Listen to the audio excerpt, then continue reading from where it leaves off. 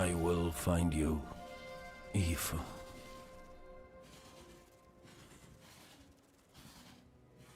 Now, as you can see, the druid is a shape-shifting elemental spellcaster. After his fellow druids were destroyed by the King in the Mists, the druid lost his humanity in the forests of Ogham, where he wandered for years as a beast. Now, finally reawakened, he's determined to find his lost wife and regain his humanity. The druid has been one of the hardest classes for us to design. As well as having human spells, he has 3 animal forms, and we wanted to make sure that there were interesting combos between all of them. The druid is our first hybrid strength and intelligence class. That means he needs to have the ability to use spells and attacks. As a human, the druid typically uses magical staves to harness the powers of the earth and the natural world. One of the first skills you will learn is the ability to create small volcanoes from the earth. This skill spits out balls of magma at your enemies, and will continue to do so for some time. While the volcano is active, turn into an animal and wade into melee range. Many of the skills you use as a human last for a significant period of time, giving you a good chance to turn into an animal and rage out. But how do you turn into an animal, you may ask? Well, the answer is a new weapon type that druids use, animal talismans. When you equip an animal talisman, you can choose which animal form you would like the talisman to represent. Depending on what you choose, you'll be given that animal's basic attack as a new skill to equip. For a bear, that's Maul. That's Maul. To turn into a bear, simply use the skill. Your character will instantly transform into a bear and attack. If you want to change back to a human, just cast a spell. You will instantly swap back and cast it. We wanted to make sure that swapping between forms was seamless and immediate. Changing forms should be something that you do without even thinking about it all the time in battle. In order to allow for hybrid melee and caster gameplay, most of the skills you use in your human form last for some time and aid your animal skills in some way. The volcano we used earlier will emit more molten balls whenever you hit it with a slam, making it perfect for use with your bear form's furious slam. While in bear form, many of your abilities use rage. There are a lot of ways to generate rage, but the easiest one is simply smash your enemies with Maul. Once you see the runes on your back glowing, it means you have enough rage to do a much more devastating version of your furious slam. Your bear form can also go on a rampage, stomping the ground as you demolish your foes. The more rage you have, the longer the rampage lasts, and doing it over a volcano makes it even better.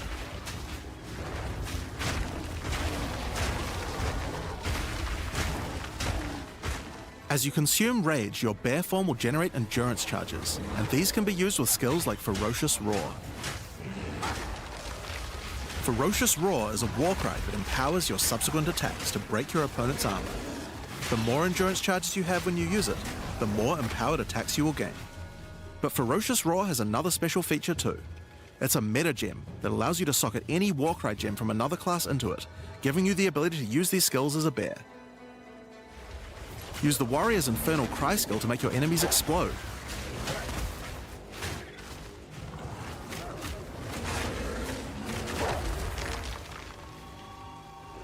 Or use Seismic Cry to stun your enemies and double up the number of slams you do.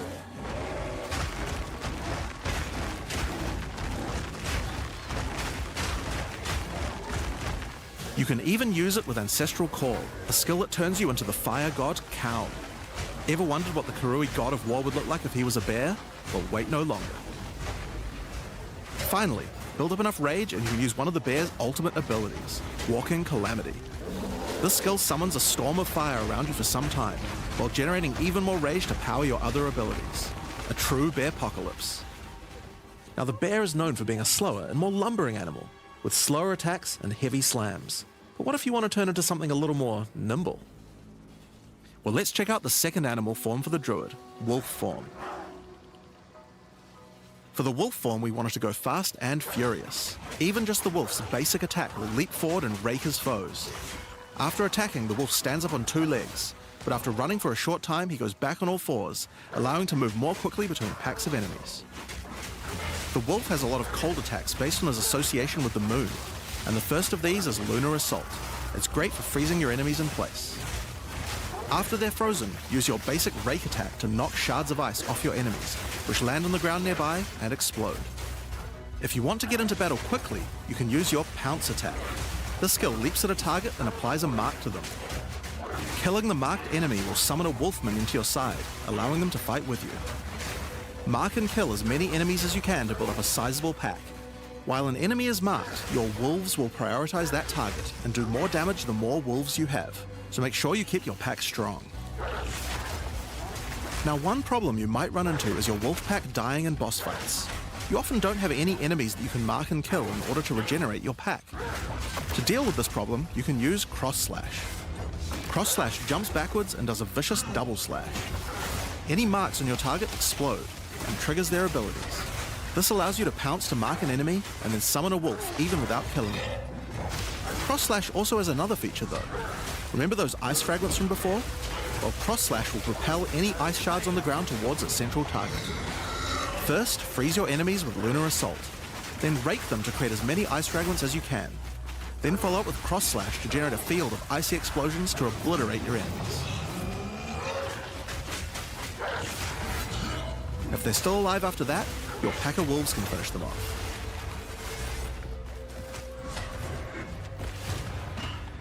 Just like with the bear's raw skill earlier that allows you to use skills from other classes, Pounce is also a meta gem that you can socket mark skills from other classes into. So for example, you might want to try adding Freezing Mark from the Monk to Pounce. After pouncing at an enemy, Cross Slash to explode the mark and gain extra cold damage for a time. The wolf has many other ways to go all in on cold though. Using the Arctic Howl Warcry will allow you to add cold damage and chilled ground to any slam, while buffing your pack of wolves as well. You can also use it to freeze enemies that are close to being frozen, making it much faster to use your other combos. Finally, the wolf also has the ability to call down the power of the moon to transform into an Arctic werewolf with Lunar Blessing. In this form, you move and attack more quickly and deal extra cold damage. Consuming Rage will extend the duration of your Arctic wolf form, so you could try a hybrid bear and wolf build if you want to utilize the skill to its full effect.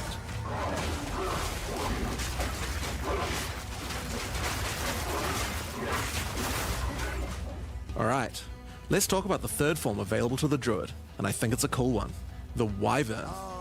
The Wyvern has a number of long-range breath abilities, but that doesn't mean you can't get into melee range when you want to. The basic attack of the Wyvern is Rend. Jump forward into combat and slash your enemies with your lethal talons. If they're close to being stunned, you can blow them off balance with a blast from your wings, causing an explosion of damage. After the battle though, it's time to feed. Devour the corpses of monsters to create power charges, and this is when the Wyvern's abilities really come online. When using Rend, you can consume a power charge to charge up your wings with lightning. Not only does this do a bunch of damage, but it allows you to turn this melee skill into a much larger AoE attack. Once your wings are charged, your Wing Blast will also do lightning explosions for even more damage. If your enemies are close to death, no need to wait for them to actually die. When you see this blue marker, just devour them alive. Fresh meat is much tastier after all. Alright, so those are some melee options, but how about range? Well, you wouldn't be much of a dragon if you couldn't breathe fire after all. Rolling Magma is the first of the Wyvern's breath attacks. Spit balls of fire that bounce along the ground. These balls will trigger volcanoes as well, so it's a good idea to cast one as a human right before you start spitting. But that's not all you can spit. You have something a little nastier in that gullet of yours. Spitting a barrage of oil at your enemies will cover them in a viscous sludge that makes them easier to ignite. If you have power charges though, plant your wings in the ground and vomit a barrage of lightning-infused projectiles. The more power charges you have, the longer you can do this for. But make sure you keep your foes at range. You're vulnerable to melee attacks while channeling this skill. In order to help with that, let's take a quick diversion back to some of your human abilities. As a Druid of Scoth, you have the ability to harness the power of nature to create entangling vines to slow down your enemies. Another of nature's punishments is the thunderstorm. Creating one of these will create periodic strikes of lightning from the sky, and will also make your enemies wet. Why is that useful? Well, of course, things that are wet are easier to shock. Use it with lightning damage from your Wyvern form to enhance your damage. Making things wet also makes them easier to freeze, so it works nicely with your wolf form as well. And you know what else likes water? Plants. Water your plants to give them various extra abilities. Use Lightning Storm with Entangle to make them last longer, and attach more vines to each enemy, slowing them further. Summon Thrashing Vines to slam at your enemies for a time. Any that are created in water will be larger and deal more damage. Now then, with our enemies sufficiently subdued with our plants, time to really lay into them with our lightning-infused barrage. Now, this last Wyvern ability is just ridiculous, but we felt like we had to do it. Use Flame Breath to take to the skies and rain down a stream of fire on your enemies. You have wings, so we have to take full advantage of them after all. So fly around and burn in it.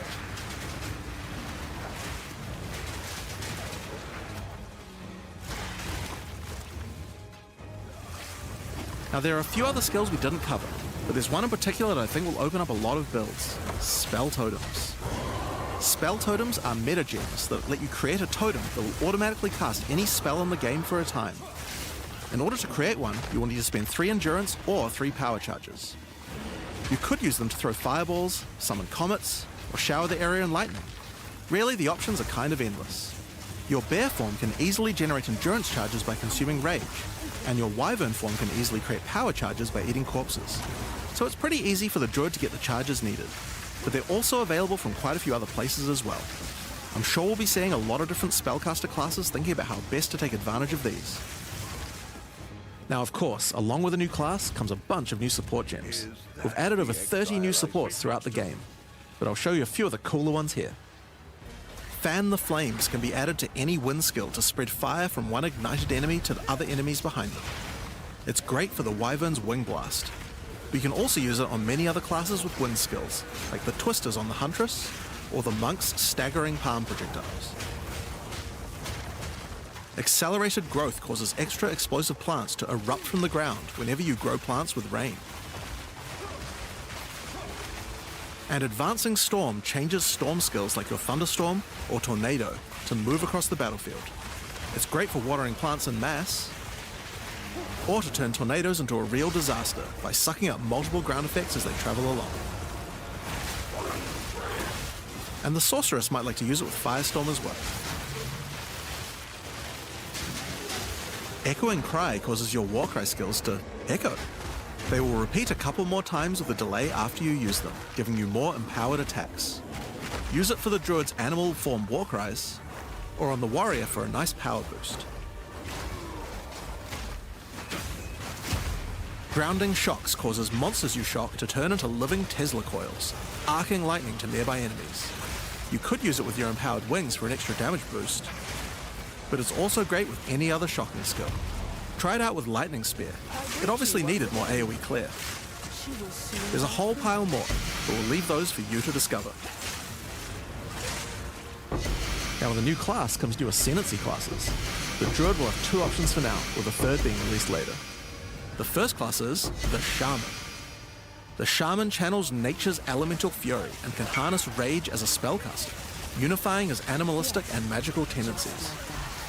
By allocating Druidic Champion, you gain spell damage the angrier you are, and with Furious Wellspring you generate rage continuously and can spend it to empower your spells. With the knowledge of the Asmerian Magi, the Shaman can harness untapped power from runes and idols. After allocating Wisdom of the Magi, you will notice that all runes and idols have extra mods only available to the Shaman. These new mods unlock countless new possibilities for enhancing your build. You can also allocate Bringer of the Apocalypse, allowing you to become a walking natural disaster. After dealing enough elemental damage, storms of all elements rain around you, destroying all who would face nature's fury. There are other abilities for the Shaman, but I'll just show a few from each class for now. The other Druid Ascendancy is the Oracle. The Oracle perfected the power of Foresight and utilizes this in combat to gain massive advantage. When taking Fateful Vision, you will see visions of your future self using specific skills. If you decide to follow this path by using the skill yourself, it will do significantly more damage.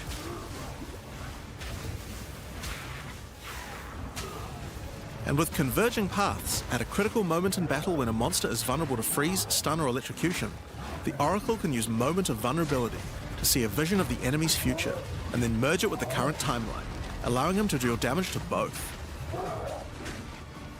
and one of my favorites. When you first become an Oracle, you'll notice over 130 new extra passives appear in the Druid section of the tree.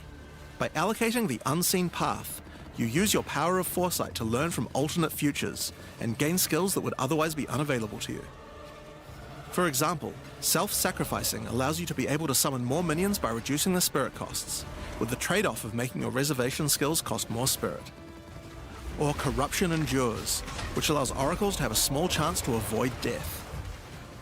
Both the Druid Ascendancies offer interesting and unique ways to gain modifiers that no other classes can get, so we're expecting a huge variety of build possibilities from these. Now there are unique talismans for the Druid to use as well. We won't spoil all of them, but this one was particularly cool. Fury of the King turns your bear form into a fire demon, converting most of your damage to fire. As a demon, you can also use Molten Crash, a jumping slam attack that leaves fissures around you.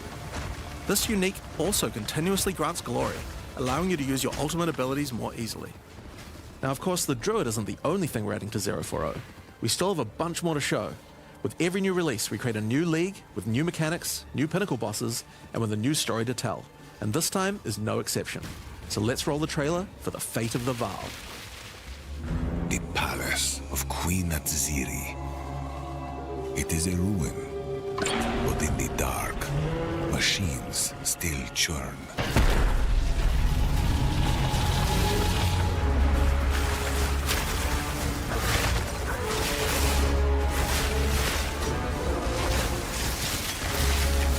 The temple has many functions, and with it, a chance to save the Vaal, a gateway through time.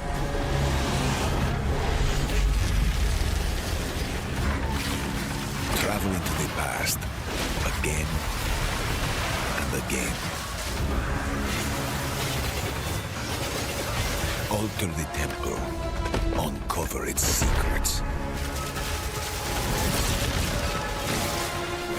Be rewarded for your sacrifice. And somewhere in the deepest chamber, my queen awaits. I beg of you, hear me. The beast cannot give you what you desire. You may have studied it, Doriani, but you do not know it like I do. It adores me. Come now, give unto me your desire. At last, fulfill my soul.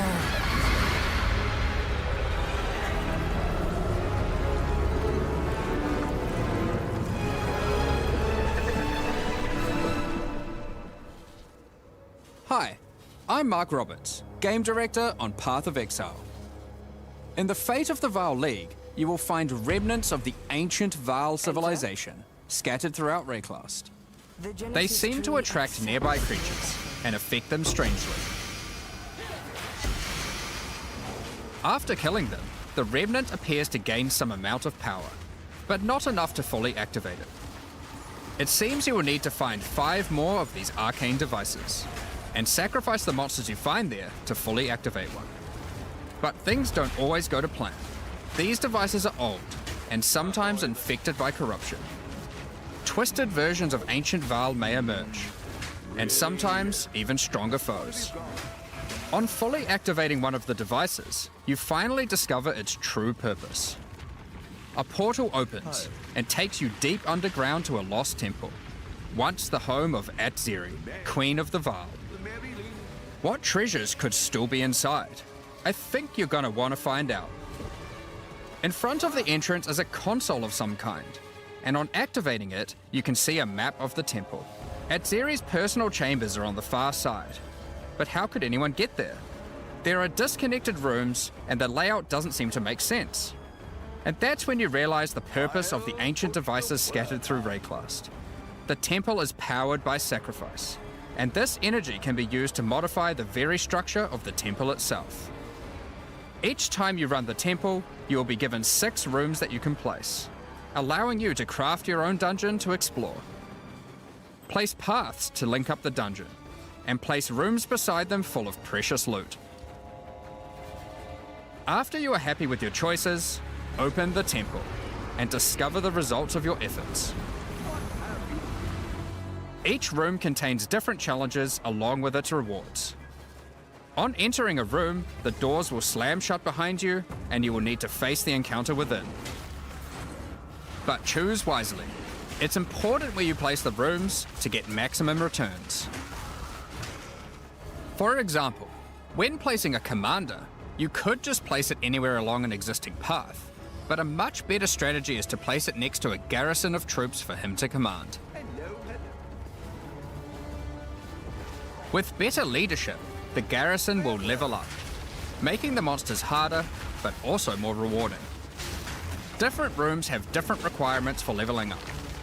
For example, if you want to fully level up a smithy, you will need to supply it with golems from an adjacent golem works, and hook up a generator to the power network to supply it with power.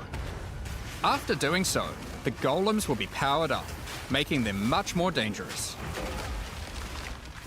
You don't need to memorize what interacts with what. When selecting a room, you will be shown the locations that will make other rooms level up, and exactly what effect it will have on the temple.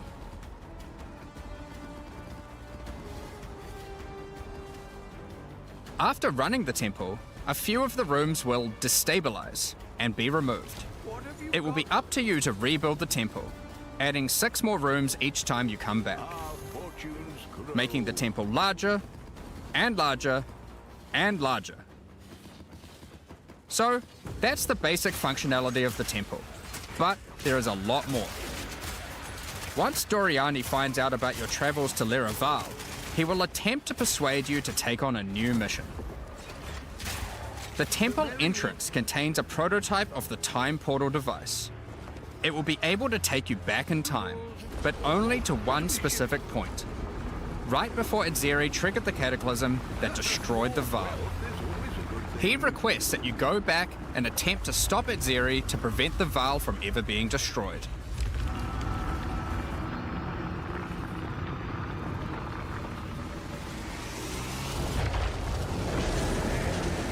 Edzeri is on the far side of the temple, so you will need to expand the temple significantly to get to her. And even worse, her chambers can only be unlocked by a room that isn't currently accessible to you. In order to deal with that, you are going to need to visit the architect of the temple. To get to him, you will need to place path rooms. But while doing so, you will probably want to exploit some of the Vaal technology only available in the past. Once you can travel into the past, a whole new set of rooms are available to you, and they have some pretty insane rewards. At level 1, the corruption chamber can be used to corrupt a single item. But placing it next to a thaumaturge to run the place, and a sacrificial chamber to provide soul energy, you'll be able to level it up. And it's worth it. Because once you get the room to level 3, there are some very nice rewards to be had. In a level 3 corruption chamber, you will find this mysterious device. It has a slot to place an item, and it only accepts items that are already corrupted. What will happen to them? Well, normally once an item is corrupted, you can't modify it any further. But this device allows you to corrupt your item a second time, adding another enchantment. This has the capability to craft some very powerful items indeed. But be warned, the Vaal are all about taking risks in the pursuit of power. There is a 50% chance that the item will be destroyed.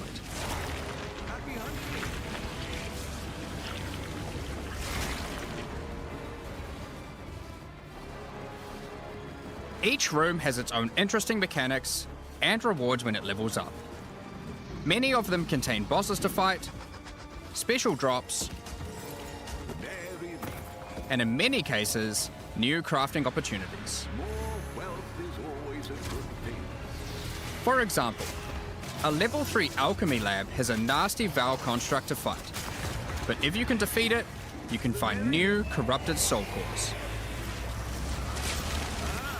Like Guatalitzi's Thesis, which on boots allows you to sacrifice your life to run faster. Or Sita Qualottl's Thesis, which on gloves will revive one of your minions whenever an offering expires.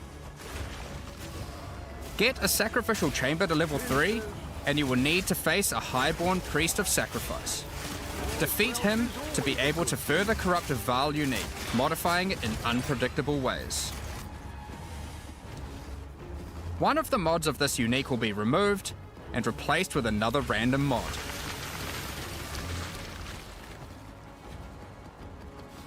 For example, this Soul Mantle. It gives you an additional totem, but lowers your totem's life and curses you when they die. By using the machine, this could result in a terrible item if you remove the good mod, but also some amazing items if you replace the downside. Now, one extra thing to mention about these Vaal crafting machines. You don't have to take the items you want to craft into the temple. If you don't have the item you want to craft with you at the time, then clicking this button will allow you to create a currency item instead, allowing you to do the craft later or trade it if you want. Now, there are all sorts of interesting rooms you can find in the temple, but the last one I want to show you today is the Flesh Surgeon. A Vaal Flesh Surgeon can be leveled up by placing him next to a high-level synth flesh lab.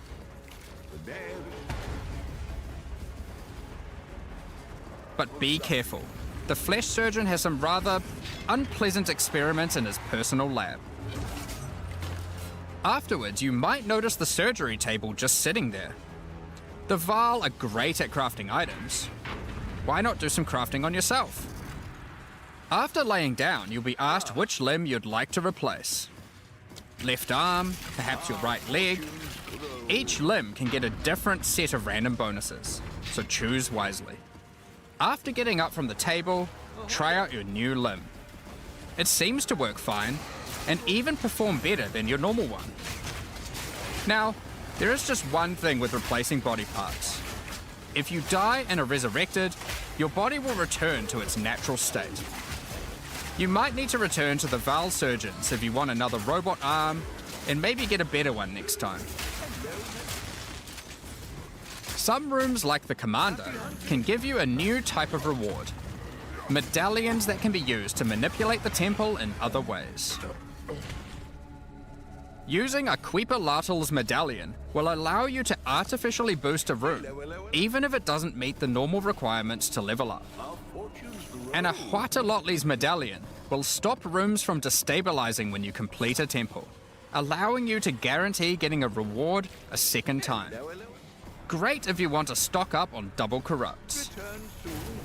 Now, with all that aside, time to face the Architect, and you will be in for a fight. Once defeated, you will find another console that can be used to modify the temple. But this one is special. It allows you to place new types of rooms with specific rewards. There are rooms with specific uniques, special runes, and currency. But also a few other, more niche crafting experiments. Like this one, that can extract the socket balls back out of an item, at the cost of destroying it. Now, something really important is every league we release a significant amount of content for the endgame. In order to make sure that the Fate of the Vaal works well for late game players, we've added many mechanics to make sure that you can scale the difficulty and rewards to match. Getting some rooms to level 3 adds extra mods to the entire dungeon, and these stack with each other. So in endgame, when you can get some really big temples, you can generate a challenge that can even match the strongest of characters. We also start to introduce ways to store up energy for the temple, allowing you to save up many runs so you can do them later at your leisure, and not interrupt your mapping too often. Now in each league, it's important that we have a new pinnacle boss to test your character's might. In the Fate of the Vaal, you will get to face Adzeri, while she was at the peak of her power. One of the rewards you will gain by defeating the Architect is the ability to place the Royal Access Chamber. Once connected to your temple, you can visit it to finally reach the Queen of the Vaal herself. This fight takes place at a critical moment in history, right as Adzeri communes with the beast's power and takes her true corrupted form. Now, we are not going to show you the whole fight, but we will tempt you with one of the rewards. This is Xeri's rule. This staff gives additional levels to all of your corrupted gems and lets you trade life for extra damage. But in addition to that, while using the staff, mirrors of refraction will constantly appear on the battlefield. Any projectile you fire at these will split into a nova, and they can chain from one to the other. So, that's the fate of the Val League. But we are also bringing the previous league, Rise of the Abyssal, into the core game, along with a few changes. Now, for those of you who haven't seen what happens when a league is over, it's important to understand that you will not be seeing abysses in every area anymore. Rise of the Abyssal is now one of the league mechanics that can show up randomly in endgame. If you want to specialize in running abysses, there is now a tablet that will allow you to add them to any map you run. You can also craft the tablet to add abyss-specific mods to enhance how they function. Now that Abyss is core, it also needs its own Atlas tree. You can gain your first points by completing an Abyss. But there are more available for doing depths and killing certain bosses. And there are a bunch of different options. You might just want more monsters and bosses. But you can also make finishing an Abyss have a chance to overrun a nearby map with the Abyssal. Or make your Waystone modifiers also apply to Abyssal depths. You could specialize in the interaction with other leagues, or specialize in a specific Abyssal faction. One of the important elements that we have heard loud and clear is that needing to do Abyss crafting on Waystones is quite annoying. So, we have removed that. In fact, we have removed instilling from Waystones as well. This mechanic felt mandatory on maps because it boosted the value of all other content, but it was both annoying to do and resulted in a lot of visual clutter. Instead, we are bringing back some of that power on tablets, which you don't need to craft nearly as often, since they last for 10 maps each. Once you defeat the Arbiter of Ash, you will be able to upgrade tablets to a rare with 4 mods using regular currency. Even this isn't enough to fully bring back the power you could have gotten from instilling, so we have also buffed the bonuses that tablets give. Going forward, we're not going to be adding any more crafting directly to Waystones outside of the basic currency, because it adds too much micromanagement. But on that note, Fate of the Val does bring the ability to corrupt your tablets, hoping to get one of many different random outcomes. Now, with regard to Delirium Fog, even though you shouldn't have to have it on every map anymore, we still did want to make it less visually annoying. Delirium Fog has been toned down significantly, so you won't feel like you're just playing in a sea of grey. Another big source of problems in the endgame is the feeling of getting overwhelmed with monsters. In 031, we reduced the number of monsters in early endgame in order to help with this, but still scaled up the number of monsters to previous levels by the time you got to tier 15. Well, after letting this simmer for a while, we are still getting this kind of feedback. So we are no longer going to scale up the number of monsters you go as you get deeper into the endgame. Instead, we are scaling up the difficulty and rewards by the same amount. So to be clear, instead of increasing the number of monsters by 40%, they will instead drop 40% more items, grant 40% more experience, and have 40% more life, in addition to all the normal scaling they get due to being higher level. This only applies to regular monsters, not bosses. We have also reduced the speed modifiers that monsters can get sometimes, which also helps a lot with this. Now, we did have a large amount of content for endgame planned for 040, but unfortunately we just didn't get time to finish it. The scope was a bit too large, and so we would need to wait until 050 for that. But rest assured, there will be a ton of upgrades for the existing leagues, as well as new pinnacle bosses, and a significant overhaul to the Atlas passive tree coming soon. Now, another problem that becomes a much bigger issue in the endgame is game performance. And we have done a lot of work here. The primary issue is CPU load. And to address that, a lot of things have been optimized. And we have done a lot of work to take advantage of more of your CPU cores. You should see frame rates of at least 25% higher, and a lot less bad frame spikes during gameplay. It does make quite a big difference, especially on consoles. A lot more work in this area is ongoing, and you will continue to see performance improvements over the next few months. Of course, another important area is game balance, and we have made a lot of changes. Now, most of these we will save for the patch notes, but I'll do a quick summary of some of the numbers. As well as adding 11 new unique items, we have rebalanced dozens of others that are not currently used very often. We've also done a pass over lineage supports. 21 of them have been rebalanced, as well as adding 9 more. Alongside the 2 new druid ascendancies, we have made balance changes to almost all the others, with some of them getting a grander rebalance, such as the Smith of Katava.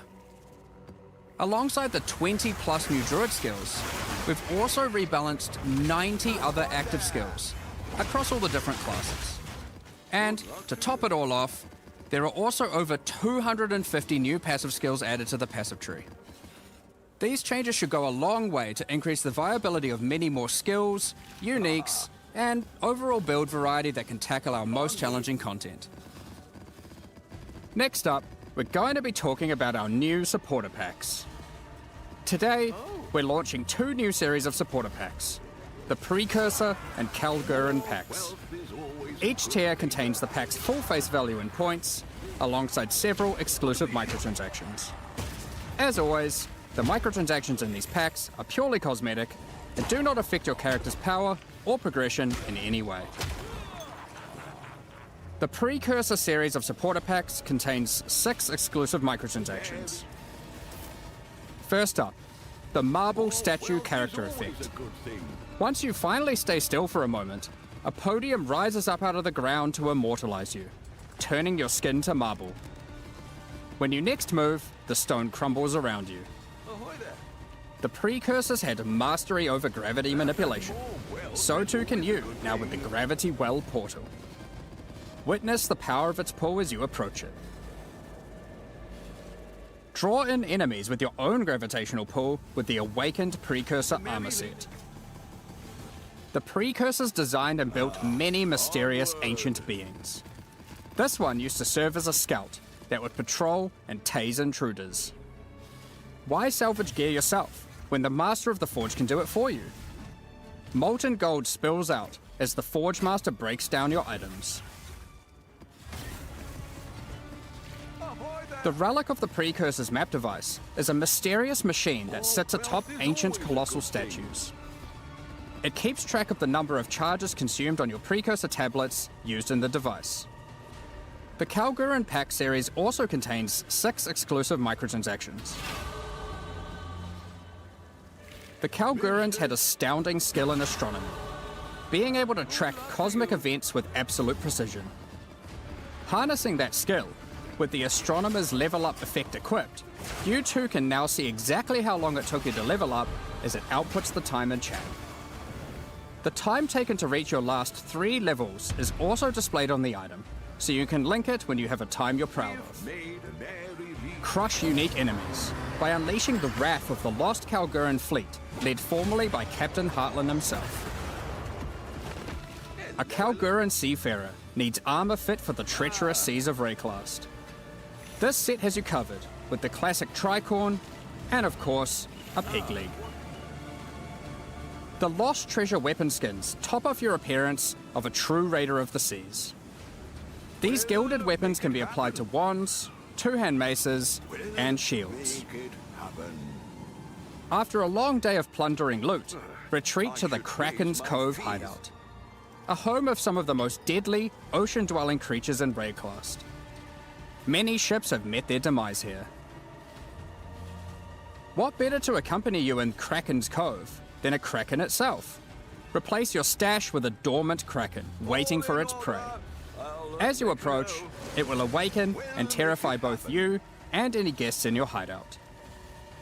Alongside this, an extra stash skin item will be granted to you, and when placed, will automatically open to any stash tab set with the currency affinity, to help having to navigate through your tabs. Additionally, any microtransactions from the supporter packs will be made available for use in Path of Exile 1.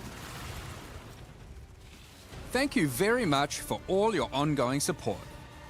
We're just about to start the Q&A with Ziggy D. Afterwards, at 11 AM NZ time, we'll post the patch notes.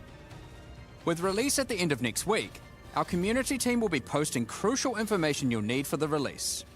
Keep an eye on the news. Thanks for joining us today and checking out our latest developments. We're looking forward to playing alongside our fellow shapeshifting exiles, all while uncovering Lost Val secrets by doing some dungeon crafting. We'll begin the Q&A shortly, so please get your questions ready.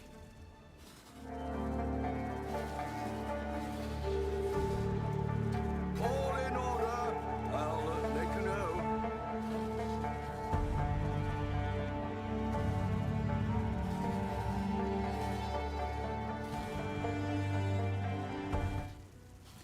Welcome back, Exiles, to the Q&A portion. I am your host, Ziggy D, and today we're going to be touching on the design of the Druid and the fate of the Vile League while we gather some community questions. Then we'll deep dive into endgame, balance, and other game design topics. I am, of course, joined by game directors Jonathan Rogers and Mark Roberts. How you guys going today? Oh, very good. I mean, you know, it's been a great one to work on this one. Like, I've really enjoyed it. So yeah, it's definitely great to see you again. And it feels like it's only been like no time at all since the last time you were here with the POE1 release. It feels like only several weeks, and that's pretty accurate. yeah. We get to see you twice as often now, so that's fun. Yeah, I'm around every 2 months or so now, roughly. It's great. I love it. Let's keep going.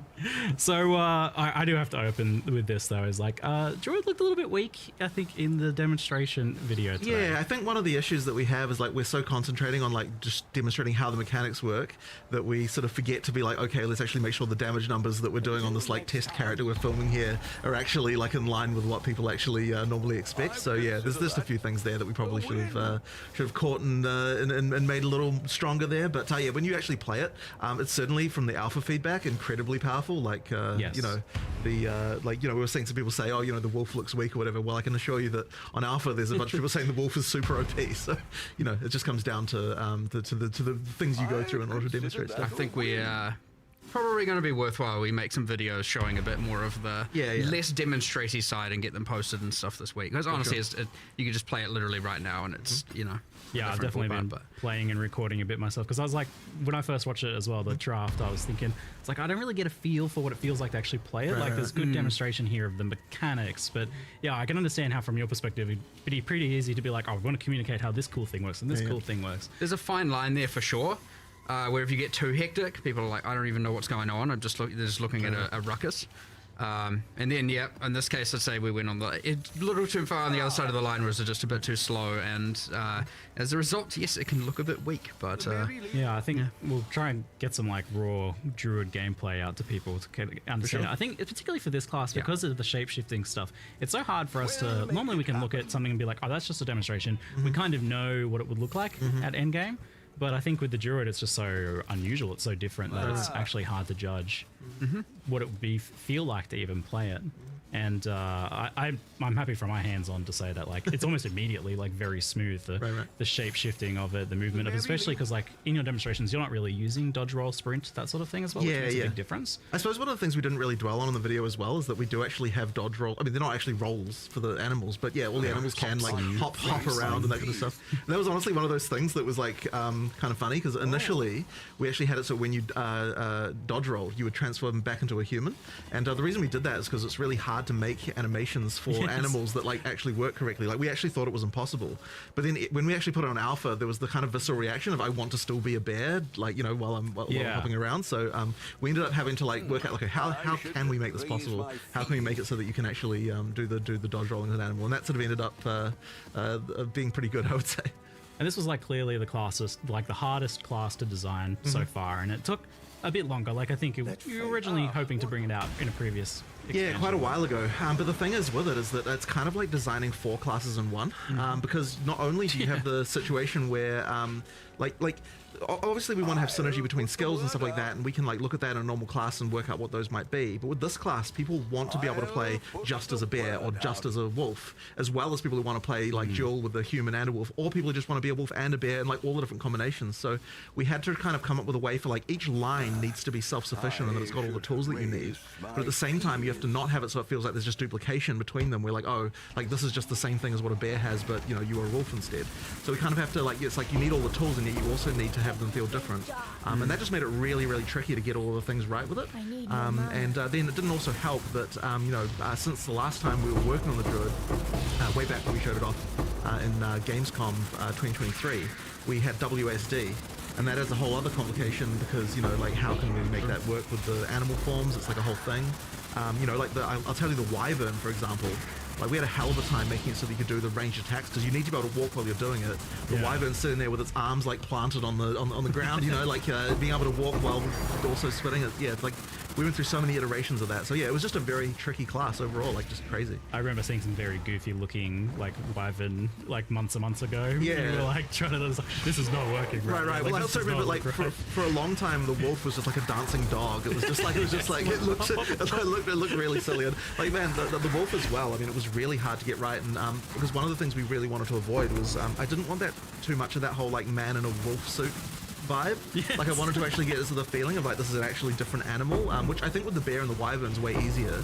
With the wolf, it's like it's really hard not to just go back into that. So we had a lot of questions about like what even the locomotion was. How does it walk? Are we going to walk on 2 legs? Or are we going to walk on 4? We ended up splitting the difference. You can do both, right? Like you get that when you're attacking and you can be upright walking on 2 legs. When you're walking, you run on 4, and you actually do get a speed boost while you're on 4 legs. Like as a wolf, just so after like 1 second of walking, you go down on 4 legs, you start moving a bit faster.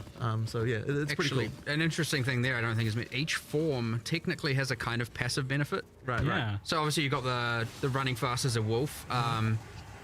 Can't remember exactly what the wyvern ones were, but like for the bear, for example, because you're just a bit bigger, you know, a bit of a tank.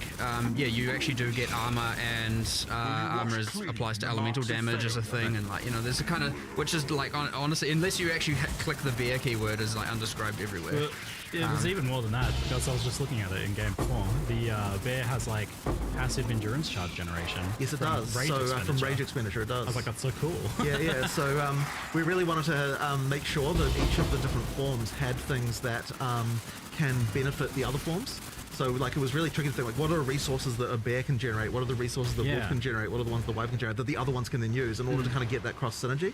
So yeah, that's kind of like one of the reasons why we had to kind of come up with all that stuff. And that's part of the trickiness. And that caught me by surprise as well, because like technically it's mentioned, but I never really fully understood the idea that you can swap between the forms, like human to animal and back. Yeah, I figured that's what's going on here. But you can like leap in as a wolf and then immediately transform to a bear mid slam. You absolutely can. So the thing with this is that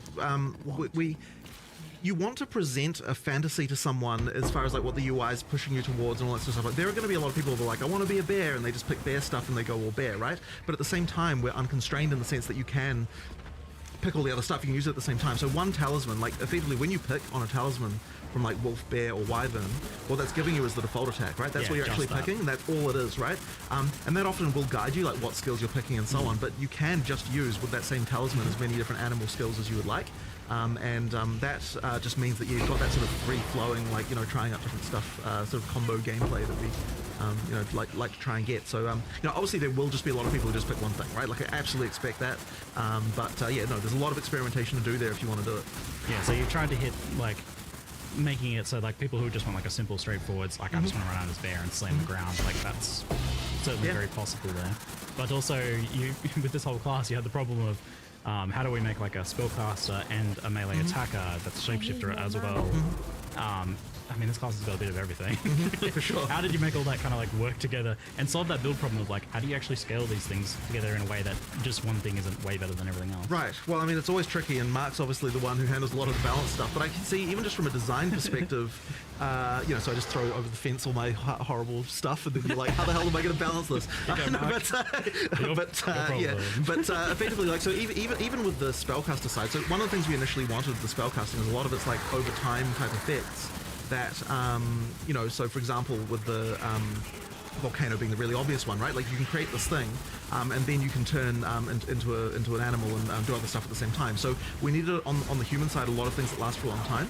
But the problem you then run into when you actually go to balance the thing is like, okay, well, if you've just got like 5 damage over time style spells, why not just cast all of them and then you don't have to ever do anything else, right? Like, so it's like that kind of stuff makes it really hard. So then you have to start thinking, okay, we want to make it so that you cast a long-term thing as a human, but then being an animal is going to augment that so that it improves it. So for example, with the tornado, it's got a similar mechanic to the little twisters that the hunters have, where ground effects can empower it with extra elemental stuff. And so then we're like, okay, well, if the animal forms are the ones that can create the ground effects, then that means that you're kind of like, you're going to want to do, you know, like to mix that with the tornado, you now have to have both the animal forms and the stuff. You want to get all of that together. So it's just a lot of that thinking about how can an animal form aid a spell, how can a spell aid an animal form, like all the way through.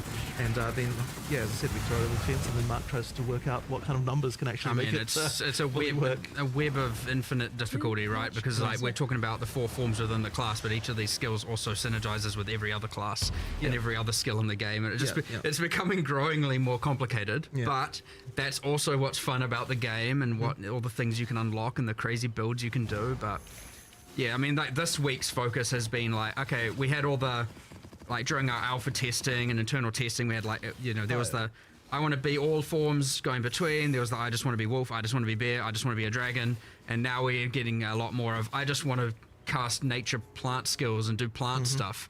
And so it's like, okay, well, how do we make that work? Well, because they're quite long duration, so we're having a bunch of complexity with that as well, and it honestly just, it does just spiral into like, oh my god, there's 20 million variables here. But it's fun. And at the end of the day, as long as it is honestly fun to play, then honestly we're golden. So, you know, I would say we're pretty much there on almost everything with this class. I'd actually say we're a little bit more prepared than normal. We've had a lot of testing. Despite that, I mean, partly because it's been in the works for so long. But yeah, it's, I don't know, like ultimately pretty fun. I'd say there's still something, obviously there's still more to do. There's obviously always more to do. But yeah, there's a lot going on, a lot of enjoyment. I saw yesterday, I was just like walking past someone's computer, and you know, someone was mentioning like, yeah, it's just fun placing 6 volcanoes and then just slamming on them. I was like, all right, sweet, you do you, like that's fine. I was definitely enjoying obliterating bosses in bear form, like with dropping tornadoes, and there's the totem which you can summon in animal form, and then you're putting fishes down and they're exploding, and you're putting extra things on the ground and they're exploding. There's definitely some boss deletion going on there. Even just walking past the just many entangles going out, and then there's that plant support general, like, all right, it's putting the new... I see chat being like, no, Zig, you don't get it nerfed. I do have to admit that I did already get one thing, let's say fixed. There was a thing that was like double generating rage, so I'm like, I don't know if this was intended. And like, no, the designer said that's probably not intended. Thanks, Ziggy. I'm like, I don't know. We'll see where that goes, because I was like, no, that's fine. This is a fish. It made it to me, and I was like, no, I'm fine with that. Yeah, because it generates rage when you first slam, and then the fishes, every time they pulse, it generates rage. I'm like, oh, really? Yeah. Oh, shit, I didn't even know that. Because like the totem's making it pulse, and that's generating rage. Right. I'm like, that doesn't seem intense. It's fine. Yeah. It's fine. I love that, because that's like ridiculously powerful. That feels like way permissive. I was like, this feels illegal, but that's like... You gotta let a few things in there that feel illegal. It's doing what the skill says. I may not have. Maybe I didn't get it. Okay, cool. I don't know. They might have changed it. I'll find out afterwards. I just throw my opinion in there. I don't want to necessarily be like, you know. I try and make sure with a lot of these balanced discussions, it's not like, you know, I'm just an authority on the matter. I want to actually discuss these things through, because maybe it isn't actually fine, but you know, my first instinct is like, yeah, like let it run wild. Like, what's the problem? You know? So yeah, you got it. We'll see what happens, but whatever. They don't know what the problem is, so don't worry. Oh, now they do. Thanks, you ruined it. Now people will know if it changed, and now Yeah. They'll see the thing not generating rage, and they'll see that line of text. Now that's the Ziggy line of text. I'm developing a reputation now. It's just helping finding bugs. It's okay.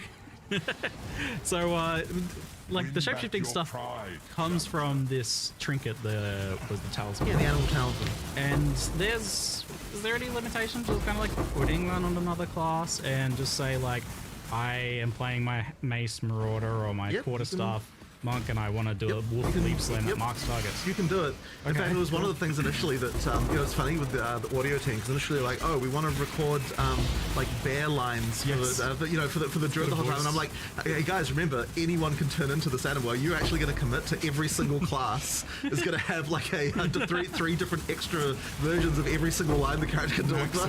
It's like, yeah, that's a bit tricky. So we ended up going with a voice mod in the end. But that was one of those. It's like their thoughts. I think it shifts to. It almost sounds like, to me, that's what it sounds like. They're like, they're thinking it or something. But it would have been completely impossible to record every single line an additional 3 times for every character class. Voice actors, everybody come back and you need to roar like a bear. Exactly. Effectively, every class can be an animal. It's exactly the same as the weapon restriction. Ultimately, being a bear is the same as having a mace, which might sound a little bit odd, but that is actually how it works and what allows having. Whoa. I didn't even think about that. Wait, so you can use mace skills while in bear? No. What I meant was that it's the same. I mean, it's the same in the sense that it's just a weapon type, right? Like, right. Yeah. Damn it, now we have to make that possible. Well, I mean, you can turn into palm as a bear. That's unique item territory for the future. It often gets talked about like the idea of like, why are things like so weapon locked? And I've always maintained the position that you guys want to kind of do that as much as possible initially, and then in the future you can blur the lines a little bit. Like this, maybe in the future you're like, maybe this skill has a way of crossing over. We can do, but the thing is, a lot of the identity of a weapon type really comes a lot from what it can do, and so that's kind of the main reason why we do it that way. But but the thing is as well, the weapon swapping, you can still use skills from different elements. Different weapons. Well, the thing is, like, it's funny that you mentioned that with the bear, because, like, definitely some of the bears, I noticed parallels between some of its skills and some of the mace stuff, and I could see absolutely combining, like, this bear skill that places fishes with the other stuff on the mace that triggers the fishes. Like, there's, like, very obvious, like, cross-synergy build. Well, I mean, they're adjacent classes, right? I mean, you've got, like, strength versus strength int. Like, we want to be able to make sure that some of those key elements do, like, cross over just so that to open up the way to have synergy between the different classes more easily. Well, as you get more classes and more skills, you obviously get an overlap of the kind of mechanics and keywords and stuff, iterating, and thus they will always cross-synergize. And where there still will be new things a class offers, yes, there's always going to be a bunch of stuff that they use that will then interact with all the other skills. So. Yeah, and now you added plants and plants that grow from rain, and there's a plant keyword that has overgrown as a keyword. Like... It's interesting, actually, those ones, because they're on completely opposite sides of the tree. You've got dex versus strength int, and that's been a little bit hard to kind of like get the where the mechanic should go on one side versus the other. So where we ended up going is that the nature side of things for plants on the strength int is like you've got the poison on the dex side versus the kind of like just pure nature like physical damage spells on the on the strength inside. But that's been fun though, because now it's actually been really fun designing the supports, because the more classes we have, the more we can start to think, okay, like here's a support that's for something obscure. How can we make it so this can apply to some other kind of thing on the opposite side of the tree, where like now you've got some interesting interaction. So there could be some kind of like thing where growing plants as a ranger could be sort of something. I mean, like I can't say I've tested the potential there myself, but like we made all of that work. All the plants can, like plant stuff all has mechanics around like watering the rangers' plants is like a thing. They all have ways that works. I mean, that definitely opens up interesting party options in the future as well. Like, I do like the idea of being like a druid watering. It's a thing. It's easily a thing. It's not even hard to do as well. Right. It's kind of just like, thanks, druid, you buff poison rangers. Yeah. Like, that's kind of just what happened. Yeah. All right, good. Yes, and the rain buffing lightning skills as well, like increasing shock chance. It's pretty wild how much stuff you've just jammed into one class here. How did you like kind of settle on a identity for the wyvern in particular? I feel like people know what a bear is, people know what the wolf is. And even a lot of like druid stuff is pre-established. It's like, oh, you've got plants, and you got like nature, and you got like lifting up the earth, that sort of stuff. Well, we really wanted to have a third form that was a little bit out there in terms of different from what you'd seen in another game. I mean, obviously, like every game that's got transformations has the bear and the wolf, right? That's just like the staple. But and actually, for that, funnily enough, for that reason, we couldn't not do it. There was actually a period there where we weren't going to have a wolf because we were a little bit unhappy, with us. And it's just like, well, exactly, right? That was the reaction. That was the reaction of like all the furries come out of the woodwork and like, you gotta have a wolf. How dare you? Yeah, how dare you? Exactly, right? So we're like, okay, we'll have a, yeah, exactly. Don't anger them. So that was a that was a real concern. So we decided to go. We needed the two familiar, and then we needed one that was a little bit more out there. And really, when we're looking at the bear and the wolf, it was kind of like we want the slower, harder hitting. We want the faster and like speedy kind of version, obviously being the wolf. We also wanted something that had some range elements, and then a sort of more spellcastery vibe a little bit more. And so we sort of thought about it a little bit like, what animal is ranged? Like, it's not really, there's like, kind of not a lot out there that can really sort of do that. And so, eventually we settled on the wyvern. I mean, someone of course at one point was like, how about a dragon? And we're like, what the heck, what are you talking about? But then eventually I thought about it, and it's like, actually, you know what, there's some potential here. If you suggested to me, I told you not to do it, because like, there's no way you could make it look good and not look stupid. But it eventually, it was hard though. We did get there. It actually looks pretty cool. Yeah. But it's kind of a spell blade almost. Like, it's got a bit of range stuff, but it's got a bit of like spell kind of melee things going on. I mean, as it should be for strength in. Yeah, and you were asking what the passive buffs were. I was looking at it before. It's like, it's got buffs to freeze, shock, and energy regeneration actually. As well. Like energy recharge, I think. It's a shame you knew. The reason I was actually being vague is I knew what they were. I just wanted to change them. Okay, I mean, that's fine. Do something Sorry cool. for my slight disingenuousness. Cool. I kind of feel like they shouldn't. I didn't want them to be offensive benefits. Yeah, they're supposed to be defensive. It forces you into certain build types. Whereas, like, if they're utility or defensive, that way they will work across all board. That's my general philosophy. So I was like, I feel like I want to have a go at trying to design the energy shield thing. I don't mind. I wanted to have a go at designing stuff that's more utility or defensive only, and that way you don't feel like, oh, I should have to play lightning or fire because it gets the passive benefits. That way, if you wanted to do a kind of weird out there thing, it doesn't feel so bad, but we'll see what I come up with. Do you have an idea, or are you still figuring it out? Nah, I got no clue. I don't know, you could play on the fact it's got, like, wings to, something defensive for block, or something for, hard carapace maybe, or, I don't know, the fact it has wings, something to do with the wings, much dragon lore to pull from. I got like a book that my daughter really likes to read. It's like full of dragon lore. I'll send you some ideas. All right, sweet, yeah. Dragon, they hoard gold, right? Gold finds. Yeah, totally. That sounds like it. Eat piles of gold for buffs. Or something. There's gold over there. Quick, shapeshift, pick it up. Shapeshift back. No, I'm obviously joking. Please, I'm not doing that. Gold plan, no, please don't. Mandatory dragon gold find build. I know it's kind of funny though. It's distinctly POE. So the druid is this like strength int class, and with the Templar we had the idea more of like, you've got that armor energy shield stuff. But that's still the case here, as that's the strength int base. But I feel like the energy shield stuff is not as iconic to druid. How have you incorporated that and made it feel like something that makes sense, or like in what ways have you incorporated that to the druid? I feel like it's not obvious. It's a little bit off in terms of the feel there, but at the end of the day, they kind of don't really have many options as far as what we can do. I mean, like, that it is important for it to be that it has that, like armor and energy shield approach. There's a few sort of interesting, what do you call them, spirit reservation gems, I don't know what the special name of that is, that sort of interact with that stuff in a dual way. So there's like that bark skinned thing that effectively allows you to take advantage of energy shield to generate armor. Like, so when you lose energy shield, you get armor instead, and like it like creates little bits of bark on your skin. As you there's like things like that we've added. But it's a little bit of a thematically weird thing. I think probably the weirdest part about that is like, you're gonna have energy shield as a bear. It's a bit strange, like, getting hit as a bear and then there's a little energy shield pop. But I mean, it is what it is. It kind of has to be that way. I mean, you don't have to.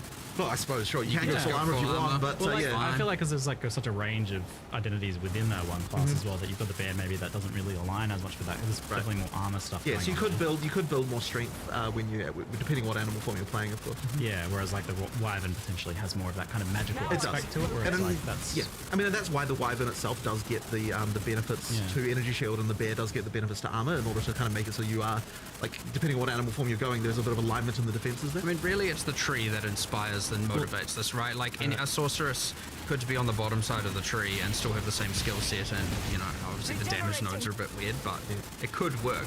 There's nothing saying, I mean, that's part of the beauty of the game as well. Oh, yeah, I mean, I had that experience where I was like, because it wasn't as clear, I was almost inventing my own lore there a little bit where I was specking the regen from the druid and then the zealot oath right there. I'm like, oh, this actually like, you're converting your natural kind of like life regen into energy shield. Like, oh, this is kind of the druid's thing. Like, oh. Yeah, I mean, that is a way for sure. Like, keystones certainly are pretty powerful, and we have a bunch of... There's an extra... I can't remember what it's doing. There's one that says do not translate on it, so it's in, progress. But yeah, we were playing around with trying to have some armor, energy shield, more hybrid stuff going on with the keystones there. It was based on... what's it called? POE1's... is it Divine Shield? Is that the name of the keystone? I can't remember. Too many names. But, you know, it's based on that, but not exactly the same, like a derivative of that we're trying to get going. But, yeah, it's just because I was like, we need more keystones that I feel more druidy, and I know there's a rage one there that is embracing the animal ferocity, where it, like, what does it do? It's like doubles your maximum rage, but makes you don't get inherent bonuses from rage. So it's like, if you really want to do the skills that are rage consumers, like rampage, and you just want to rampage for as much time as possible, you obviously go for that keystone. You lose the benefits of rage, but you get to rampage around for twice as long. You know, so a few things like that we're trying to add that are thematic as well. And I think that's another one of the really cool parts about adding a class is 1/6 of our tree was just filled with just placeholder garbage. Like, actually. Like, there's a giant link thing there. There's no links in the game, really. You know, it's like, what are we doing with that? You know, it's like... And so I was like, well, that looked like a vine. Just make that a plant thing. And, so now it's a plant thing that talks about overgrown plants. And, but we filled in that whole bit of the tree. And guess what? Now witches and sorceresses have more energy shield stuff on that kind of direction around towards the druid, and warrior has more, and you know, and I don't just mean energy shield, I mean everything, all the mechanics, right? All the int mechanics are kind of there, the strength mechanics, everything. So it is nice that we finally have a class in every different part of this tree, so like we don't have any just like weird open stuff anymore. Yeah, that area of the tree was a little strange. I mean, it's such a massive tree already, and you're adding more to it, and then like I have to like, you added this oracle class. Like, I saw the shaman one, I was like, yes, this is exactly what I expected. And then I saw the oracle, and you guys had like 130 extra passives. So far. Like, why do you do this to yourself? Like, that seems ridiculous. It's fun. Because it's cool. Okay. Because it's cool. That's really the is best reason you could ask for, right? Yeah. I was like, I really went through, I mean, I know we showed 2 examples, but I was like, really want to make sure there's like cool off-spec stuff here. I want to make sure that if you want to be able to get more of a certain thing, this is a way to do it. I mean, at the end of the day, it still costs passive points to allocate, right? So it's more about, you know, maybe you want some stuff that normally you'd have to go to the deck section for and get, you know, maybe some projectile related stuff, and now you can get it up there because it allows for some kind of weird off class. And it was all themed around, you know, if you got to live your life again, what would you change? Like, what different paths would you take? And so it's this interesting, like, it's an existential crisis as a node. That fits very Initially, I always do write my little blurbs about them to you know, get them in the live stream, and I was like, it's got all the passives not yet added to the game. I thought it was an interesting way of looking at it. Not that that's actually how it is, but I thought it was like a kind of, it's like lessons you learn, you get to now use in advance kind of. I thought it was just a cool thematic thing that linked to the class, and it's easy, by the way, to, as designers, to see that kind of thing and go, we have a million things to do. Like, is that really, like, that's too much time, too much work, right? And I'm just like, if we say that about everything, you get nothing cool. Yeah. And so it's that, and I mean, even the shamans, like runes revealing hidden powers, like, we're setting ourselves up for a large amount of cumulative time over a while, right? Any rune we add, anything, like we have to add and consider the shaman stats, and that's another whole axis of things. We have to meta balance every league, and same with the Oracle passives, and every time we change the tree, and like when we eventually add the Templar, we're going to have to relocate all those nodes because that tree's going to get a giant. Now we've got 2.5 classes in one section, but it's worth it. It is actually worth it. You add so many builds, so many cool things, and if you don't want to deal with it, just pick another class. It's fine. You know, you don't have to, or pick other nodes on the same class. You know, you don't have to take that node. So I think this like very clearly communicates that you're also okay with this idea of there being just like hidden cool stuff to discover that you're not going to know ahead of time, because you can't like look at the class options on the character selection screen and know what the passives are going to be that are hidden behind the Oracle ascendancy, right? So it's like, yeah, that's cool, that's fun. Yeah, I mean, you just, look, there's always going to be community tools, and they're going to come up with a way to make that, you know, to the build guides and all that kind of stuff. So, you know, like, I love the secret stuff. I actually got my secret Abyssal Lich. Yeah, wild. It was an actual final secret, and maybe there's more. Well, you want to do more of that, don't you? I can tell. Look at him. He wants to do more. Of course, I love it. I love people having cool secret things they can find, and it isn't just like 1000% pre-planned out of the gate. Like, I understand the need to plan, I understand the need to have confidence in a build, and you don't want to go in and only realize you've made the wrong decisions and stuff like that, for sure, but I definitely want to find that balance where you have that while you also get your cool secrets that you get to add to the game that are fun. Yeah. I think there's like a couple more chat questions on Druid, but we'll try and move on to the other stuff soon, because I know people want to talk about the other thing. I could talk about Druid all day. I think the design's super interesting here. But some of the questions were that I think people are a bit confused about like the talismans and the forms and how that stuff works. So the talismans are effectively just like another weapon. Yeah, exactly. And things like attack speed, movement speed on gear, and everything will affect you in your movement. Absolutely. And right. forms. It's not like, I think because a lot of other games do it where when you change form, like all of a sudden, oh, your weapon's not affecting you, or this thing's not affecting you. Well, I mean, effectively, so we're doing the changing form by utilizing weapon swaps. So you've got 2 weapon sets inherently, and the talisman effectively serves as your weapon. Yeah, like if you're playing a druid, you are going to have to learn how to use weapon specialization passives and stuff like that if you want to have the spellcaster and melee thing. Now, a lot of the passive tree nodes, like in the druid section of the tree, all have like attack and spell damage and that kind of stuff. So like certainly for most of the start of the class, you won't have to worry about it. But as you get deeper in, and if you want to do hybrid spell attack, you are going to have to think about like, okay, what are my attack passives, what are my spell passives, and do that. I was actually surprised at how simple and straightforward it was to do. It's like the weapon specialization tree thing you still do need to think about and understand how that works, but the basic like using the actual skills just happens automatically. Like I didn't ever have to actually go in and no, you don't have to worry about that part, just because of the fact that because this has always been the rule, but it's really apparent here. Like it'll swap to the weapon set that can use the ability, so therefore you don't have to actually tweak it. You just put it in and it kind of works. So like if I try to use my spell, it would shift to human automatically and use the staff. So like that was all automated, and I didn't have to like program like that. Right. Like I have on some other builds, I guess, where it's a bit. Yeah, mostly that's just because you get into a situation with those where because it's usable on both. Now you have to start going in there and tweaking that stuff. But here, because it makes it much simpler, and you don't have to worry about that. Yeah, so there's a decent onboarding there, given the potential complexity of that.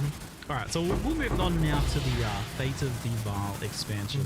And there's definitely more of a like clear divide between the two things, and you even actually made 2 separate trailers this time around. Well, it would have been super weird to have these like 2 completely clashing themes in the trailer. So yeah, in the end we were like, normally of course we'd make one trailer with everything, but we're kind of like, man, it's really hard to unify these 2 things in a kind of reasonable way. So yeah, in the end we decided to go with 2 trailers and just like show the content completely separately. And they're not connected. Like they not don't at all, have right? to be, right? Yeah, Like, they're not. Aside from both of them having a buttocks in it, they're not connected. That just happened. Yeah, that was total accident, by the way. It was just like 2 totally unrelated. Yes, sure. I was praising the equality of it. Like, right. Yeah, I was great. There's buttocks for everyone here in this trailer. Excellent. Thank you. So this expansion is, and we saw this a little bit where you tried to work in the previous League mechanics into like story quest stuff, which I was super keen on. This expansion definitely feels much more deeply linked into the campaign and story, to the point where like Doriani's saying, go back in time and try and change these things that happened in the campaign. I was like, this feels like a major campaign story beat Yeah, thing so I going mean, on now. there's a few things going on there. So like initially, like this league, unlike I think what we've done too much of in the past, the storyline develops quite a lot more, kind of like through the campaign with different events that happen and sort of link in a lot. And part of the reason originally for that is that one of the things we sort of don't like necessarily about what leagues do is like you've got this situation where you like walk out of town in like, you know, literally the first area, and it's like some eldritch entity is immediately recruiting your services. You know what I mean? Like it's actually very like unfortunate. Put this rusty thing in your body. Exactly right. So we kind of wanted to try and make sure that there's a little bit more like it doesn't feel like the world is on your shoulders like right from the get go. Like there's actually like a little bit a growth of epicness throughout the league. So like if we'd have had it so it's like you're time traveling into the past, like the moment you walk out the gate, it's like okay, it's just not quite right. So we decided what we'll do is we'll make so that, you know, there is the temple. We've got a kind of like almost a baby version of the mechanic where you've got a lesser number of rooms, like it's kind of a bit simpler, like to start out with. And then once you pass the sort of key point in the storyline, then it like really opens up. You go into the past, you've got a little more story stuff going on. It did add quite a lot more work to kind of have to make two versions of a bunch of things and that kind of stuff. But I think it is worth it because it means that it feels like the league has a lot more going on, it just doesn't kind of break you don't break immediately the feeling of the world, which has been a problem in the past. I have very strong opinions on this one. It's like dark horror, gothic, secondary. 3 dimensions deep of, you know, like I'm in the past or in some sort of demon realm now. I don't know what's going on here. And it's fine as you go, but this is actually one of the challenges I think we're going to have just designing leagues generally, is that they're going to require a bit more work to make them feel right. I mean, even just something as simple as like the Baal sacrifice circles that you get throughout the world. Normally what we would have done is like make one thing and call it a day. Here what we've done is we've got like 10 or more. There's a ton of variations of those where for like each act we're like in like each area we're thinking like, okay, which like we need more of these so that we can use them so they feel natural in the place where they are, like do a bit of material reskin, stuff like that. Like that's kind of the stuff that we now need to do to sort of make it feel like you're not breaking like the POE1 style, you know, betrayal basement. You know, you just okay, so there's just a basement everywhere, like in the mud flats. Like, okay, you know, that just doesn't fly anymore at all. So like we want to make sure that these things are way more believable. Right. Like you're actually convinced. You're like, you know, this makes sense. You know, I'm not just in a basement in the mud flat in a swamp. You know what I mean? Yeah, the Val is a very distinct thing, and it's very like tied to Act 3 as well. So I was a bit worried about like the tone of Act 1 with the Val stuff, but then like it fits in reasonably well. Like you've definitely taken good care to make sure that it doesn't. Well, I mean, it's a matter of making it feel like there's some ancient ruin. Then later someone came along, like some Ezomites went there and they built some stones around it because they're like, well, what is this thing? And like we just thought a little bit about like how would the culture here have reacted to the fact that there was this ancient ruin from long ago in this location and that kind of thing. Yeah, okay, interesting. And you mentioned to me that this is the bar for what you want to be doing. This is the quality level for what you want to be doing. So I'd say that like it does sort of I would say here like the level of polish and the stuff that we're doing, like the amount of content that a league needs to actually be good. Like you know, obviously when we did 020, the league was a little bit like, you know, it was just the Asmerian spirits, and like I mean it was a league, but it wasn't really. Didn't have like the depth of content and stuff that you needed. And then with 030, I think we did a lot better. Like it came a lot better, but I still don't think we quite got there in terms of that was like the POE1 level kind of. Yeah. And then this one here, I think like, you know, you get up to the level of quality that we really want to be delivering in POE2, like, you know, post-release and everything, and like the kind of the amount of content you need for a league. Like it needs to be quite sizable and good. And it did take a lot of effort, but I think it's worth it because you sort of shows you what we can do when we. Yeah, I was gonna say that's like a high bar that you've effectively kind of like locked in committing to for expansions. Well, hopefully I don't come to regret it, but you know, it's and honestly the scope did explode a little bit because when we I think that one of the things so when I initially designed the league, I was kind of like, okay, we're going to have like some limited number of rooms. We kind of spec'd it out, and like, you know, each one will have a few levels, and it kind of didn't seem like it was that large. But really, in the context of POE2, it's like, well, if you're going to spend effort to upgrade a room, it needs to feel meaningfully different and have meaningfully better rewards and all that stuff, and it pretty soon expands into like a really huge list of like different combat encounter mechanics and different like crafting mechanics and different rewards and everything. Like, there are so many new rewards and things in just in the temple. It's crazy. Like, you know, there's a lot there. Like, certainly the number of expanded crafting options and all that sort of stuff. I mean, you know, we could take some inspiration from what POE1 did with Incursion, you know, in terms of double crops and stuff, but we had to make it work in a POE2 context.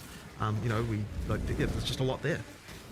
Yeah, I followed your progress with designing this one Yes, from well, the very beginning. Yeah, the funny thing is about that is that it actually came from a game that you recommended that I play. I wasn't going to even say it. So yeah, you recommended that I play this game called Loop Hero, and I really enjoyed it. Then, I mean, everyone's going to think that the game we're inspired by is Blueprints, but it actually wasn't. It was Loop Hero. It was so good because I told you about that game, and then it was like a week later or something, you sent me a message like, "Hey, I've made this little program." Yeah. So I prototyped up like a thing that's for what would become the UI for Incursion. We actually ended up. It's funny because this is like the first league I've actually personally done code on in like quite a long time. You really got into it. Yeah. Because I mean, it was a real fun, just like evening thing to like go and just like work on this design. One of the great things about doing that is that I got to make so many design changes just in the course of of writing it, which I don't think necessarily would have gone exactly the same way if I was getting other people to do it. So yeah, that was really fun. And just make and then effectively the back of it is like the code that I wrote, but obviously the UI of it is like a whole thing that a bunch of other people worked on and made really look really awesome. But yeah, that was a lot of fun. Yeah, what is it like about this one that grabbed you so much? Because you got so involved and so personally, like working on it at home. Yeah, I just really enjoy this kind of like little game within a game, like little metagame things, and just that dungeon design thing is just a really fun thing for me. Tile placing. Yeah, good, right? it's always it's really fun. Love a good tile place. And I just like coming up with all the little ways that they can interact and that kind of thing, and try to make me feel a bit different and that kind of stuff. It's just a good time. Yeah, and it's got this like iterative design where you're building a temple, you run it like it's a really small one first, and then it crumbles a bit, but you're still kind of building on what you're doing each time. Yeah. It's like a weird kind of like roguelike-y thing without being a roguelike itself. Yeah, exactly. So with that design then, I'm curious, like does it like fully reset at some point, like for example when you kill Atziri? It never fully resets, but when you kill Atziri or defeat an architect, quite a lot of the temple gets destroyed. So there's this kind of destabilization thing. It goes back to not the start, but kind of I think it removes like 2/3 of the rooms. There's some number like that it gets rid of at that point, and then you kind of have to build up again. That's just that effectively means that like when you do those options, you're getting like new reward rooms and things to play, so it's giving you new goals, and then you have to work towards those goals again. And then ideally those reward rooms can be rewarding enough that the benefit of going back to smaller is the negative of going back to smaller is completely outweighed by the benefits you're getting from the extra rooms that you're able to place. So you can juice it a fair bit too. You can, yeah. There's a lot of like modifiers that are getting added on by each room, and you can place quite a lot of them. Yeah, you can, yeah.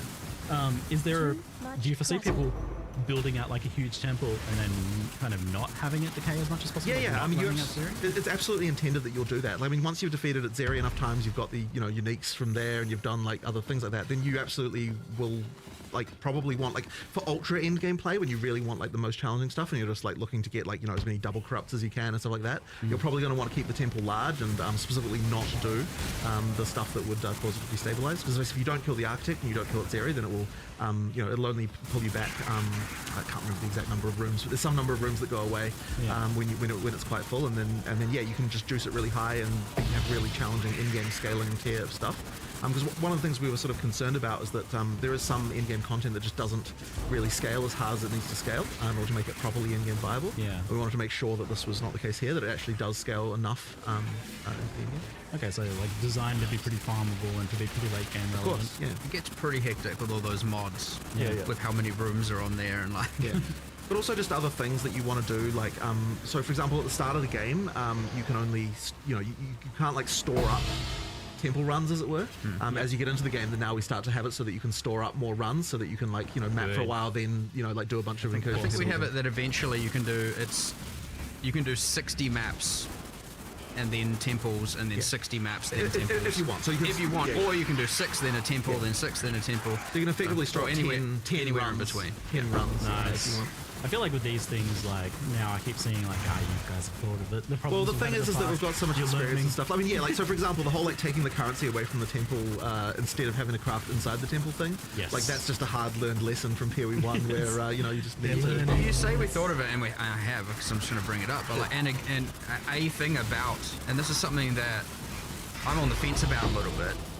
Personally, but the thing with the killing architect and Atziri, destroying a bunch of the temple, creating that clash of either farm temple or farm boss, can be quite a divisive thing for people. Right. You're looking at Betrayal Katarina, right? And the exact same thing. Yeah. Where it's like, we've now on POE1, we separated those two things so they're not, because it always felt bad doing one or the other. or I could feel bad doing one or the other, depending on how the balance went. And so you might get a similar thing here.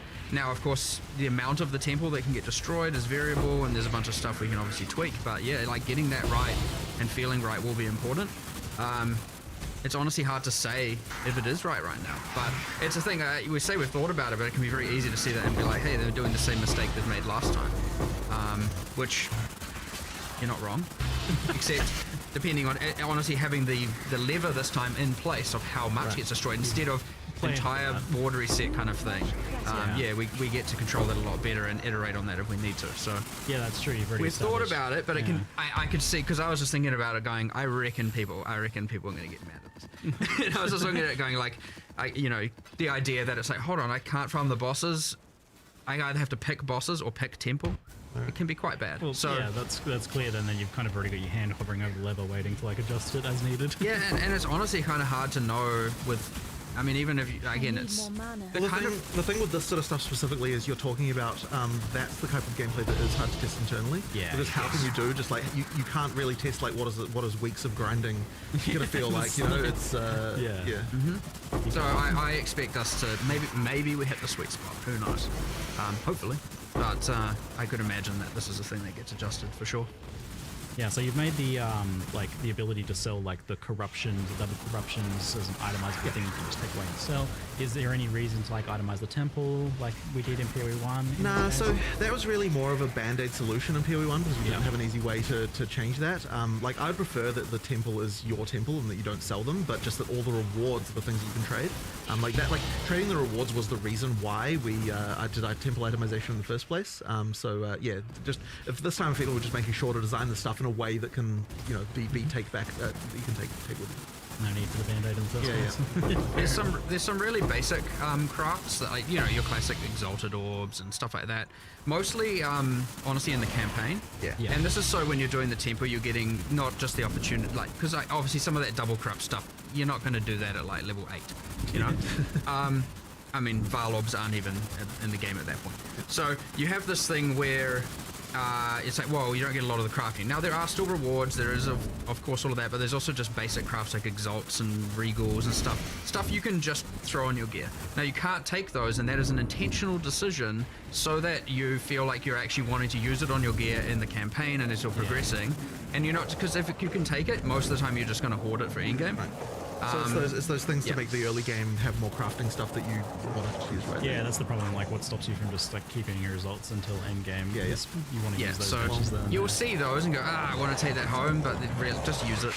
It was a substantial buff to campaign crafting from my experience of messing with it so far. It's like you basically go in and there's like 6 crafting rooms, and you're like just going on a little crafting spree of like upgrading your gear.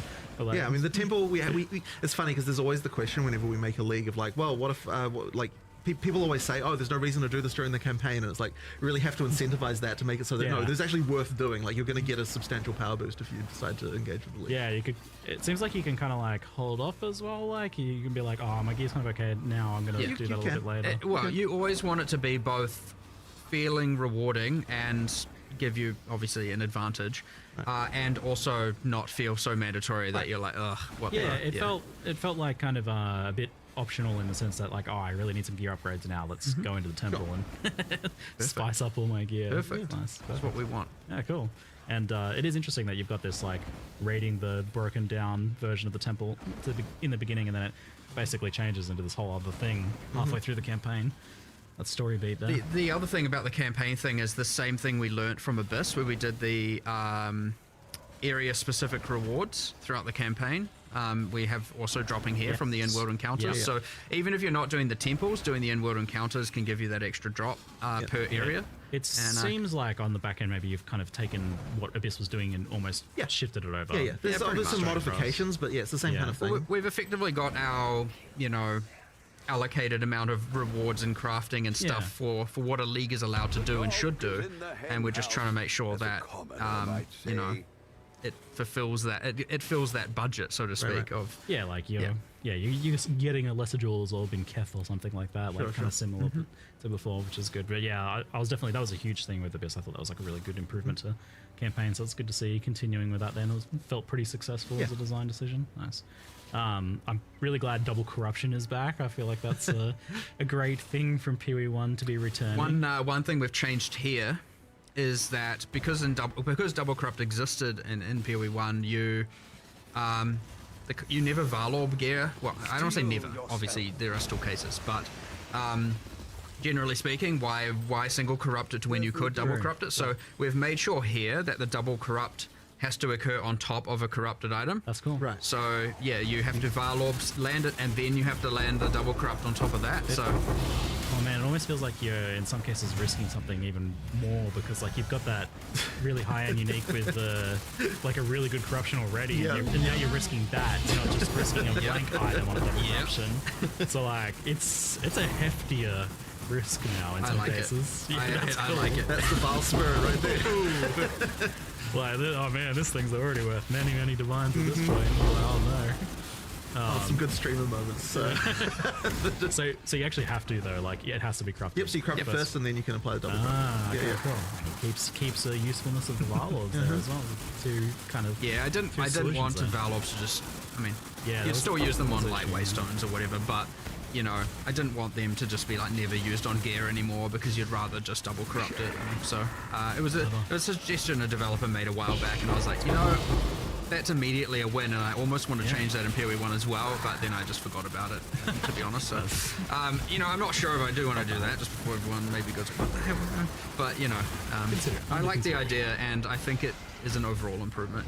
Yeah, that sounds like a great idea. And then you've got this whole system now, which you had a little bit of in POE1 recently, where you can corrupt uniques and it replaces a random modifier on them. Yes. So this is limited to specifically Azeri. No, what? Not Azeri, Val uniques. Yeah, so we initially, I really wanted to make it so you could just replace arbitrary mods on any unique, but the problem is, yes, it was just a can of worms that like was just not even possible to contain. Yeah, basically what we were like, okay, is there still a way to do this that's like not going to be quite so crazy? And then we were like, okay, if we can pick a subset of uniques, and we ended up going with Val uniques, you know, for obviously thematic reasons, then we can sort of make sure that like while it's still crazy, like there's some sort of insane interactions, we can kind of at least have somewhat of an understanding of what happens. But it does truly work where like it picks a random mod that's on the item and then replaces it with another random mod. So yeah, you can create some. You can use it on non-Val. It works differently. Huh? I don't know. This is news to me. I didn't actually know that. What is that? Excuse me? I think it's similar to Ancient Orb in POE1, so it like re-rolls. The idea here is like it's meant to work on these Val items because they've been like infused with royal bloodline blood, and so it's like the way it works on Val uniques is different to just random uniques, where it's like, hold on, it works a bit more chaotically here, and you know, just changes the item entirely to something else on non-Val. So, and I only say that because obviously it's pretty bad to be like, I have to have a Val unique in order to use this. No, you can take the currency home, so that's never the end of the world. But I want it to be like, you know, just go grab some random unique and re-roll it. Yeah, using on the Val uniques is like quite cool. Right now, I'm trying to make sure, you know, a process that we've been doing is that we're not just replacing it with kind of just some random basic stuff. Like, that will happen. That is a part of the pull, but we're trying to go through, because we have a more limited set of uniques we have to actually do the mod replacement on. I want to make sure we're actually thinking about, for example, the Zerfi's body armor that has like Soul Leader, and it's like a level 39 base type. Yeah. And I'm thinking like, this is a tool we could use to make that more in-game viable. And so you can do things like heavily increase the defenses, because obviously level 39 versus a level 75 base type or whatever is going to have very different defenses. But then you could also be like, what about if we... Well, I was like, what other weaknesses does this item have? Well, you can't generate Soul Leader stacks on a boss. Maybe this can turn that on, you know? And so all of a sudden you can replace, I don't know, the life regeneration rate with a Soul Leader now generates once per second while a boss is in your presence or something like that, you know? now these are kind of examples, but that was a specific one that I really wanted to do. So, but then I was like, I don't know, what if you did plus 25 Soul Eater stacks and stuff? But it's like very specific outcomes, very specific to that unique. Yeah. And I wanted to do a bit of that to use it as an opportunity to be able to save low-level uniques, if you know what I mean, to make them more in-game viable. And I thought that was a cool way, and obviously that's restricted to the Vial pool for now, but like, if it works and works successfully, there's no reason that like some other mechanic can't do it for Ezomite uniques and other, you know. Now, yeah. So, you know, we'll see how it goes, but I'm hoping now, obviously, because I don't know how far through we'll get with all of these specific, because it's like a lot of stuff. Once you start doing specific things with specific uniques, There's so many it's things. a lot of stuff to implement. So I don't know how far, but I was like, let's start with the mythic uniques, the rarest, most powerful ones, and we'll work backwards, getting to the more common, you know, ones at the end. I mean, and you've then also got just the general like buffing of a bunch of other uniques as well, right? A lot of that. yes, true. And I mean, that was part of that when I was like, okay, how can we buff this? How can we buff this? How can we buff this? And then I was like, well, a lot of them are like, this is too low level. And I was like, well, we have this system in the league. So yeah, I mean, we'll see how it goes, hopefully. And it's the kind of thing where even if we don't, obviously these leagues end up often going core in some various means. So if we don't hit the mark entirely with all the uniques, I'd like to eventually get there where we'd have a good, cool, really thought out set for literally every Val unique. So hopefully that's fun, and then you do the cool things where you just get these really, I assume you're going to get some that have these, you replace the exact 2 bad sides with the exact 2, because you can replace more than one sometimes. Oh. And you get the you get the exact, like, holy, this unique just went from being worth, you know, something 1 divine to 300 divine, you know, kind of territory. So hopefully that happens. If it doesn't happen, I'll be a bit sad, but we'll try. You can never know with these things for sure. And this includes the new, like, Adzira uniques that she's dropping then, obviously. Yep. So she's kind of the queen of the Val. Yep, Adzira uniques, Trial Master uniques, you know, like it, you know, a bunch of stuff. So The 50 there then. Is that something that you anticipate expanding upon in the future then? Like, I mean, we'll be always adding more Val uniques. Right. So yes, But in terms of for other cultures, that would probably come in a different form, in Yeah. a different league mechanic or some other place like that. yeah, that makes sense. Yeah. In terms of the overall idea of upgrading. Yeah. Did you ever like discuss the idea of Val skill gems? It feels like weird to like add that when you're still adding regular Yeah, it gems.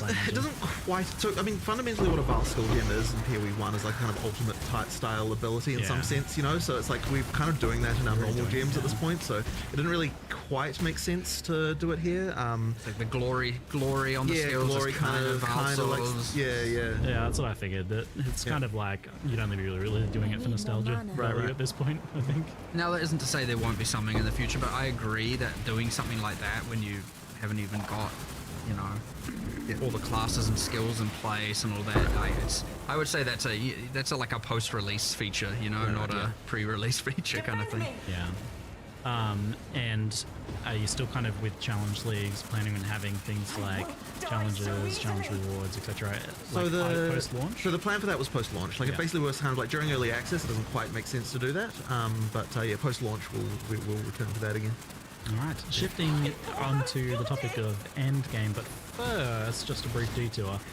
Trial of the Ancestors, or the mystery contents in the new act, and our third means of ascending. How was the progress like? Well, we don't have anything to say at the moment, but yeah, like it'll need to come obviously at some point. But yeah, we didn't have time in this one certainly to work on that. It keeps coming up. It is really just a matter of when, at what cost, etc. The classic, you know, just resource distribution kind of things where it's like, when are we going to do it, and what, you know, instead of this, and we have all these different ideas and so on. But right now, nothing. All right. So on endgame, firstly, thanks for nerfing the delirium fog. Yeah. You saw the memes, I guess. For sure. So I've been enjoying the foggy memes everywhere. That's good. Visibility improvement for the endgame, but not only that, like you guys didn't just tone down the fog. You've done some pretty major things with the Yeah, so I mean, waystone system. I mean, the very first question, and before we even toned down the fog, the first question was, okay, well, why do you feel like you have to run every map this way in the first place, right? Yeah. Like the fact that something feels mandatory is already a problem, regardless of the Yeah. fact that the effect is also annoying. you know. So that was the first thing to solve, and I really then started coming into, okay, well, you know, like how like people are finding waystone crafting more annoying, and we only made it more annoying in Abyss with the you know, having to go somewhere else and get it, you know, like it just made it not like not particularly great.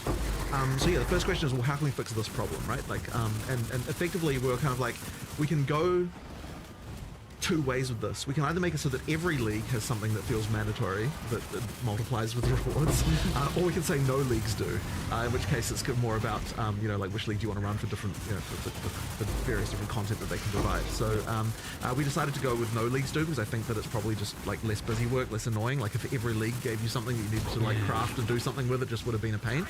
Which is why even in the live stream we're like, you know, from this point on, just like waystones, they'll get regular, they'll have the regular crafting, just regular base currency, but we're never going to add to them again as like a thing that requires you to do more crafting than that.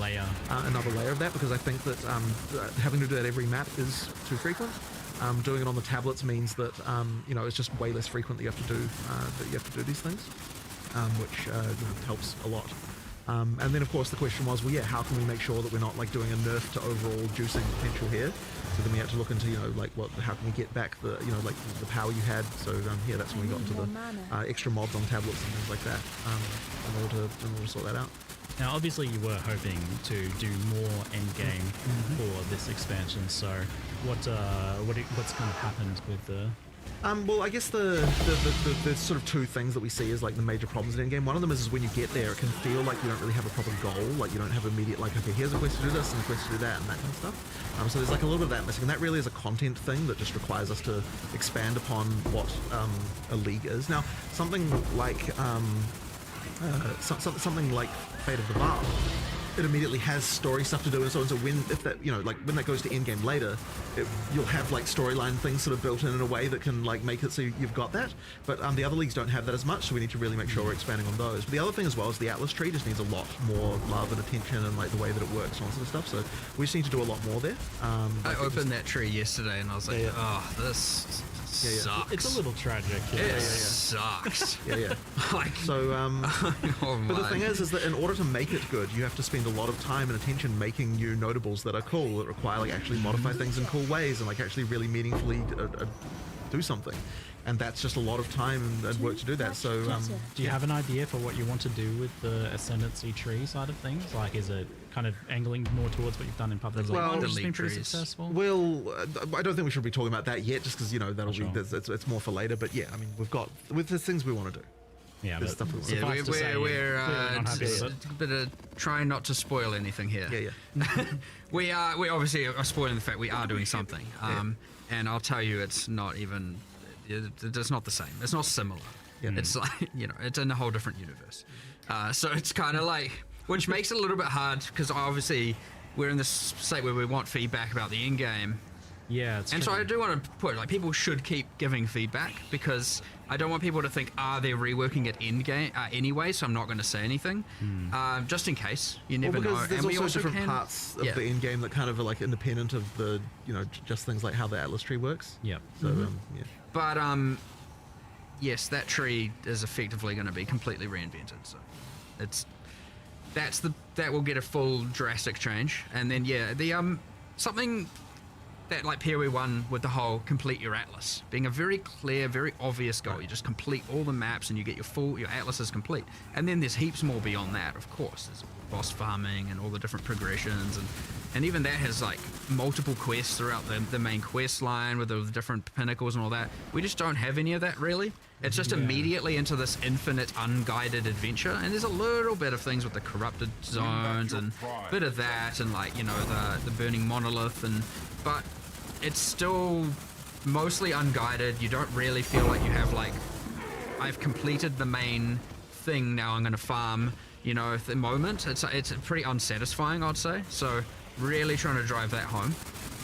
And then the other thing that, honestly, we spoke about upgrading the leagues and adding more bosses, is like, you know, that whole like having King in the Mists and Olroth as the pinnacle bosses of the leagues, just being like copy pastes from POE1, was not our end goal. You know what I mean? Like, they're a bit sad as pinnacles right now, and like honestly we need to up the epic a lot. So we've got a lot of that coming.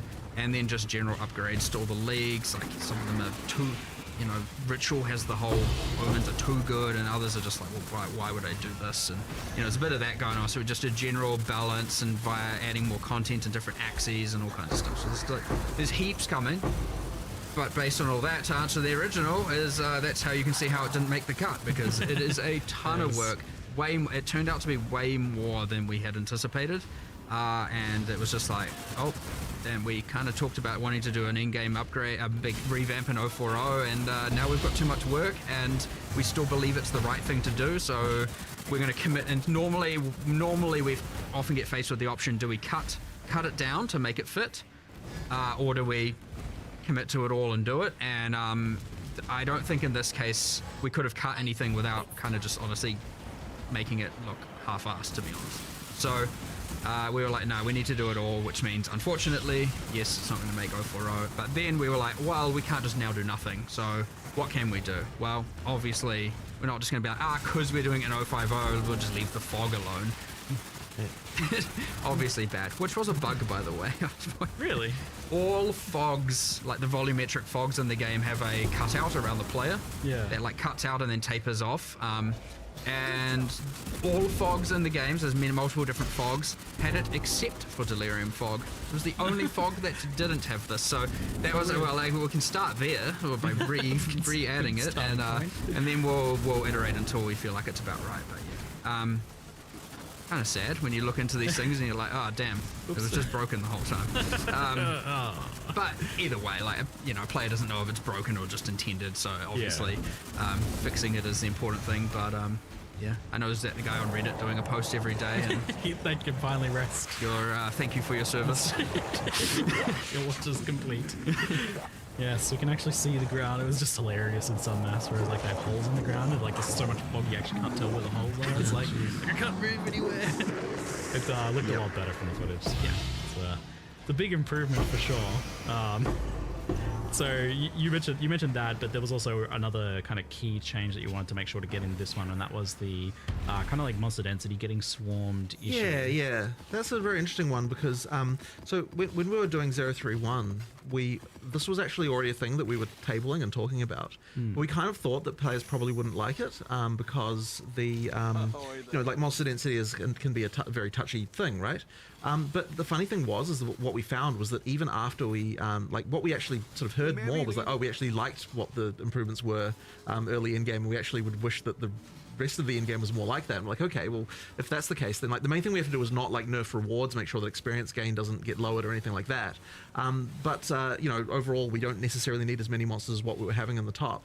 And I think this is actually going to also just generally improve things, because it makes when monsters have more life like that, it makes more builds viable. And because like there's obviously a point where like once you can one hit everything, then there's no point in like you might as well just go for whatever the fastest thing that can do that is, right? Yeah, the lightning speed. Right. So effectively, by making it so that monster life's a little bit higher as you get up there, it sort of actually means that like higher damage builds become more useful. The need for having to target so many enemies goes down. Exactly, and thus right. You aren't just now funneled into so the highest AoE thing possible. So it means that like things that are less AoE focused and more like, I mean, obviously you're still going to want AoE, you're still going to be wanting clearing like that sort of stuff, of course. But like effectively, just by tweaking it down a bit, you just don't have the like so much need for everything to target quite so many things. And so the sort of higher damage skills that are a bit less like not like more than a screen in size can actually be viable. And that should hopefully improve the situation. I want to make sure that even if people are like, but I prefer the swarminess, and it was fun for my build. And the thing is, like, that, speaking of, like, Atlas Tree, that's a thing where the Atlas Tree should be the thing thing that you can, it's like your build can do that. So, like, I want to make sure, like, for now, not doing it, but I wanted to do a thing, because we're doing this whole, like, monster effectiveness goes up more, right? I mean, it's a pretty hard thing to understand, because monsters just get stronger with higher levels, so like it kind of just happens. You don't really, it's not like a thing you need to worry about or anything of the sort. But I want to do a thing where you can spec into making, like on the Atlas Tree, I guess this is a little bit of a forward spoiler, but we're adding a little bit of it in a few places, but I want to make sure that you can invest into making monsters tougher without increasing the number of monsters, where like often it's just been pack size, pack size, pack size, and stuff like that. So, but then I would love to do a thing later where like you can convert that effectiveness increases you can get into like pack size. So it's like, you know what? Nah, I want the swarmy, you know, weaker monsters thing. And I don't want one to, at that point you can make sure the conversion results in the exact same amount of drops. And XP and all of that stuff. That way you can incentivize. Well, you don't incentivize one or the other, right? Like it's more about what your build is, what you prefer, rather than being like everyone has to have most pack size as possible. Whereas right now, pack size is just a straight up multiplicative drops XP scale. I mean, obviously not for rares and bosses, but you know it is, and for a lot of people, it's a multiplicative fun scale, and I don't want to take that away. Like I want people to be able to do that. But that's what the Atlas tree should be able to achieve. However, it is too chaotic at a base level. Right. You get this weird thing where it's like the campaign has a entirely different vibe to the end of the end game now, where it's like you step into the end game, it's kind of alright, and then you get towards the end. I mean, at the start, for people who didn't play 031 onwards, it was just like, oh, okay, I'm going through the campaign, it feels a bit more tactical, feels a bit more, you know, intention, my actions are more intentional, and then I get into endgame, I'm like, what the heck is going on? There's monsters everywhere, it's out of control. And so obviously 031 alleviated this a bit, but it is, I don't want it to be that there's this feeling of there's two games there. I want it to be that you build that extra layer, that you change it through your Atlas tree and through decisions you make for the end game, as opposed to it just being inherent. So if you want to, we're going to make sure that we try and keep it that if you want to make it more swarmy and that kind of stuff, you can, but it doesn't give you a drop advantage necessarily over the tougher monsters. There are reasons to do both. That's fine. There'll be heaps of mechanics and stuff, but like ideally you can kind of play the game you want to play the game, and so in our tree and our builds, much that you can play the character how you want to play your character, we can do that with the end game as well, and that's the beauty of the Atlas tree, so, and the keystones and stuff like that. So but I can't, it's hard to get into more of that without getting into like kind of spoiler territory. I mean, but yeah, that's interesting to hear that you want to kind of make things a little bit less binary, where like in the past it often has been the case where it's just like, oh, you just stack as much of all of the things you can stack, or it's just stack as much pack size or stack as much rarity as you can, but maybe having angles for both of those things, like I'm juicing pack size, or I'm juicing difficulty and rarity. I mean, that's exciting to me because I like the ability of being able to spec content that rewards your character that has low AoE, that is like really good at like dueling really tough rare monsters. And like, you know, we did get to see a little bit at Imperial 1 where there was different strategies for juicing, where like you had like Titanic Scarabs or something that was making like really strong rogue exiles, and that took a specific sort of build to do. So it sounds like that's kind of the direction you want to head with that, which is pretty exciting to hear. And kind of tying into this topic then, and you touched on it a little bit, was like there's definitely been, like, it's been noticed that rare monsters seem to drop the vast majority of loot in endgame maps, or at least compared to normal and magic monsters. There's a bigger difference, I guess, than has been the case in the past. And where are you guys at with, like, noticing or feeling that, or what problems do you foresee with that? I get talked about a lot. I don't think it's necessarily wrong that it's like that. One of the things we really want to try to make sure of in POE2 when we're sort of doing a sort of from scratch pass on this is that the amount of rewardingness of something is equivalent to the amount of difficulty that it takes to kill it. And that's kind of where, like we're trying to normalize that, because by doing that it means that we can try to get like we don't want a situation where like some content just is randomly just way more rewarding than other content, and so we're trying to just make sure that we're, you know, keeping tabs on that really well. And what that's kind of ended up with regard to the magic versus rare is, you know, like we've got the balance of that where it should in an ideal world be the case that, like, you know, killing a rare versus killing a white monster is, you know, does in fact drop the correct amount of rewards relative to each other. Now the issue can come with the fact is, what if your build can one hit either of them in any case? Well, so that kind of like changes, I guess, the way that feels a little bit. So you know, but as I said, it should be the case that rares drop more than white monsters, and white monsters can drop anything still. It's just, you know, yeah, it does make a certain amount of sense, but I guess like with what you were talking about, Mark, it seems like something you'll have to think about, because like if you want both strategies to be viable, like the pack size juicing, then there needs to be a reward, a payoff to that ultimately. 100%. So that's something you'll be looking at then. But yeah, I mean, as far as I'm aware, it really is the case that if you looked at entirely just around the life of the entity, The drops should be pretty equivalent to the amount of life that they had to, in order to kill them, as far as like they're relative to each other. So it's got, if it's got 5 times as much life, it does 5 times as many more drops, effectively. Like that's kind of what we're shooting for when we're trying to balance this stuff. Yeah, I think with the balance of how things are and the options we have now, it probably makes sense. But yeah, it looks like something we'll be keeping close eye on moving forwards then. There's a bit of a parallel with one of the kind of issues I see in Path of Exile 1 where like everything is in reward icons, the little floating symbols. And that seems like something you're trying to avoid moving forward. We haven't really been doing that for a little while now. There was certainly a period there in POE1 design where it was like every single league was just like those reward icon type things, and it ended up really beiging the rewards a lot because you just had this thing of like, every league drops, every other league's drops, and it kind of didn't really, like it wasn't really that great. So it's going to be a little while since we've done that stuff in POE1 even, and in POE2 we kind of steer away from it to make sure that like, everything feels got distinct drops and a reason to do it and that kind of thing. Yeah, I mean, it appears in some regards. Like, for example, when you get the reward rooms in Fate of the Vow, you have a unique item room. Sure. But it's not just like a floating symbol above the monster. Right. Yeah. Which also, immersively, I don't know what the heck that is, but what is it? It's just nothing. It's a clear and just obvious game mechanic. I see some like floating, glowing cash money dollar bills above your head. You guys loaded. Whoa. Don't kill me. You can't have my loot. But I just remembered you spoke about rare monsters and I was like, hold on, did we? I don't think we deployed or spoke about this change, but I know that taking away all the rare minimap icons was a bit anger-inducing. Because honestly, we knew it. We knew it was going to be. Yeah. Now, they aren't a requirement of the map, but as you're saying, they kind of drop a lot of the loot, and people were just doing the whole mini-map, coasting between mini-map icons.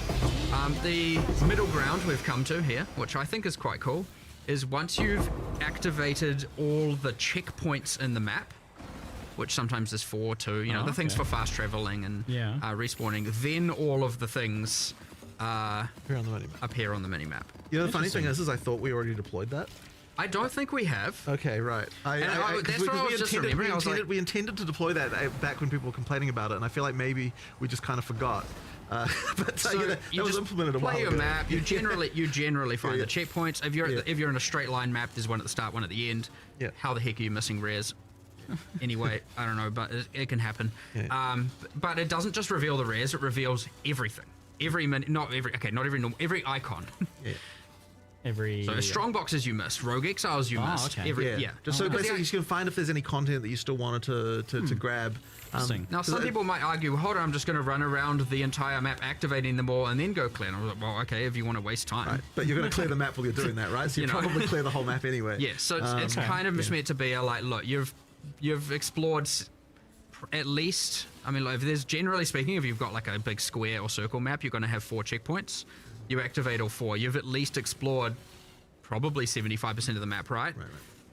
It's about getting those last things. And then it's like, okay, look, you're now allowed to see if you missed anything. But then you can also use the checkpoints to get to the closest place where the stuff you missed was, which is kind of nice. So it kind of helps with that. So we did finally find a solution. I'm hoping this is a good middle ground. Yeah. Because yes, then at least you've done 75% of the map probably without just doing blind mini-map gameplay. And then from that point on, it's like, look, I get it. You probably missed something. You know where it is now. It should actually maybe overall be even more helpfful because it's not just revealing the rares. It's going to reveal even more. So you'll know about everything else you missed. So we'll see how it goes. But yeah, I understand that was a bit of a aggravation for a lot of people. But that's a perfect example of, again, it's it's why I don't want people to not give feedback, because like this kind of stuff still should be fixed pretty imminently. And so it's a good case study, because I'm honestly surprised that you did do that, because this seemed like I love the rare icons, but I was definitely a victim of the I'm only looking at the minimap now, so it kind of seemed like a change for our own good situation. But what you're doing here, this is a good middle ground. It seems like it's saving the players that feel like that they're FOMOing because I know I missed like a league mechanic in the map somewhere after this, that is really bumming me out, and then they have to go and crawl back through everything and waste a bunch of time. So that's just kind of saving them that. Sounds like a good compromise change then. Nice little extra bonus reveal there. Good stuff. Yeah. You just said rare monsters, and I just had this random like. Good. Wait. What more did words we can do I that? say? Probably should have put that in the live stream if we hadn't deployed it yet. But yeah, everyone forgot. fully It's in the forgot about Q&A. it. Good stuff. Yeah. We shall move on to kind of gear and passives, and this is in the topic of balance and character power, and this sort of stuff has been talked about a fair bit. Something that's mentioned a lot is that the ratio of player power that comes from gear versus what comes from ascendancy and passives is much more tilted towards gear than in Path of Exile 1. And so kind of like roughly for an example, like the average POE2 passive is like 10%, whereas the POE1 passive is 16%, whereas the amounts on gears are pretty similar. So like the 100% increased fire damage on a wand is consistent as tier 1 affixes between both games, meaning that like more of the power has kind of been shifted away from the tree, the thing that you get by default, to gear. So this seems like a conscious decision to make gear more powerful. Is there something like you've thought about or made like specific strides towards? Probably the main thing that we wanted to do in POE2 was make it so that the tree is more like we're trying to be more stringent about how the tree is multiplicative with what your gear does. That does make gear more important. I wouldn't say there's necessarily been a thing of like necessarily wanting to the amount of power overall that you get from one and the other is more unbalanced, but it's just making sure that like when you are using the tree that it's specializing your character more towards what the bonuses that your gear is giving you to kind of make the two things together like be sort of important to be thinking about both. So that was kind of our primary goal, but I don't know if you've got a different feeling about any of that. It certainly wasn't like the passive tree being weaker. Like I guess we didn't really even think about it in the point of comparison. We just kind of like went back then. We went really back to the basics and evaluating a lot of our base balance, and so it wasn't like let's nerf it compared to POE1. It was more just like what do we want gear to do? What do we want the passive tree to do? What do we want? And all of that at the end of the day is just relative to then how do we want the monsters to scale and how which they're all different, right? The way that the monsters scale per level isn't the same. The way that the tree and thus the tree benefits are different, the gear is different, and everything. So again, not really. It was conscious decisions, but not conscious decisions to like nerf from POE 1 or anything of that sort. That being said, yes, I mean a couple other things. I mean, we made, for example, the decision that like we wanted the class starts on the tree to be weaker than the exterior. So generally, the nodes are meant to go up a little bit in power as you get further away, so you don't just get the like class hopping kind of thing that historically occurred in POE1 quite a bit. The class starts were stronger than you get the M on the top and stuff like that, and so that was a decision we made. But yeah, I mean, I guess we did kind of have like we want gear to be more important, especially base gear. I think we maybe overcooked it a little bit right now, but just a little bit with more the ease of it. The ease of getting it, but that's a whole crafting discussion, I guess. Talk about that too. More of an in-game problem. But yeah, I would say, I mean, I'm personally pretty happy, honestly, with how it is. Just that like ratio of importance of gear compared to passive. I guess like it's a question of how much power do you get for free, right? Like ultimately, that's what it comes down to. Is like if my gear if I'm wearing all white gear, like how powerful is my character? From just the tree, and that's like a little bit lower, I think, in POE2. And the reason that for that bothers some people, I guess. The reason for that specifically is because the tree is more multiplicative than it was in POE1, where there was more just base stuff, right? There. I mean, you can look at it even in simple things like just life on the tree, for example, right? Like that's sort of another example of part of the thinking there is like the more base stuff is available on the tree, the more the same characters can be because they can just allocate the same stuff and get the same stuff without having to worry about the items. So yeah, it's kind of obviously that's not entirely base in POE1, but because you have base life. As in life without gear. Yeah. And where are you at on the life thing? Just like since you brought it up, I guess like it's still pretty happy with the decision to like remove that from the tree. I mean, look, we just wanted to. We just didn't. It's more of that decision's mostly about not wanting every character just another one of those cases of every character being the same. Yeah. Like it's like we'd rather you specialized in the defense that relates to your character rather than just the same stat that every character should use. So we'll just have that general feeling. I mean, we've obviously still got imbalance here, and there's obviously still work to do. Never ending.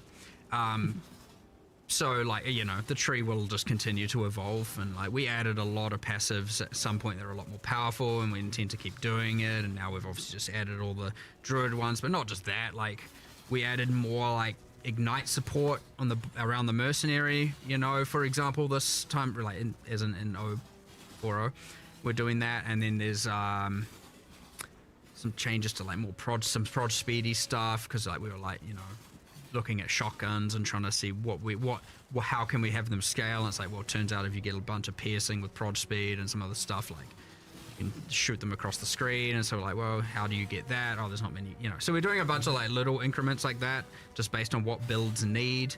I know bleed needs a bit more love in the bottom right, and you know, so to make it not just entirely all blood mage spear users and that kind of thing going on. So again, it's gonna just, honestly, we'll just do more and more and more and more and more on the tree. I suspect you'll get more. I'm not saying I'm going to increase the value of every node, but just by the nature of how many more things you can invest in and multiplicative elements, you're probably going to end up with a lot more power coming from the tree than what you do right now. But I actually prefer it doing it that way than just increasing all the numbers anyway. Because at the end of the day, if we then increase all the numbers and then it turns out the game is like too easy, well, then you have to nerf something somewhere or just buff monsters, and then you kind of end up in kind of the same place. So it's like, what did you actually achieve?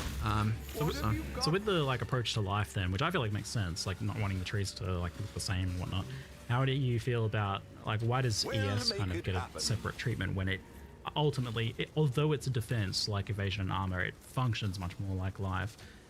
There's a lot of ES scaling, and ES numbers are pretty high compared to life, and definitely I mean, that's a current balance issue for sure, but like, you know, just because it happens to function more similar to life, they're all at the end of the day a form of effective HP, right? So, I mean, they just, as long as they're not entirely symmetric, which is what makes them interesting, which is why one works this way and the others work a different way. And but yeah, I mean, there's clearly a misbalance. I mean, you got issues with Ghost Dance obviously being a bit hectic, and I guess going to start listing off things I'm going to nerf, I suppose. But, you know, like, I don't know, there's changes to be done here. There's a few changes coming. But we're at the point where I still look at it and I'm like, I'm pretty sure ES is still going to be pretty crazy. That being said, it's like, you know, I don't want to make any last minute kind of knee-jerk reaction nerf kind of things around this. So like, because we've changed and rebalanced so much, it's really hard to know, and even changes to how the monsters scale and whatnot, it's kind of hard to know exactly how things are going to play out. So it's this kind of thing where I'm like at the point again where I'm like, all right, let's get all these changes out, see how the metas evolve, see what's good, see what's bad, and then like reevaluate it again. So ES is worse, but I don't think it's honestly, I don't think it's nerfed enough, to be honest. This is kind of where I'm at with that. So, but we'll see. We'll see. A little nudge in the right direction, perhaps. But I know in the past when we talked about this, we discussed around the idea of like letting energy shield values be high, but really focusing on the recovery side of things and making that the, like you just said, like making things not homogenous, making things different. Like life's really easy to recover, but energy shield's much harder to recover. Like you still kind of. That is still the intention, yes. That is still the intention. I like that. It's just really easy for all of a sudden some cool design to come out, and then all of a sudden it's just a completely trampled recharge. Yes. And then it's just like, well, now why do I care, you know? And I mean, like, it's okay sometimes if it's like via an insanely, like, I mean, Essentia Sanguis is a perfect example of doing this, right? Like, it just straight up ES leech. And the thing is, like, I don't want to take that away. I just, you know, there's a level of, there's some balance to do and or commonality to do. Like, if that's a thing you strive for and can eventually achieve, and now your character's like freaking god tier, that's exactly what like high-end unique items should do. So in this case, you know, I know we're making that item rarer. Hopefully that doesn't affect the economy too much with some me giving that away, but on standard. Sorry, but at the end of the day, I would rather do that than just gutting it, you know what I mean, in this case. But yes, those things are allowed to break the rule, but I very much want to push ES to be recharge based, and as I said, yeah, general, historically it's again, you just come up with a bunch of uniques and want to do all this cool stuff, and all of a sudden, oh, we've added in another way to completely not care about recharge, and you're getting ES back some other way. So and that happened and more and more and more of that came about, and all of a sudden now, yeah, you've pretty much just got this insane life pool that's permanently full, and it's like, why would you not do this? Obviously you do this. So. I imagine there's a lot of incomplete picture going on here as well, where still missing classes and archetypes and skills and parts of the passive tree and thing as well.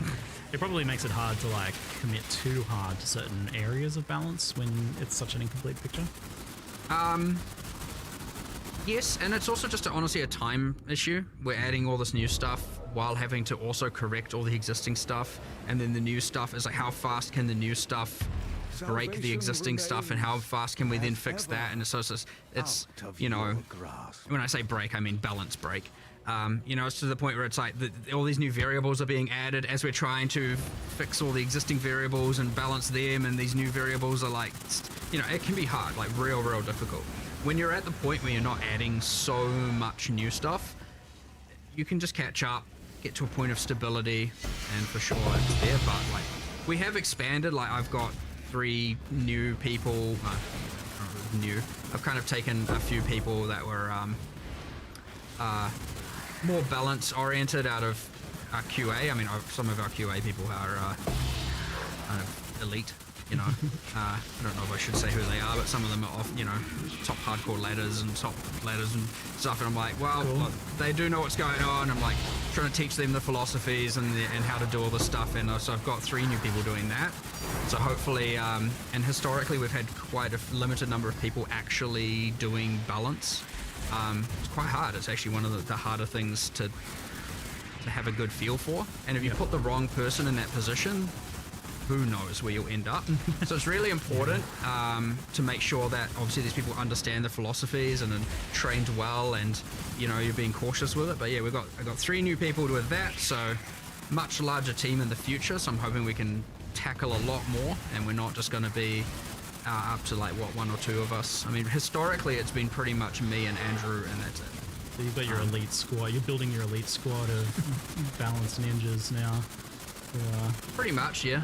And I mean, if we end up with like 5 of us, it's a very considering I also have to do the leagues and the in-game and the monsters and the bosses and oversee all of that. It's pretty hard to also be able to find a lot of time to sit there with the spreadsheets and with the game and going, what does this build do, what can it do? So getting more people there is going to be a game changer for the future in terms of you know, what we're able to actually balance, and we probably will be able to do a new class and keep the game up to date in a much better way and keep iterating on this, because we've got a lot more work to do. Like, I don't want people to ever think that we're just like going to stop with this stuff. I mean, POE1 hasn't stopped after forever, and often you want to keep metas fresh, you want to update, you want to make new, there's always you make bad things good things bad. Well, you know, bring them in. Not, you know, whatever. You want to make good things bad, quote it all the time. Yeah, I was like, maybe not that. But the, you know, it's been a pretty tight resource the whole time, and yeah, having more of that is going to honestly be a game changer. So I'm very keen to see how that's going to play out, you know, especially over the next few expansions, and see where that goes and what it allows us to do, and have less of that picking our battles, and let's fight more battles, you know. It's fine. Which, yeah, should be cool. Cool. On the gear power level side of things, plus to all skills is being talked about a lot, and even you guys have mentioned in the past, like it exacerbated things like mana issues that people were having. It's obviously very powerful and available in very high quantities, and I think it exacerbates other issues like uniques being less viable because they don't have them, for example. Right. And it does seem to be other power level that's like overriding other aspects of gearing, and it becomes kind of a make or break stat in many cases. Where are you guys at with feeling on the plus skills issue? Well, the original theory behind it was that we wanted to make sure, like for fizz weapons, you always had this like IPD, you know, increased physical damage that was always kind of effectively mandatory stat on those weapons, and you know, it was something where like you would you sort of had this baseline of like, you know, some kind of multiplicative way to make the weapon better, and effectively plus skills on staves and wands was supposed to kind of fill that sort of same multiplicative approach, where like that was a thing that you, to make the difference between a bad spellcast weapon and a good one, that was kind of the idea, to kind of try and get that to so the items mattered more for spellcaster weapons. But I think maybe like there's just kind of like we probably need to have to look at it. But I'm sure Mark, you've got more theories about it. I mean, we need to change something. Right. 100%. I mean, I know this like obviously have the illegal mod, the old Essence of Sorcery, giving that extra +1 to focus, the +3 to focus foci, and the old homogenizing for getting the +3s on amulets. By the way, they're gone. Goodbye homogenizing. I was ready for that one. They were illegal for other reasons. Don't know how people are going to feel about that. I'm not sure if I should look at the chat over there and see if it's a W or an L, but whatever, they're gone. It was adding an insane amount of complexity to crafting. But anyway, I particularly was... W's. I particularly was like, I actually don't like crafting mechanics that cause you to have to think about mods in the exact way that they needed you to think about them. So, you know, What do you mean? Well, it's a bit tricky. I mean, it's like a whole other conversation probably. Yeah. But like they I don't think that they were quite right for POE2. So, yeah. But anyway, that's kind of off the point. yeah. I just randomly just started talking about stuff over. We'll talk more on the It's real easy to just pivot to start listing nerfs and things you're removing for some reason. Calm down. Sorry, but there is an issue. I understand it. I understand the whole. I have this perfect wand, but I've got triple T1 prefixes, but I don't have the gem level, so throw it on the floor, right? I mean, that's kind of generally it. It's like if it's missing that mod, it's trash, right? That's the bad feel. It's like I did everything right except for that, and it's terrible. And yeah, we were trying to create a thing where it was like similar to, well, like, how do you itemize as a attacker? And it was like, how can we have it be not just identical on a caster, but kind of have the same level of complexity of how to get and in particular power. that still have the same level of an item actually matters, right? Because traditionally in POE1 you had this thing where if you didn't want to have to worry about itemization very much, then like spellcaster was the thing you could do. And we kind of did want to still try to like have it so that items do matter on spellcasters. So why then does it seem like for a lot of people it doesn't work? Like, because IPD doesn't seem to attract ire. Yeah, I don't fully understand that. I think the mana cost thing might be part of it for sure. The increasing the mana cost. But I mean, I suspect at the end of the day it's because there are multiple ways to create an attack weapon that are good. Right. Even it's more than one way. A fizz weapon is not the only way. Right. Whereas a caster weapon doesn't really have that. Right. Like that might be it. And that's it. It's just if you don't have that mod, bad. If you do have that mod, it's fine. And that's it. It doesn't matter what the rest is necessarily doing. There's not really much other choice. Right. And so that honestly can be enough where it's like you instead of reducing the plus gems, you could create many different options and maybe it's still fine. Like plus gems is one way, or there's this way, or there's this way, and that way it's like, yeah, sure, there's more opportunities, but yeah, right now it's just either good or bad, very binary. And it is quite hard to think of multiplicative ways to improve spell damage though. Like that was a real challenge when we were even looking into that, if I recall. It's weird to me that like added damage on a caster gear isn't doing that more. Like maybe it's because like so much of that's already available in the game through other means or something. I don't know, like, because that is effectively added flat damage in the same way that plus gems is. Added flat damage on caster gear doesn't exist. Extra damages. I should say. Extra damage is there. Yeah. Added damage we removed because you just ended up doing a damage effectiveness on then every single skill to the point where it ended up being... I wasn't in love with damage effectiveness having to exist because I find it to be a bit confusing for people. Like, I don't love that, and so I was kind of really hoping to avoid it. I did have this sort of feeling, though, back when we did that, there's this inevitable, like, we're probably going to have to add it back again one day, and I'm not going to like that. Because, like, it is a very useful tool, but yeah, I think it's just... I think it kind of sucks as a thing, personally. I'm just not a fan of it. The damage is extra... I mean, that's... Well, we've done I was just thinking of another change we've done here. So obviously, I'm pivoting a little bit, but it's still talking about caster weapons, so we'll say it's related. But in 040, we are doing a change where, even though we're not changing the plus spell so much, we are making it so that you can't essence +3 spells on the foci, which I said before, just to be clear, that is a change. But the other thing we're doing is we're taking the it's the runic and glyphic equivalent of spell damage on foci and for all the different damage types, and just saying they can't generate on foci now. And I think we're in the end game, we're then increasing the base energy shields a little bit. It doesn't... I know people, oh my god, you're making energy shield better. Don't worry, it makes like no real difference overall with the other changes in mind. But the idea is being that a wand and a foci should be slightly more defensively enhanced, not offensive, compared to a staff. And so one thing we've done is we said all staff prefixes. So that's the damage is fire, the damage is the types, it's the just increased specific damage, increased spell damage, what is it, mana, I don't remember what else, the prefixes. Those are all now double wands as opposed to, I think it was 50 to 55% higher than wands, give or take. So, and then, so if you want, like, it just adds more reason to want to use a staff. So the staff prefixes are double wands, whereas a wand plus foci is not giving you, well, it was pretty much giving you more damage, I actually think it was, than a staff would have been able to. Definitely not. So at least now staffs are going to be better, but that isn't anything to do with the gem level problem. It's still obviously its own problem, you know, but it's again just talking about a little bit of the like overall improvements to just like finding different types of gear where it's like, well, why do I want the staff when I can have the wand? I mean, you actually made a ton of changes to just weapons, like generally, right? Like in terms of the progressions and stuff, especially through the campaign. Yes. So when we were adding the talismans for the druid, we were like, what do we want all the in-game base types to be? What do we want the damage in the campaign? And what we then started looking into was a lot of the other weapons going, well, what were they doing? And then I was looking at things going, well, this doesn't seem right here, and this doesn't seem right there, and you get these weird things which people probably don't honestly appreciate, maybe, where it's like you're upgrading your weapon, so you're going from like, random examples. I don't know. I don't actually know if this is true. I'm just going to just hypothetically. It's like you go from two-handed mace to 3 to two-handed mace 4. You know, you're going along the, I don't know what the actual names are. And then all of a sudden, like two-handed mace 5, it's got some implicit on it. And it's, oh, that's interesting.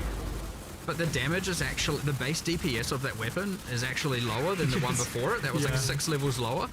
And you're like, I don't know if that damage is worth the trade-off of the implicit, and so...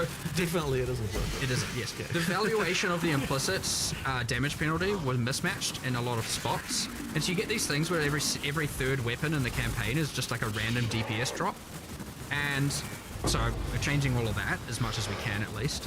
The thing is, you might not even necessarily recognize this as a player, because generally speaking, you just like, you see a weapon that drops and you're like, okay, what's the DPS of this compared to another one? You're not necessarily thinking about the fact that there's a new upgraded weapon type, or that's like, or that should have been higher. So what it ends up being is there's just a hole of like 20 levels go by where it's like, I can't get a weapon upgrade, and it's frustrating. And that's what it actually feels like when you actually play it. But in reality, what it was is that the weapon type that was supposed to be an upgrade is actually a downgrade. That's something that Mark immediately saw, and he was like, okay, we're doing a little bit more. I don't know if we're going to get through all the weapons, but we're trying, whereas like you get to end game and it's like, okay, what's your fast weapon? What's your crit weapon? What's your just standard good weapon? And then here's implicit A, implicit B, implicit C, you know. And then it's like, which one's your bonk weapon? Like, which one are just going to bonk things with the slow, heavy hitter? And trying to just do a lot more of that and make sure there's all the in-game choices for all of these weapons, bunch of different cool implicits, changing some of them around, just re-evaluating the damage of them all, just the base deep. So generally speaking, pretty much all of them going up across the board in little ways. Like, they're not, nothing make or break, but like, it's enough of a thing that as you're going through the campaign, you're not just like, where the heck are my upgrades? And also at the end game, just increasing a bit of the choices of different base weapons you could use for different builds and whatnot. So yeah, it's kind of one of those things that, you know, it's easy to go a little bit underappreciated, but you know, it matters, like in changing the staffs and all of that stuff. It does, you know, contribute to the overall picture of just things feeling good. And you know, it's another one of these things where it's like, yeah, we just in the process of adding the druid weapons, we were like, well, let's go do the rest of this right as well while we're at it. So yeah, we've still got a bit more to do there, but I don't know if that will come in this, you know, week to come and or as opposed to afterwards or something like that. But we're just going to try and do as much as we can. So even if not all the weapon types are in the patch notes, to say we aren't going to do the rest of them before the end of next week, because it doesn't take too long to do them, but you know, at the same time you don't want to rush it and mess it up. So yeah, I don't know, random thing. I think people are increasingly souring on rarity and gear, especially now that it affects currency drops, and which makes it feel very mandatory, right? Like, what do we play for? Currency, obviously. Well, don't you worry. We've had our, you know, every 3 months discussion of talking about rarity and what we're going to do with it. Well, I think we nerfed it again, didn't we? We did a little bit. We cut off some of the top tier mods, so just the overall amount of it is lower. It's a stopgap. I don't quite know. We haven't come to an exact decision, but like, it is true that it feels like every change we're making at this point is getting slightly closer to just it despawning. Keep having those meetings then. I will get rid of it eventually. It's just that we need to find we need to find the mods that can replace it in the mod pools that like in order to make it work. And it's like, this is the annoying thing. Is it's like if we just removed it right now, there just wouldn't be enough of a mod, like the mod pools wouldn't work. There is an interesting thing we see where and I don't like, for sure it is understandable, but we see a lot of videos being made with just absolute 1000% misunderstandings of how it all works. And which probably isn't helping its cause in any way, right. Because it has all these hidden DR things and just a bunch of hidden mechanics in it. But yeah, there's certainly a mass amount of misunderstanding as to how it works, and people going, look, it does exactly this change, and it's like, it's not even doing 1/10 of what you're saying it's doing. That being said, I'm not saying it's not a problem. It is 100% a problem, but there is certainly a mass misunderstanding with, again, because we don't even explain it anywhere. It's just this hidden, there's some formula somewhere, you know, that no one has access to, except for us. You've always been a bit secretive on drop-related stuff in particular, and like, you guys kind of happy to keep it that way for that one, or is it something you're like, misinformation? We wanted to make it clear. We wanted. Okay. We were like, why don't we just get rid of the DR and find a way to make it work and actually display the actual value? But that is at conflict of removing it. So, you know, there's a little bit of like, we just got to pick our direction here. And it's inherently unclear even to us in some sense. Like, we can't say like the number of the like. Well, okay, but that sounds a bit weird. But what I mean by that is like, it's not like that when you get that it just increases currency. Like, it's through like 10 layers of like different ways things work that kind of result in an overall amount, like overall in currency increasing. You mean like the content people are playing and stuff? Well, not just that, but even in terms of just the way the system works, right? Like, it's a very indirect method by which currency is increased. It isn't just that we drop. It's not just like there's some code somewhere where it's like increase currency by this amount. Like, it is actually like it is a result of multiple systems on top of each other working to result in that, and that's why like the only way for us to even know like what it even does is by simulating actual drops from actual monsters in order to work out what it actually did. So yeah, it's like it sort of, yeah, I understand that might seem strange, but it's because like the drops are complicated, and there's like so many things we've done over the years to kind of like massage them in various ways, and it's like it becomes quite unclear at some point even like what the relationship between one number and another can even be. I think the takeaway is Jonathan said he's removing it. I want to get rid of it. We just need to find a thing to replace it with. That's very, very difficult. I don't need to understand it. It's exactly the same conversation if we bring up what Dex gives as a it's like it's 100% the same type of problem. So what should Dex? Jesus, yeah. What do we make Dex give rarity? Yeah, exactly. Exactly. Dex scales currency drops. Yeah, exactly. Through several layers of abstraction. And gold find if you're a wyvern. I only for a wyvern. Yeah, just for dragons. Makes sense. Sure. Oh, no. Okay. On the topic of balance for damage types and damage scaling, lightning damage seems like a clear-cut winner at the moment overall. In terms of doing more raw damage, having access to shock, and even having its own kind of version of stun through electrocute, and I guess separate problems with, like, for example, fire and ignite. Where are you guys at with like the balance between the elements? And I'm not going to say that they're now equal, but like a few things. So I mean, I know there was like a 15% more max damage notable. That's now 10. We've done, I think, all of the skills that had multiplicative shock effect are now increased, so they stack additively with the tree. So, you know, it's honestly just like a whole bunch of different little things. Lightning rods are nerfed at endgame, just while we're here. Don't worry, lots of things are buffed that aren't lightning builds necessarily. Yeah. But no, some are as well. But yeah, it's. I don't want to just make it about let's gut lightning. I want to make it be like, well, let's make these other things feel cooler and more special. So it would be very easy to just go and gut lightning across the board. But that just seems like an overall net loss of fun. I'd much rather, you know, find ways to incentivize the others as opposed to just take away the thing that currently is, you know, kind of enjoyable. So, again, it's more important to not just nerf. Oh, now they're equal. So yeah, I won't say we're there yet, but the problem is obvious. So at least it's not. And you don't really want things to be like the same power level ultimately. Like it seems like, you know, one of them should be more damage, and one of them has like more utility, like cold with freeze and chill. Well, for sure, like cold is But ultimately, people aren't going to accept if one element has more clear speed than another. So, like, while it may not be damage directly, it is in some indirect way it needs to translate to damage on some level. I mean, because, you need to, it needs to, or rather, it needs to indirectly translate into clear speed in some manner, right? I need more mana. So, you know, that's unless you're making the monsters 40% stronger. Well, and but that's what I mean, right? Because and then you're freezing them. Yeah, I mean, because we're doing that, it means that it ultimately means that, you know, the higher damage, smaller AOE, like not having to actually rely on arcing all the time to be able to get the massive AOE can kind of like make a difference. So even just that change alone can shift the meta. Like, yeah, okay. So it sounds like fair amount of changes to like the passive tree scaling for lightning and stuff like that. Yeah, shock. I mean, shock is pretty hectic. Yep. Kind of, you have this thing where it's like, okay, well, let's say even cold. Obviously, you can freeze more often, but then often the boss is sitting or the monsters are sitting in there. Then you know, poise timer before they can be CC'd again. You don't have any real control over that.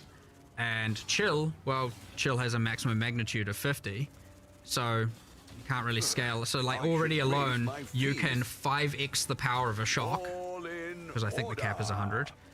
And in some cases, you know, Stormweaver even go further than that. Whereas you can't exactly be doubling the power of a chill necessarily, and so on. So there's like, even just that as a random thing. Like Ignite doesn't have enough love right now for sure. Yep. So even if it was meant to be those three ailments are a point of comparison, I mean, shock is kind of a little bit crazy right now compared to what the others are capable of doing. Not to say chill isn't strong, not to say freeze isn't also obviously powerful. You know, they will have their time, and they may have already had their I mean, we had freaking cast on Comet on Crit for a while there and all of that as well. So, you know, it will always change, but yeah, I mean, just bringing some of the shock back and some of the other outliers here and there was a first step in the direction. But it's very important not to just do a like, I hate lightning, goodbye lightning, you know. It's like, be easy to do, it's the wrong thing to do, for sure. Yeah, people also like playing lightning. Yeah, exactly. I think it's just the feeling when they're like playing their cold builds and like, it's better to convert to lightning. That's why I think that's when it becomes more problematic. You kind of mentioned, you touched on the fact that you feel like Ignite needs some love. I feel like with damaging elements, there's a fundamental thing maybe that's causing problems where it's scaling with like hit damage and crit so directly, I guess, in this case, differently to how it's been done in the past, where it leads to maybe, in addition to it being a bit weaker, feeling like just kind of an add-on, like yeah. Ignite's not really a thing. I don't really have a pure Ignite build. Ignite's just like a bonus added kind of damage on top. Yeah, like, it's a bit flat, honestly. I agree. We've had heaps of discussions here about all kinds of different options. We had some boil down to whether or not we're going to do keystones. We want to do something, we just haven't landed on exactly what we want it to be and how, whether or not it's like we change the base versus change it through, again, a keystone or something we spec into. But yeah, it is a bit flat, and it doesn't have enough. I mean, well, yeah, it is, as you said. It's just, well, just here's a bit more DPS, I guess, at the end of the day. And then even there's limited ways of kind of scaling it, and you know, I'm not going to say there's none. There are some, but it's not enough. It's. I mean, overall, I'd say it just hasn't got enough love. So, but we want to. Backtracking a little bit on the like gearing, we touched on crafting a little bit, and so I love 0-3 crafting. Like, it was such a huge change from like a game that some would joke didn't have crafting into some of the most powerful and interesting crafting we've had ever in Path of Exile. I think like it's right up there. 0-3 crafting was amazing. Like the combination of the core currency changes, the changes to essences was really good, and how these things interplay with some of the omens and the abyss crafting even. So like definitely felt like some things were a bit illegal, and just the overall like how good it was. Like I don't know, like oh no, I feel like this is illegal. So what of that was illegal or is illegal or is being? We said busted by the essences, so we talked about essence of sorcery. It's not like we're gutting anything or anything like that, right? There's just a few illegal yeah, things. it's a few. Are you pretty like you like overall where it ended I mean, I up think it's then? way better than it was before. Yeah, Like, 100%. Right. Yeah. It's what I found playing, and obviously and collating a little bit of data, but you know, it's the kind of thing where I don't have enough data to go and or enough feedback to go and make some sweeping change. Is that people find that getting the, you know, it's too easy now to get to the absolute upper echelons of gear. Is what I kind of honestly, and I assumed that there'd be a bit of a public civil war about me saying that, because I could see people going, no, that I love it that way, and a bunch of people going like, well, I'm completing my characters way too fast, right? I got nowhere to go. I got no, you know, I want to play for longer, and I have nothing to spend my time doing. Like, it's done, my character's finished. And I could see people being very binary on that for sure. But then it's like, you know, how much of that just comes down to homogenizing, for example, and a few different axes like that. I think a fair amount. And but yeah, I know there's other problems, like for example, because of the high tier currency, there's a little bit of like, you don't even need to pick up tier 5 rares anymore, because what you actually want is a base type to craft from. And so in some ways it's wrong in that regard, for sure. Like, if people feel that way, that's probably not good. Yeah, and then there was some other things with the essences that went wrong, like for example the essence of haste, being able to craft melee tiers of attack speed onto bows. It's not alright, right? That's better than what a bow can even yield. So like, now a dropped bow can never be the best thing in the game because there's an essence that can grant high value. That's not intentional. Like, the essences should be good, but they shouldn't be giving illegal mods, as we keep saying. So yeah, it's a bit of that, but I would hate to, I want to see how it goes, but I definitely feel the thing that like definitely hit me the most that I want to get more feedback on is the people just going, it's not, there's no point in picking up T5 rares eventually, because it, you know, I would rather just craft from a white base and I can more guarantee that it's going to be good, and so what's the point? But yeah, there's a bit of that, and so, but again, it's very important with these kinds of things not to just like, yeah, that's obviously right, let's just change everything, and now item gearing is just ruined, because you could very easily undo with a lot of the good that 030's crafting added. So yeah, fine-tooth comb, being very careful with it, yeah, okay, for sure. So it sounds like definitely getting rid of a few specific things. Omen of homogenization is a pretty clear one. I think that was like seemed hyper illegal, as well as like some of the specific essences. Like the tiered currencies, you feel like you're pretty happy about it? I think overall I like them. Yeah. Okay, cool. And like the essence changes in general. Yeah, for sure. And what about abyss crafting now that that's going core? Is that like changing a lot? Because that, I think, played a pretty important role in giving you some interesting decision making in crafting. It's not changing very much aside from the removal of waystone crafting from it. Yeah, There'll be a few number of changes around. Yeah, just little bits here and there. Yeah. Well, I mean, inherently we have to, because we buffed staff prefixes, we have to go and look at everywhere that adds equivalent mods and make sure those are increased as well. And so like, either way, there's some, you know, some overflow effects that just kind of happen due to balance changes all over the place, but nothing like, no significant change to that at this point. But it's still there. When you're playing through, even though it's core, when you're playing through the campaign, much like you get the world map icons, where it's like, oh, this thing's here. We've got a bunch of areas where there are abysses. I think 6, and each give, throughout the entire campaign, each will give a crafting thing, so you have at least 6 guaranteed campaign crafts. Oh, great. Awesome. If you explore and do the areas, and you can see it on your world map if you've done it or not.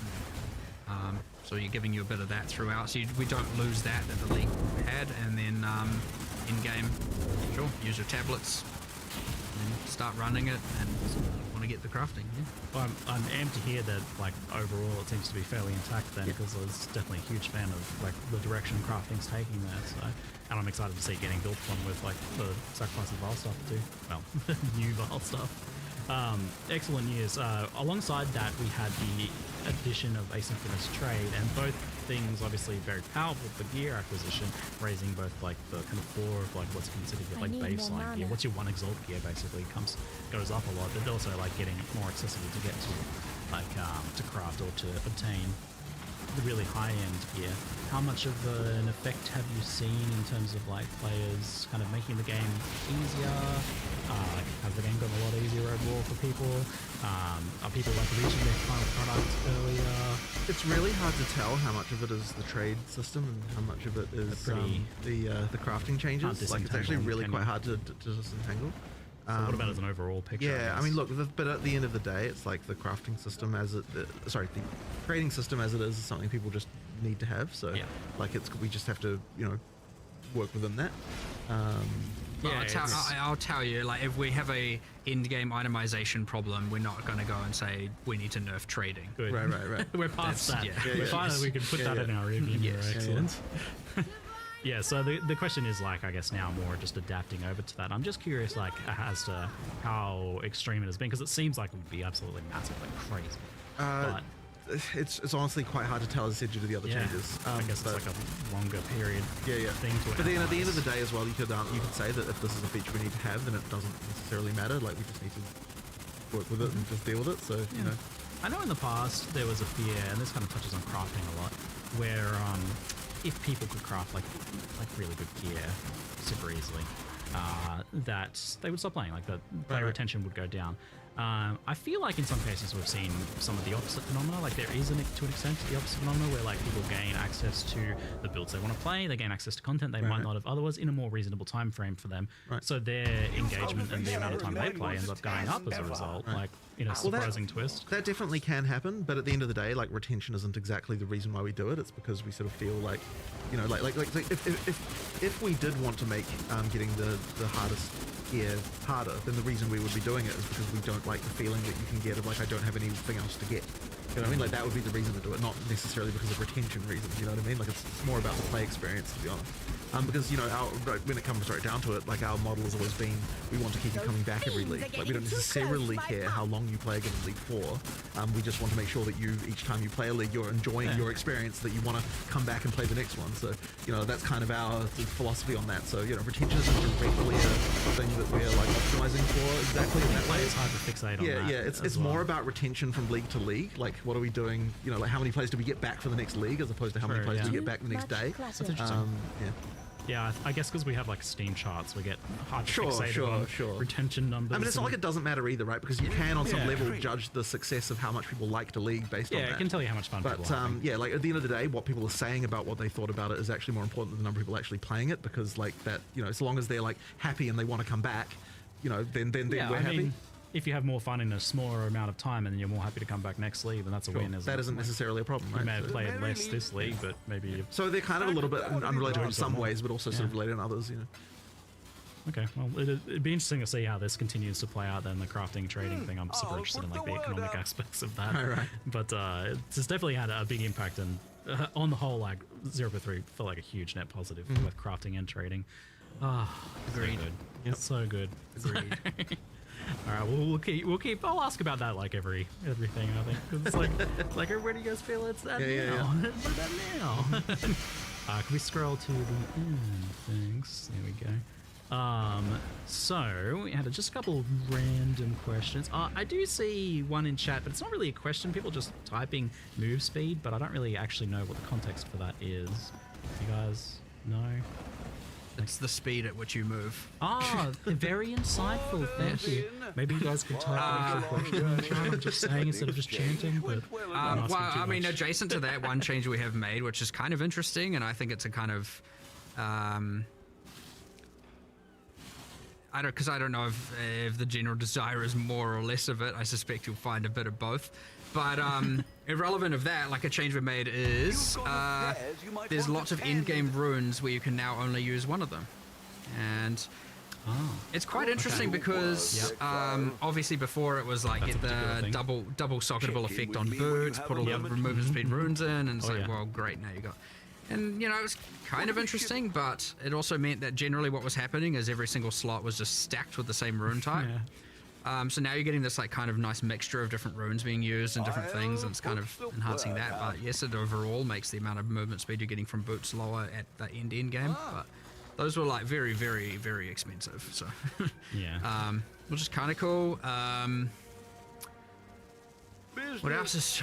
not much else has suspect really this is changed kind there. of like a rehashing of the old discussions of like the mandatory move speed on boots versus like implicits and things like that. I've always been a big fan of like a little bit of implicit movement speed on boots as you go up or something like that, but I know you guys are happy with like having move speed being an important stat on boots.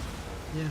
I guess, and maybe some people just want more move speed, but I mean, some people always will. that's a thing, yeah. There's probably some people that want to move. But also, yeah. It's just less.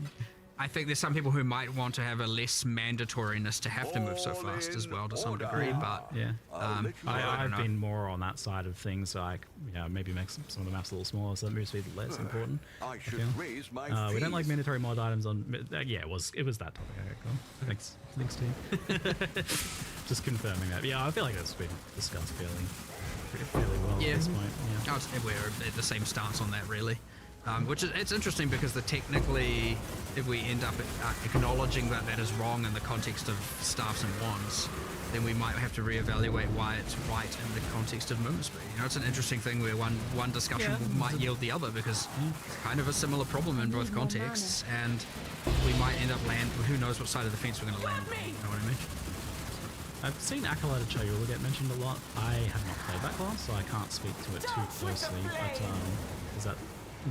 We've done number buffs at the very least, yes. I think almost every ascendancy class has some level, like, honestly, some of it is like one node changed, some of it, like, for example, Pathfinder's got 2 whole new notables, and, like, we got rid, I mean, Pathfinder just did that, we got rid of the poison spreading notable because it's pretty much Herald of Plague, and we just put the 4-pointer to the 2-pointer, so you get the actual more powerful spike one for cheaper. We got rid of that like multi-choice ailment mitigation, and we were like, wow, it's the Pathfinder, so let's do some cool passive tree stuff. So pulling some inspiration from the POE1 Scion, Pathfinder can now also allocate passives from either the Witch or the Warrior start points, for just like, doing some crazy builds.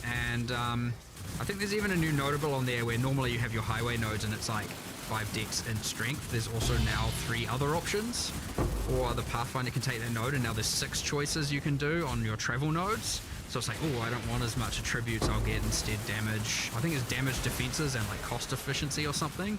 So you can kind of like better balance how much damage you want, defenses you want, or reduce. So it's like another kind of cool, interesting thing. So yeah, I mean, that's a class where it's gotten a bit more changes. Acolyte is numerical for now, but again, we want to do something grander with Chaos. It's on There's quite a lot of just on our monk list. generally improvements as well, just balance-wise, right? Yeah, I mean, at this point, every class is kind of got He's pretty changes in the- everywhere. in the thick of it, I think the balance. patch notes currently lacks. We have a thing where we're doing a bunch of changes to specific monsters for being spected. Okay. Like when we actually looked at it, we're like, look, if we just increase Spectre overall, it's going to increase the specific Spectres. Like we want to increase the amount of the pool of viable monsters for different cases. So here's the thing, now it takes it from a skills balance team into the kind of monster balance team situation, and like so it's a different resource. So we're going to start doing that process where we try and do like, 5 to 10 from here and here and here and here per patch, and kind of just start trying to get them to be more viable. It's specifically as Spectres, and honestly you'll find most of the time it's just changing the cooldowns and changing the AI to be like not, because normally they're just like, I have to care about a player, and maybe some minions are there, but honestly sometimes they just don't even care about the minions. They're just like, nah, there's a player, right? They assume there's a player, because generally speaking there is. And so now when they make a Spectre version, well, there's no player for them to target. There's only monsters, and so they might be just making some silly decisions about how they're targeting and when they're using their skills and stuff like that. So want to do a bunch of that, but those won't be in the patch notes because the intention's that we're still doing them. I don't want to release a half-baked set of patch notes for that. The other thing is I think we're still doing, I've held back from the patch notes, I've held back a bunch of the minion occult, specifically a bunch of changes around command skills and stuff like that, just because I want to just do a little bit more iteration before we release that. A couple of ice ranger changes. I think that's like a massive improvement. The ice ranger kind of play. I mean, using the existing skills, a lot of numerics, a lot of changes to ice fragments, stuff like that. What else is not in there? There's a few other bits and pieces not in the patch notes, and that's because all of our stuff is, and that's just not to say there's nothing changed. I'm just taking them out for now because I want to make sure they're right. Otherwise we have to give some false information and then change it, and it's not great. You've been updating the patch notes over the course of the weekend, so people should still probably expect that. Yeah, for sure. Initial patch notes coming. I know they were like, I mean, I think we ended up changing something like 80 different unique items or something like that. Sick. Again, mostly focusing on end-game ones, boss ones, mythic ones, working our way down the rarity. So like more of the ones that are meant to be higher value and meant to be higher effort. We've demoted some to be more common. We've promoted some to be rarer, stuff like that, and done a whole pass. But even then, like I know last night we were like, oh, there's like kind of 5 or 6 here that we're like maybe on the fence about. Let's, to be safe, pull them out, discuss them, reevaluate them, and then pull them back in the patch notes afterwards. Just to be safe, because again, I don't want to mislead people. I saw a question about that from our resident summoner expert in chat, but the monster changes, like for making specific changes to monsters for specters, does that end up in patch notes? That seems like pretty hard to track. It will this time. Nice. Well, I don't think we've done much in the way of actual specific monster changes this time around, but this, what I was talking about doing, will, yes. Okay. It just, what I'm saying is it won't be in the initial set of patch notes because we haven't finished them. So, but they will be, like, I think the patch note says will be in a post later this week, or later, in the week coming. So a funny one in chat I see is like, when can we get more melee variety? I'm like, you guys literally just added like a new melee weapon. Like, I don't know if you guys know, but the talisman's a melee weapon. No, melee is never right in any game ever. No, I mean, because it's kind of true, right? Like, it's quite. There's a funny phenomenon right now where it's like, whenever we talk about melee, people say that like there's literally only maces in the game. It's like water staves are over in the corner crying. It's like no one pays any attention to it. Yeah, It's just like doesn't count as well. But It's like a half ranged weapon. I guess. Stormwave really melee, then you get that. There's always this funny exception with it, but like ultimately, I think what it comes down to is that the game doesn't have swords. Yes, yet. I know. Is that, and I know we need swords. Yeah, I get it. We need swords. We need yeah. swords. The swords are. From talking to you, it sounds like swords. Swords are getting added to the game at some point. At some point, we will have swords. I can promise you that. Yes, it's the importance is understood. It's a bit too fundamental, isn't it? Yeah, for sure. But yeah, I mean, we were talking about the ascendancy. So yes, a lot of numerics, some more broader changes, some getting a little bit, some getting a lot. Like just because it's getting a little bit doesn't mean we think it's in the right spot. At the end of the day, we've just started going. Like Smith and Katava got a decent amount of changes. Nice. Kind of a lot better now. Sure, we nerfed it. But yeah, lots of around the. I mean, honestly, like I want to say 90% of all the balance changes are probably in the direction of taking underplayed and underpowerful things and making them a bit better. Nice. That isn't to say that we've successfully made. Maybe at the end of the day, lightning archers are still somehow better than ice archers at the end game, but certainly the gap is narrowed and you'll feel less bad for playing one over the other, and less bad about decisions, and so that's ultimately the goal, and we'll get there eventually, but yeah, huge step in the right direction, I'd say. But yeah, and then things like Utter Louis, all those outliers on the top end, those are coming down a bit, for sure, sometimes more than a bit, depending how extreme they were. Culmination's another one where like just having an uncapped combo thing when you get damage per combo. I mean, and then obviously you can just one-shot everything in the game at that point, so that's a problem as well. Some of these outliers 100% brought into place given caps, whatever the case is, but again, more like 95% of all the changes that we're trying to make is bringing up the underplayed things to be a bit better, and just to all kinds of varying degrees. It's really hard to. It's like, do you just do everything across the board and try and look at everything and give everything a minute, or do you really hone in on one build? And right at this point, we're trying to do a very widespread. Let's look at literally every skill and go, is there a decision we can? What would we do? And it's like, it would require this huge rework. Okay, instead of waiting for that, can we just do some numbers for now? Do the rework later to really give it what it truly should be. If so, let's do that, and then bench that thing for a later time when we have more time, and then move to the next, do the same assessment, and then we just try to do that for literally everything. The Balanced Ninja Squad is currently focusing on clear speed, it sounds like. Yes, but for things that are not already you know, up Nice. at the top tier generally. Great. Getting quite close to patch notes, so we'll rapid fire some things off here. It seemed like at one point like druids were going to have claws as their weapons, so that has obviously changed to talismans. Or It might have they been were a case of long That time. was I remember actually there was like actually for the something. huntress. Yeah, Oh, okay, weird. Yeah, so it sounds like claws are probably not going to be a thing then. probably Like, not anytime soon. No. Decided not less interesting than Yeah, other yeah. options. Yeah, alright, cool. Hot swapping between controller and mouse and keyboard. Yeah, something I promise every single time, So it's, and yet somehow we still haven't done it yet. So what I can say is that it is actually, we have an implementation of it. We're not shipping it this time, but it's much more close than it was last time. Like, there's just some stuff that needs to happen, but like, you know, it is a thing that has been seen on a programmer's workstation as to work. But yeah, there's still a bit more to do. But yeah, like next time, I know I've said this twice before, but next time we will definitely have that. I know it's like, it's a weirdly huger feature than it seems, because like the code was just originally not written with that in mind at all. And you know, yeah, it's just requiring a lot of re-engineering of a whole bunch of existing UI to be able to get it to work. looking forward to it, so I can Yeah, I know. actually I do know. inventory management. I know. controller. We will have it, but yeah. Controller inventory. Oof. Yeah. No. But yeah. Okay, good news. It's being worked on daily, it sounds like. Oh. Do you have like a rough timeline for full release, or not ready to announce that yet? Don't really have it to announce, but I mean, look, I certainly don't want it to be 2027. Like, it's got to. I really want it to be next year. Like, I really do. So, you know, like it'll be. I really want it to be next year. But We certainly underestimated the Yeah. amount of work we wanted to.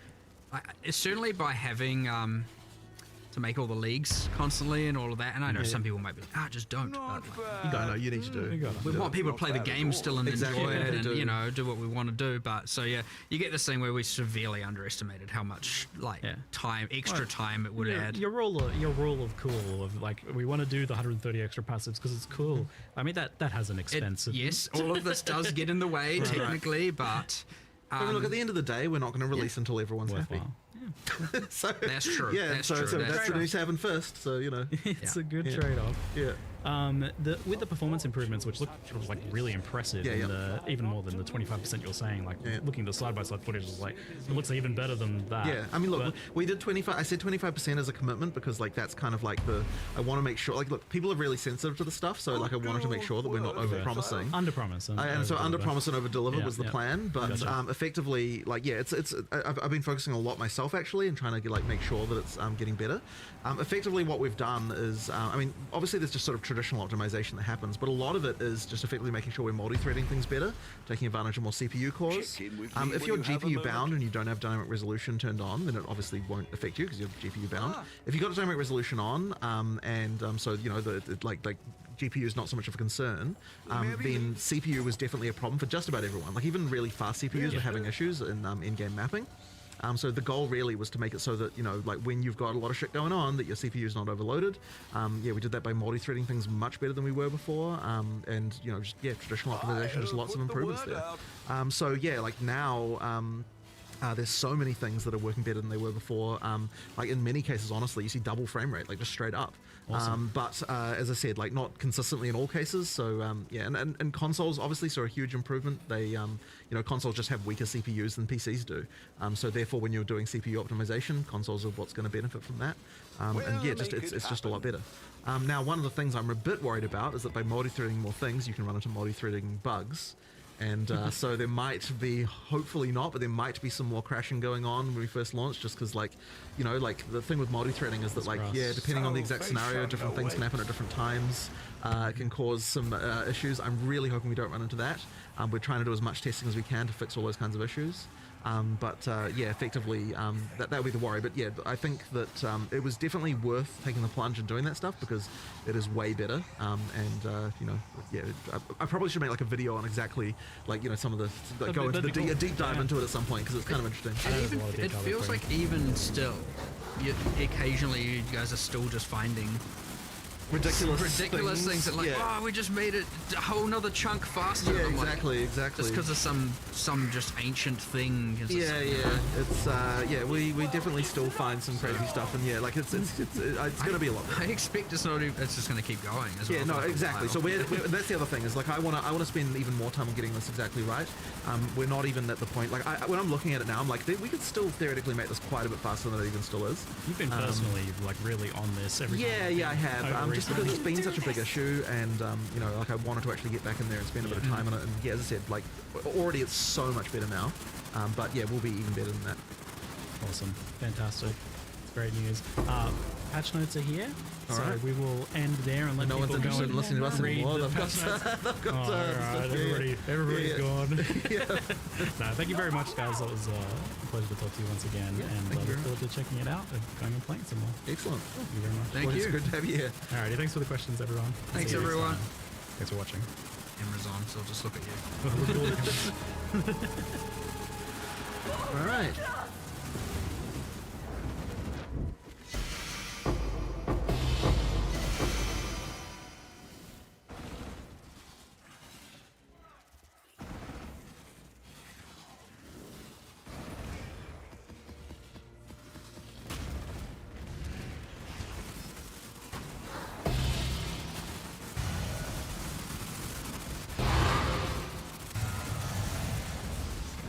The way. Like world record types of runs right now.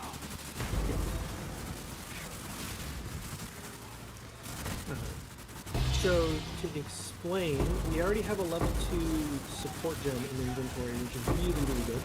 You already equipped it.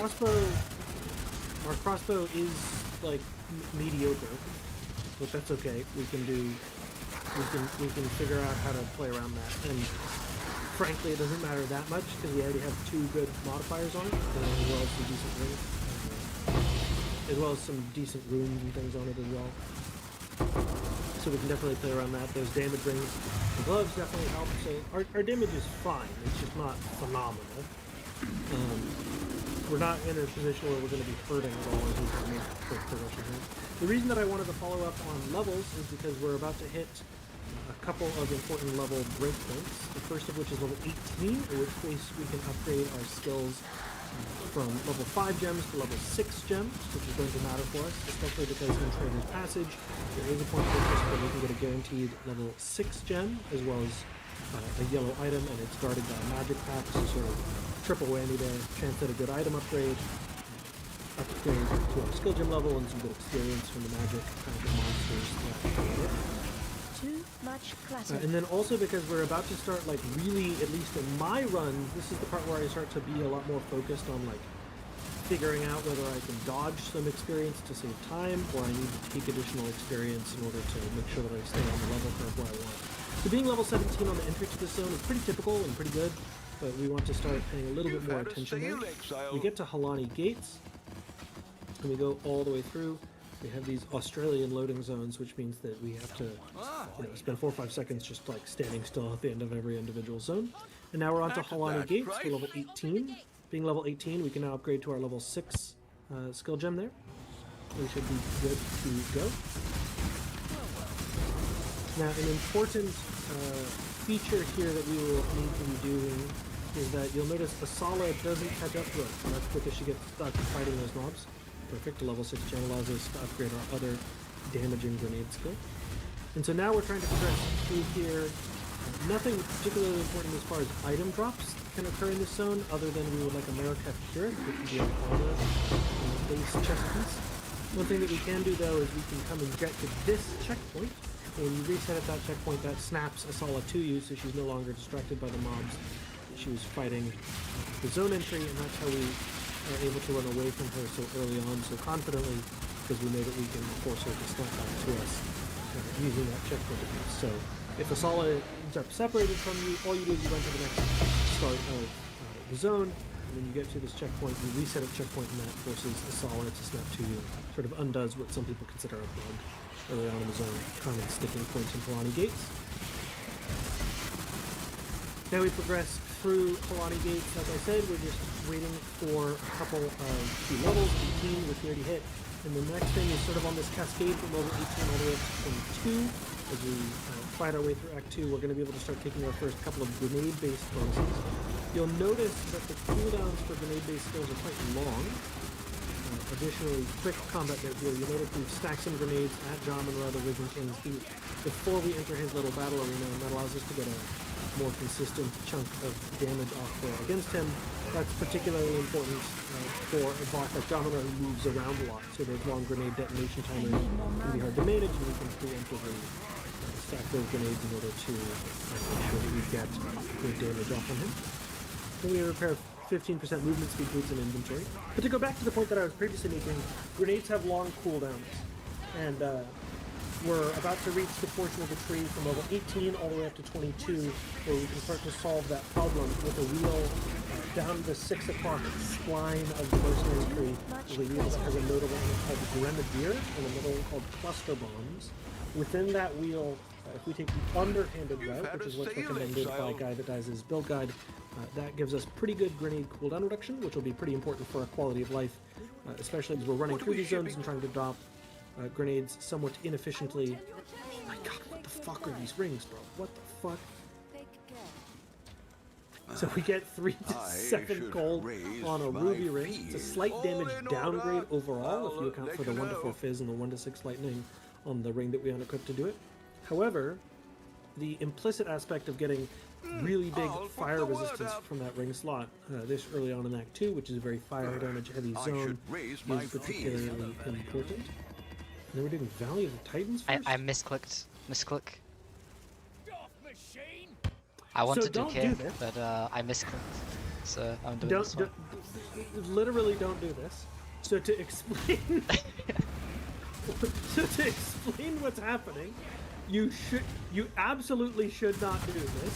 What you should do, most likely, is either do Keth or Mastodon Badlands first. People disagree with that, but you should do it. I like Mastodon Badlands. It's Guy That Dies run. He intended to do Keth first. The reason that Keth is so important to do first, the argument in Keth's favor, is pretty simple. We want to take those grenade-based bonuses. By the way, you didn't activate that seal, did you? I think I did, but maybe I didn't. I'll go back if I didn't. You can checkpoint hop if you need to. Yeah, it's like yeah. a 5-second time loss, who cares? Yeah. In any case, the argument in favor of doing Keth first is that when you kill Kabbalah, the Snake Queen, in Keth, she gives you weapon set passive points, which therefore smooth out your damage progression through the rest of the act.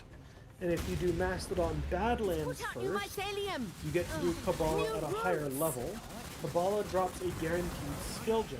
You'll notice both of our damage skills are already upgraded to level 6. So an additional level 6 skill gem doesn't do anything for us. But if we do Kabbalah second after doing Mastodon Badlands, she drops us a level 7. And that smooths out our progression.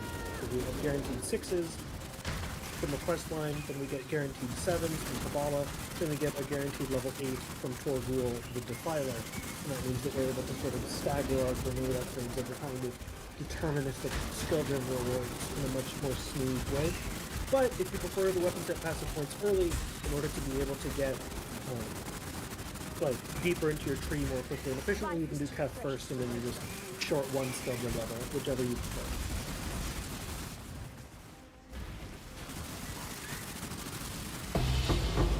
And now we're going to go into the Titan Grotto. I imagine that we'll be waypointing out of the Titan Grotto and not completing it, or are you actually going to run along with Zalmarath? I'm killing it. Alright, so we're now entering into Zalmarath, the Colossus's domain, where we will get to the Flame Ruby. This is one of the few zones that's not especially well solved, nor well heuristically understood to run efficiently. However, the layout's pretty simple, and it's hard to lose a ton of time, though it is pretty easy to lose like a minute.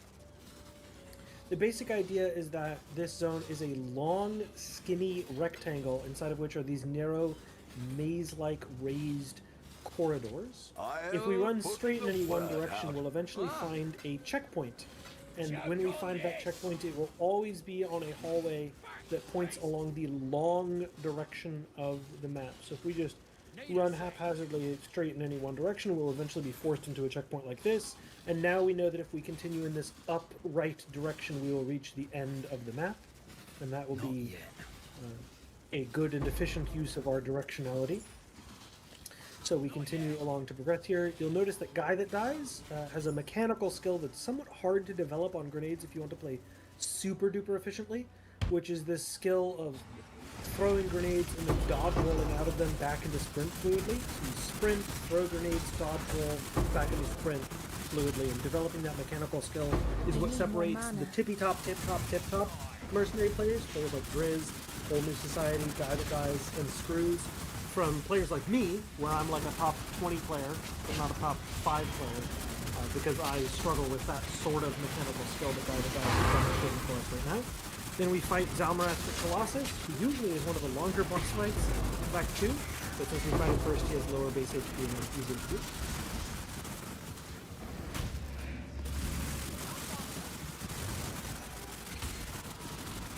And now we get to go to Kev.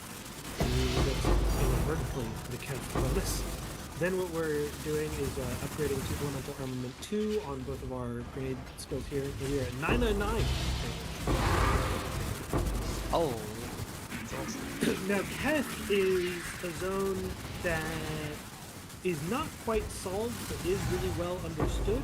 It's another long, skinny rectangle. The one thing that is a variable that's not particularly well understood is how exactly to locate intermediate point of interest, which is the precise location of Kabbalah's little pit there, but we do know exactly where it is in this particular case. And so we end up in the good Keth, which is quite easy to follow. Kabbalah the Constrictor Queen is a bit of a wonky hitbox, so I would sort of strongly recommend against I do. It's because of the +2 proj and then like the rings and the gloves. Like even though the weapon itself is not good, because I have so much flat and the +2, it's just crazy. Yeah, the flat being multiplied by the +2 is kind of crazy. Yeah. At this and a storm rune, nice. That's going to be useful for us later on, I imagine, unless you want to spend it now. Yeah, I'm thinking. I've only got. I think I'm gonna keep it. Don't have any other runes for my bombard then. So maybe. Yeah. I can just use an iron rune. I'm actually gonna put it in. Wait, is that nice. No, I think I'm just gonna leave it actually. Nice. All in order. And then what level are you right now? Just so we can continue the 20? Analysis here. Okay, so we're starting to need to take some extra experience here. However, we get a yellow researcher's strongbox right on the entry here. What could possibly be there? With quantity and rarity on the researchers, so that's nice. We're going to probably get Regals, Exalts, Alex from this, or at least we're hoping to. Those modifiers give us a better chance to do that. One of the things that I do want to point out for anyone who, like me, tends to die a lot in the campaign, you definitely want to be standing farther from strongboxes that have Chaos Barrages in particular. We get 2 Exalts, 5 Augs, which is not as good as it could have been, but definitely good enough.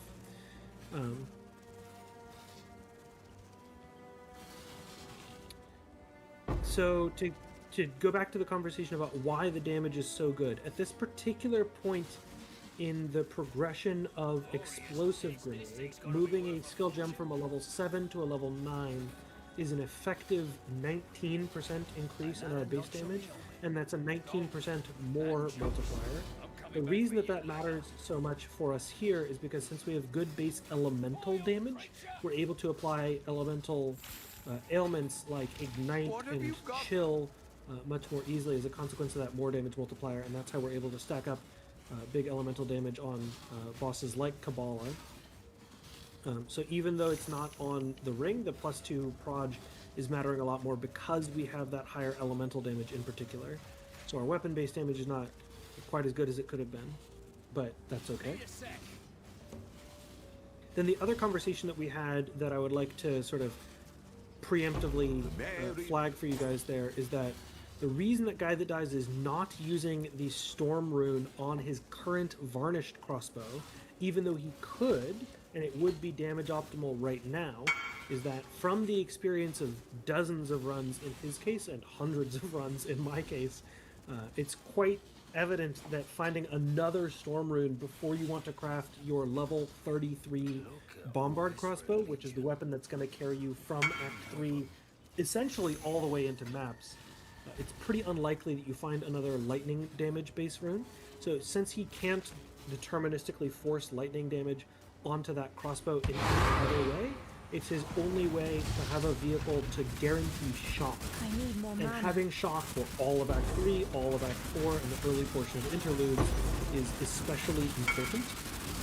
So saving that lesser storm rune, since it's the only way that you can possibly guarantee shock on his later weapon, is super important, and we would rather sacrifice, you know, a couple of seconds now than sacrifice precious seconds later. And now we upgrade to our Elemental Armament 2. Then we reach these sandy bridge portions of the map here. Those sandy bridge portions, by the way, are always covered with magic packs, so it's particularly nice place to farm a little bit of experience there if you need to. Going out of your way to full clear all the enemies in that bridge, even if you're not in a particularly XP hungry state, is definitely advised, because that magic pack XP yield is so much better than common mobs would offer to you.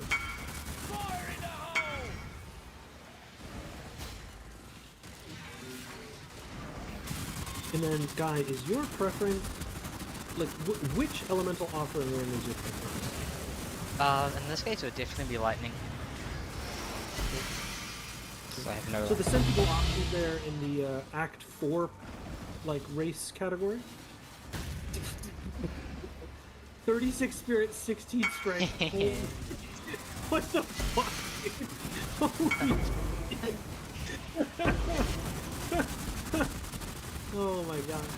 Did we hit the crossbow with Exalt for last prefix yet? Oh shit! Clutter. Wait, what did I even get? Accuracy rating. Oh my god, what the fuck? Twitch chat baited the absolute shit out of you, get owned. Holy fuck, dude. Twitch chat, you're banned. Accuracy rating, for anyone who doesn't know, grenades count as area damage, and therefore accuracy rating does literally nothing for you. So everyone put those capital L's in the chat and let guys that died know that you got one. Inspired Great Helm, by the way. Ooh, nice. Pretty good, yeah. Flat armor 22 much right. Pretty good. And a frequency there. Look at all these L's for you to hold, sir. Oh, thanks. Look at all these L's. One loss is nothing to be ashamed of. Get your shit rocked. Holy fuck. Oh my goodness gracious. In any case, we're gonna go ahead and continue on to Mastodon Badlands. In Mastodon Badlands, a couple of interesting things that we can do in Mastodon Badlands. Mastodon Badlands actually, as far as I'm aware, is an unsolved zone, but the wall hug is pretty effective. Yeah. You always want to hug the wall opposite the checkpoint. So the average base, hugging the non-checkpoint wall is faster. But this is a zone that'll be solved for the next race cycle, so it'll be fine.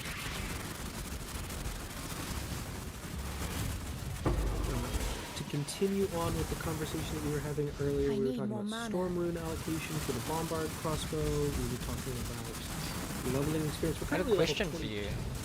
What are your thoughts on this ring? It's like, should I replace this? Probably not. No. But like, you should. In non-fire damage zones, you want to replace the ruby ring with it. So you probably want to stash the ruby ring in inventory until like Ketzuli, probably. Yeah. Why was Valley of Titans first and Bone Pits last? I do it the opposite order usually. Skill issue on Guy That Dies part. I misclicked on Valley of the Titans and entered it by mistake. Famously, ruby ring on the ground, ruby ring on the ground, you're literally running away from a ruby ring. Holy fuck, what are you doing? It's like my inventory. Oh my god. Literally filled with a clang. What the fuck are Yeah, I know. I noticed that when I got a ruby ring drop in the hunting grounds. I was like, that's not good. Famously low skill player Guy That Dies, not even prepped for his own run. Lamau.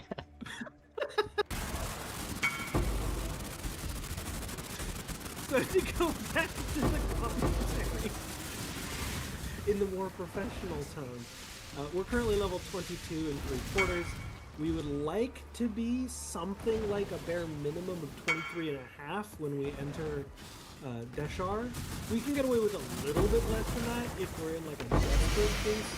But 23.5 is sort of where you want to be entering Deshar, like I said, in the worst case. So definitely a place in here where we want to farm a bit more XP. If there's magic tracks come across our face, we're definitely going to be taking all of them. We might even search for a couple in order to force that additional level. Looks like we found a couple of dual magic tracks there to begin with, so that's a nice...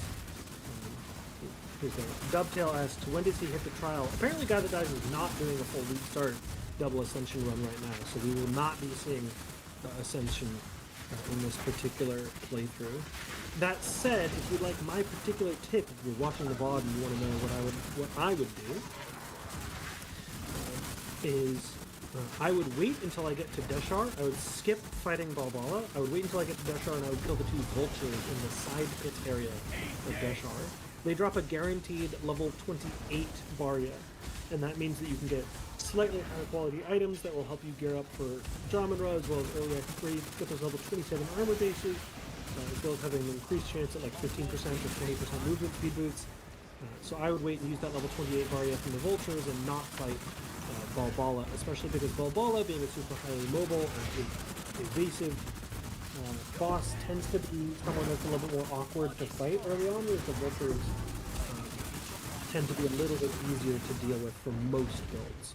I need more mana. So that would be my advice. I would wait until I get to Deshar, farm my way through Deshar, and then ascend using the level 28 Barya. Now we have some inventory management to do, upgrade our class to the level 23 base, and then we should be able to go. Now we're just going to go back to Valley of Titans. Or not? What are we doing? I don't have the relic. I either didn't pick one up or I didn't get one dropped. The relic. You need to be killing snakes specifically, so you want to get down to the brick portion. Yeah, that's what I'm doing.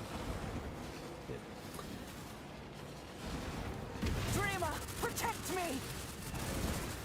So, for anyone who... Bro, fuck your RNG. Holy shit. Skill issue, what can I say? So for anyone who doesn't know, quest items are tied to individual monster types.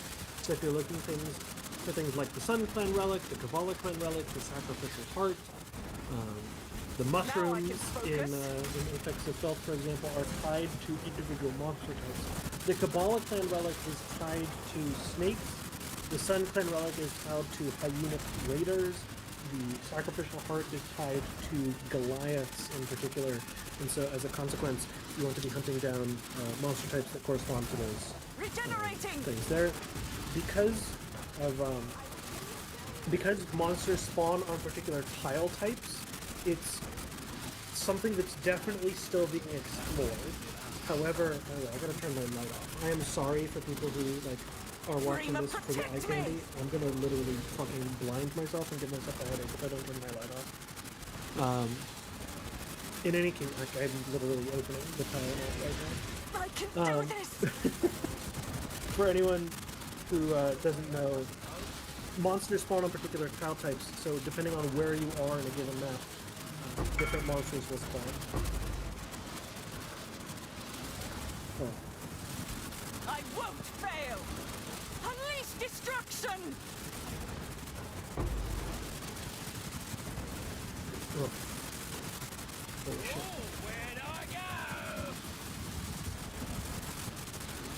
Now we're going to fight our way through Deshar. Deshar is the easiest place to catch up on experience in the campaign.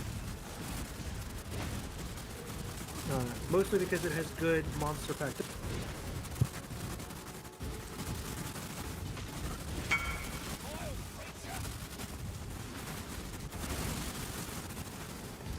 As well as it having mostly moderate monsters, meaning okay, XP in Path of Exile 2 is tied to the monster type. In general, the XP reward is roughly proportionate to the amount of HP of the monster base type, and so as a consequence, if you are looking for a good place to farm experience, you want it to be a place where you can mostly kill monsters efficiently, so you don't want like a bunch of super tanky monsters, and you also don't want to be doing massive overkill damage and therefore wasting your time. So a place like Deshar, where a lot of these like vultures and things like that exist, which have intermediate amounts of HP as mobs go in the game, is going to be a particularly good and efficient place to catch up on experience. The other thing that's really cool about Deshar is that since it's level 28 and we're playing an armor or armor EV based build, we really want to be able to get things like steel plates, which are the level 27 pure armor chestplate, or cloaked mails, which are the level 27, level 26 hybrid base. Trimmed greaves, the level 27 boots, have chances for good modifiers, notably up to 25% on the elemental resistances. Is a particularly important possibility at this point in the campaign.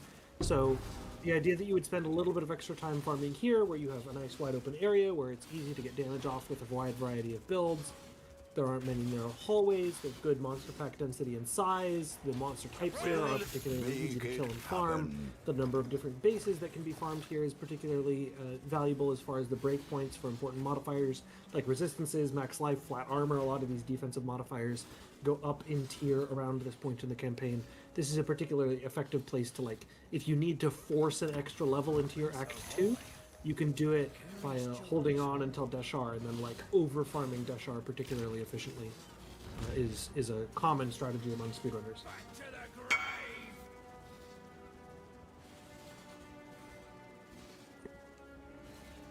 I appreciate the advice on my lighting, Sean. Oh, I'm just gonna keep the light off for now, so I'll just be a spooky little face in the bottom of the screen. It's okay. I think that you guys can handle it. Better than farming Dreadnought? It depends on your build. I personally find that a lot of builds that do area damage, so things like grenades, shield wall, etc., tend to struggle in those sorts of more narrow corridor maps, like for example Path of Morning or Dreadnought, where it's hard to place your grenades into the middle of mobs because mobs are forced through narrow corridors and into long lines.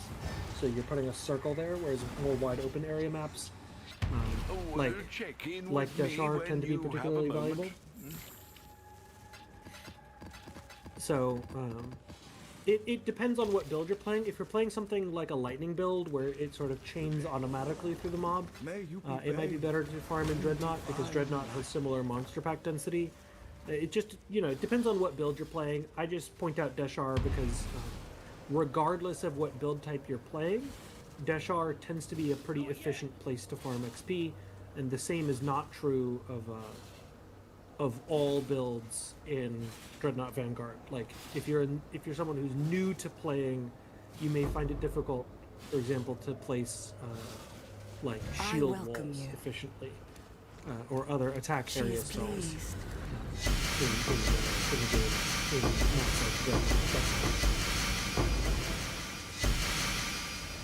We're level 25, which is a bit lower than I would like to be at this particular point in the campaign. But Guy, are you always forcing 28 before Jamanra, or are you happy at like 27 and a half? I'm definitely a bit low. I want to be like 28 and a half finishing Jamanra, to be honest. Yeah, that's what my intuition is there as well. For anyone who'd like the sort of like skinny on why 28 is important at Jamanra, a couple of things. One is it's based on that margin of safety. Jamanra level 32, therefore you want to be within 4 levels. That makes it level 28.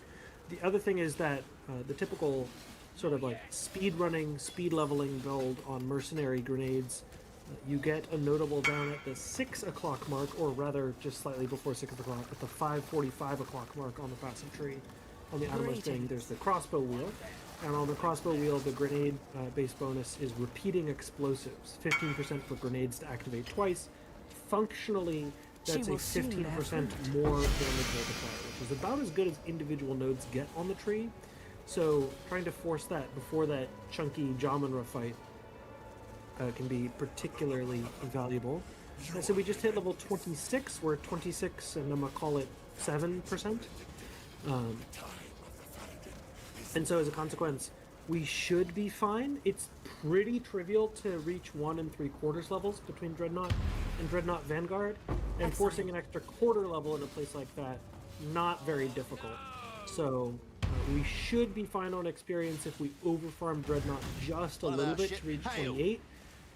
We'd like to be 28.5 according to Guy's preferred XP routing, but picking up an extra half a level between Sandswept Marsh and Jungle Ruins should be easier. So like, based on preemptive knowledge of where all of the different XP is, this is a fixable amount of underleveled to be. Being 26 flat, entering Dreadnought is something that we can manage. Then we're going to do a little bit of optimization here. The optimization here is pretty simple. What we do is we... Oh, never mind. We're not going to do it. Fuck me. What? Do what? What were you going to say? You move to Dreadnought. Oh, right. And then you give Chambern Ladder, blah, blah, blah. Yes. So for anyone who'd like the explanation of what we could have done, this little cutscene that occurs here at the beginning of Dreadnought, you have to come up with something to do on the caravan, whether that's shopping or giving Chambern the letter or fixing your weapon set passive points or what have you. If you move the caravan to the Dreadnought and then wait a couple of seconds doing something, shopping, allocating passive points, whatever, before you board the Dreadnought, you don't see the little cutscene where you ride up on your cart next to the Dreadnought and then hop on over. And so that means that you have like 10 seconds where you're losing no time there. Get a Lesser Essence of Electricity. Lesser Essence of Electricity is not a particularly good modifier for us at this point in time. GGG, please let me apply Lesser Essences to my rings. Thank you.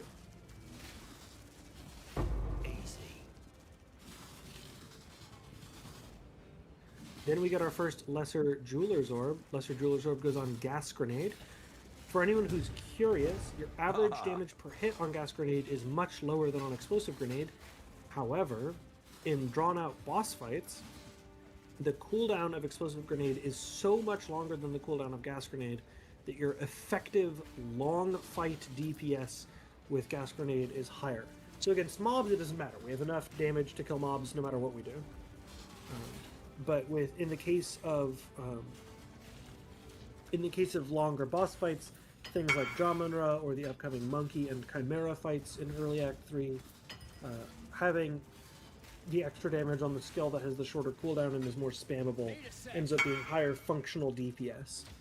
So that's the thought there. If you're like looking at Path of Building and wondering why we prioritize damage increases on Gas Grenade over Explosive Grenade, that's the optimization there. Path of Building is like lying to you about what the effective DPS is. It's not something that matters in most practical cases, but if you're like min-max sweaty, you put your first Lesser Jeweler's Orb on Gas Grenade and then double back for Explosive Grenade later on. I can feel it. It's all about marketing. Are we 27 and 40 right now? Yeah. Yeah, 27, 40. Okay. So at this particular point in Dreadnought Vanguard, we should be able to force our way up to around 28 and a quarter if we take 100% of available XP. That would be a little bit time inefficient to do. So what we might end up doing instead is just trying to barely reach that 28 flat point, or depending on Guy's preference, maybe we could like do a checkpoint reset at some point. Like now would be a good option because we get this guaranteed magic pack. But it depends on how exactly you like to manage your XP, and Guy's a really high knowledge player, so he can do whatever the hell he wants. But there are a bunch of possible options here if you really want to fix your XP early and don't want to deal with trying to save on figuring out the solution later on. And then we continue on through Dreadnought Vanguard. We reached 28. Like I said, we could force our way to like 28 and a quarter, but we'd have to double back for a couple of these mobs, so it looks like 28 flat is the way that we're going to be going. And then now we reach the front of the Vanguard. Quick currency check. We have 12 Augs, 1 Regal, 4 Exalts. 4 Exalts, yeah. Okay, 4 Exalts pretty good. Nice. Does respawn at checkpoint respawn only magic and white mobs? It resets the entire zone.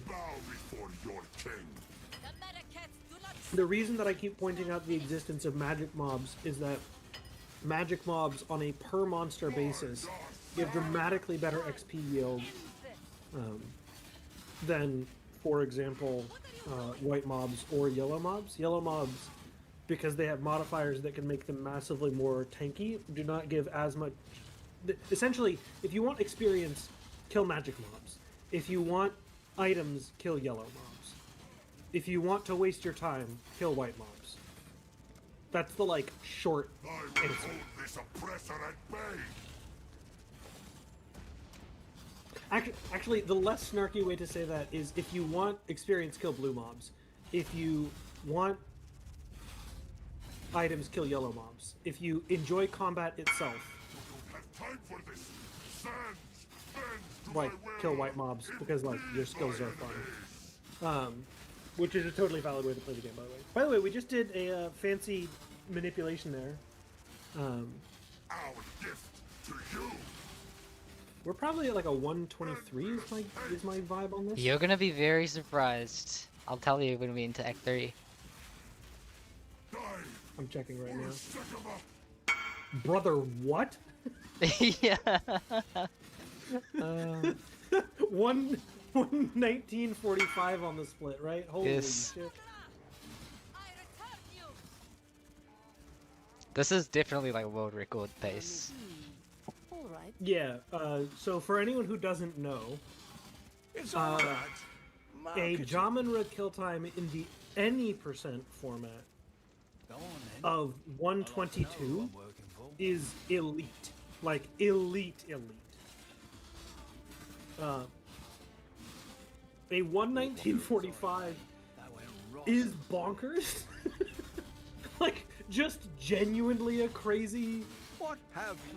like, obscene, I need like, more holy mana. shit. What the fuck? The beast. We have 15% MS boots. We equipped them in Dashara, I think. You equipped them earlier than that. You equipped them in Bone Pits. Oh, okay. But none of it matters. Okay, deep elite ball knowledge for a second, okay?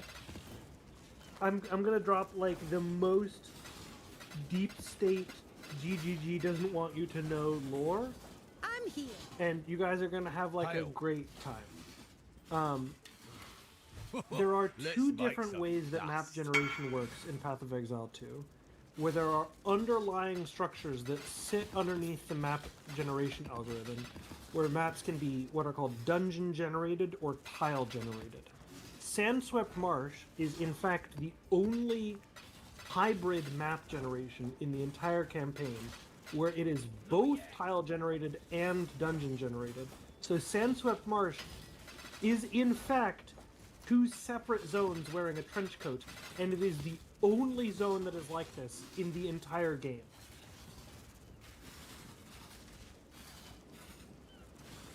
Which is also why, if you use !DGR in my chat, it will take you to a page that has a list of all of the dungeon generation algorithms in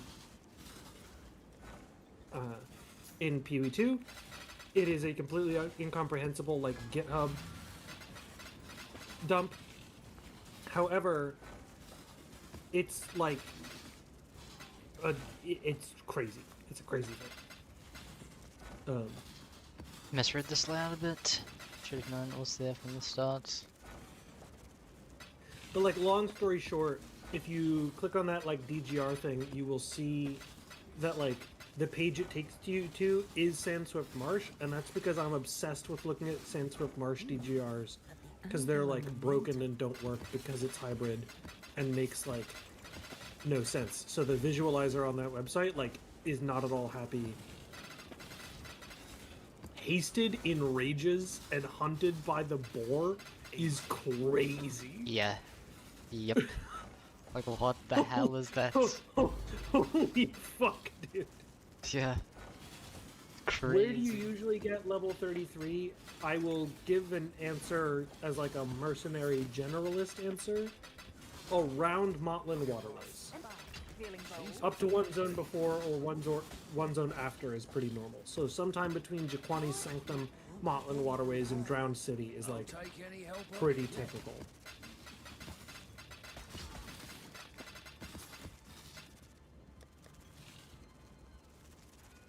I'm curious if your intuition is like Motlin Waterways is the cutoff as well.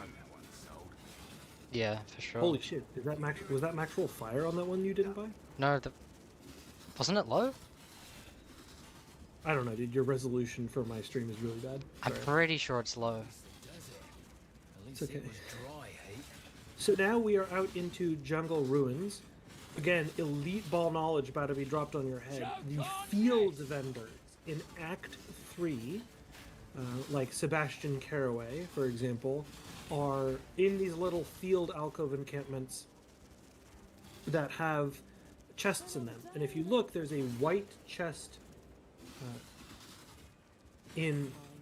on the ground here, and it will always contain a 4-mod pair of yellow gloves. In the next zone, we will always find a 4-mod pair of yellow boots in that white chest, and these are hard-coded into the game. Then, the one that we have in Chimeral Wetlands in the abandoned field encampment will always be a 4-mod yellow helm. Mana. Oh. So if you need those accessory items, boots, gloves, helm, to quote Audrey Hepburn, the only difference between us and the quadrillas is our ability to accessorize and our lack of a third and fourth arm. You're going to be able to get those ancillary items there in Act 4. In addition to, of course, the Surveys Sun quests where you get a belt. You should be able to solve most of your primary problems there. You get a belt, you get a pair of boots, you get a pair of gloves, you get a helm. Provided that they are of the correct base type for your class, you should be good to go. So there's your elite ball knowledge of the day. There are hidden, guaranteed 4-mod yellow items for your belt, for your helm, for your gloves, and for your boots at the field vendors in Act 3. And all of them are guaranteed level 33 bases as well.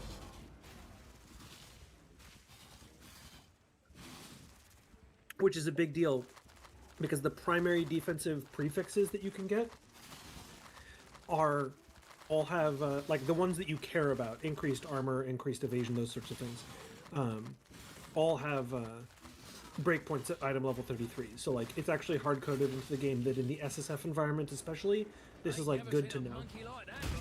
Now we're about to fight Mighty Silverfist, in my opinion, the iconic boss of the campaign.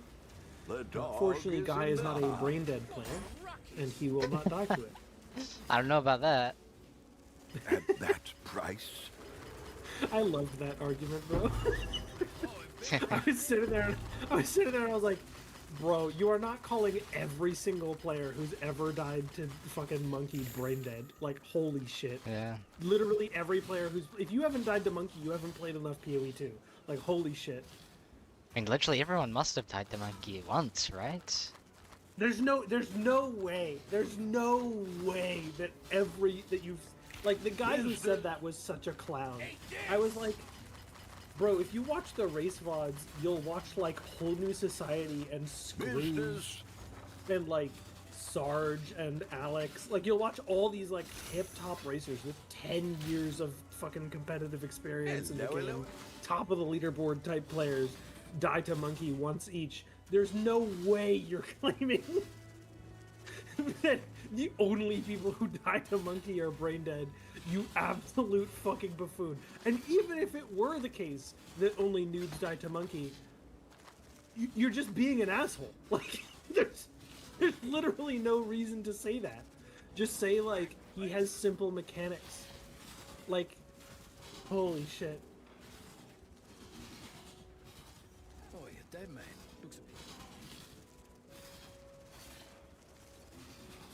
So here we get that guaranteed yellow belt to back off of the deep state. Not 60 armor, 19 max life, 6 strength. That's pretty good. It's not great. It's okay. I think it's an upgrade, just tiny upgrade. Here we go into Venom Crypts. How many DGRs are there for Venom Crypts? No idea. 8? Oh, fuck it, we have the link. I'm gonna go land.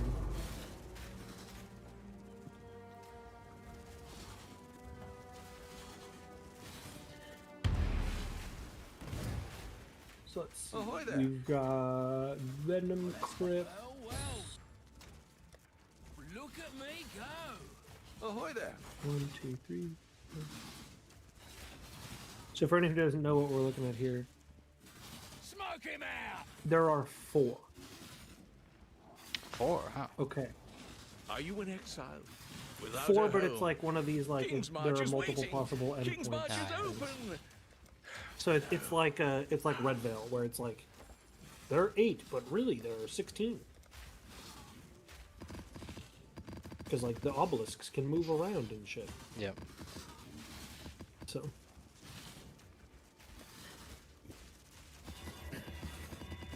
Are you gonna take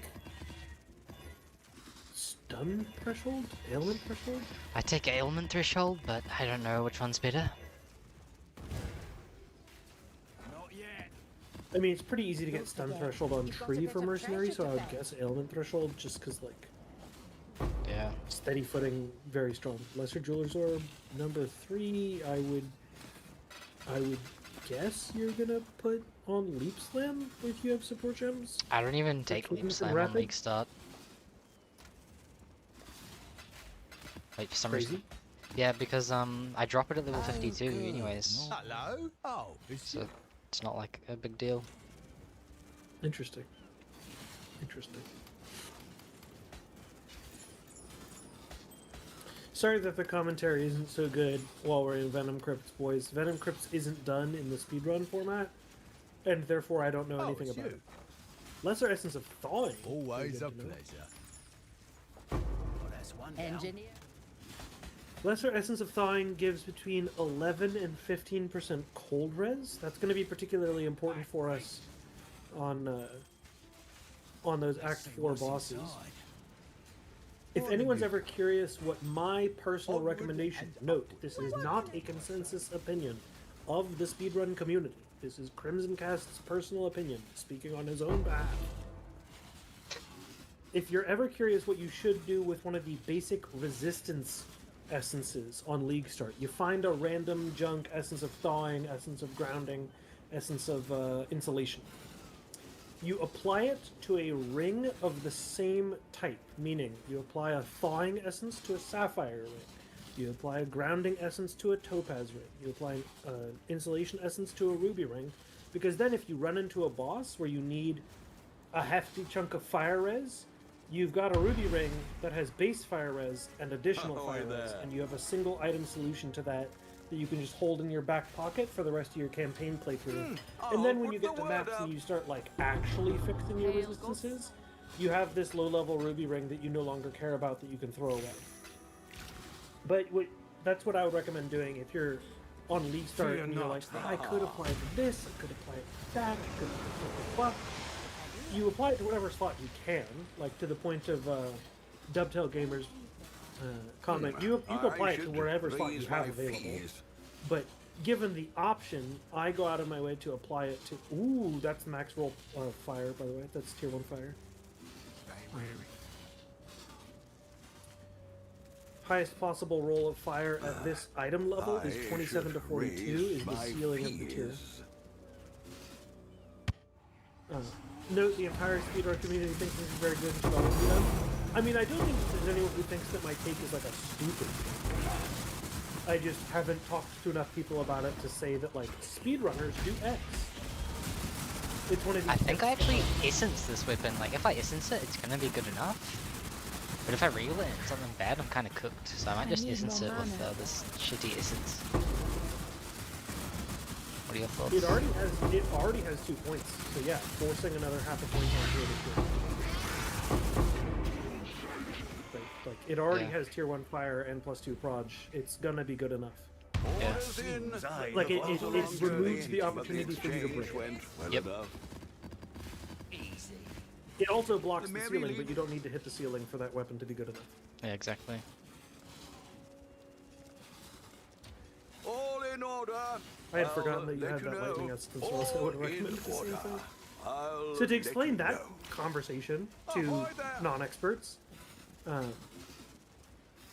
the most valuable possible suffix is plus levels of projectile spells. At the item level that Guy That Dies is currently at, the ceiling is plus 3 projectile levels. In 2 more item levels, he'll be at the breakpoint for plus 4 projectile levels. In any case, plus 2 projectile levels is the best possible suffix. In fact, it's the only good suffix. Other than like rare applications for mana leech and things like that. Because like attack speed functionally does not matter for grenade builds. In any case, he then has tier 1 fire, which is probably like the 3rd most desirable mod after increased physical damage percentage and lightning damage in some order that, you know, you can argue about. But fire is the 3rd best. And in any case, click on the white cache, bro. Get the yellow boots. What are you? I did. I already did. Oh, See, shit, I literally got this one. Okay, good. I'm crashing out. He's like, what? Literally just got them, bro. what? I'm sorry. I saw another white cache on the ground, and I was like, yeah, that was the wrong one. That was the wrong one. Holy shit. Okay, so he has tier 1 fire, which is a really incredibly valuable prefix, and he has plus 2 projectiles, which is a really incredible valuable suffix. If he regals this, he can roll over anything.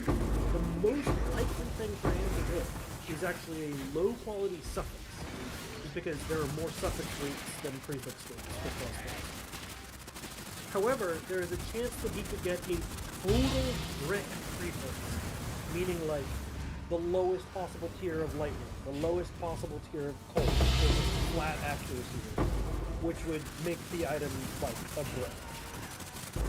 However, it already has enough modifiers that if he gets anything additional that is positive, the weapon is good enough for him to put positive, which is all that we care about. Getting through Act 4, and then once we're through Act 4, we can start hunting for the nicer crossbow and instruments. So, if he uses his like low tier essence on this crossbow, it will give him like, in the worst case, 1 to 19 lightning damage, which is not great.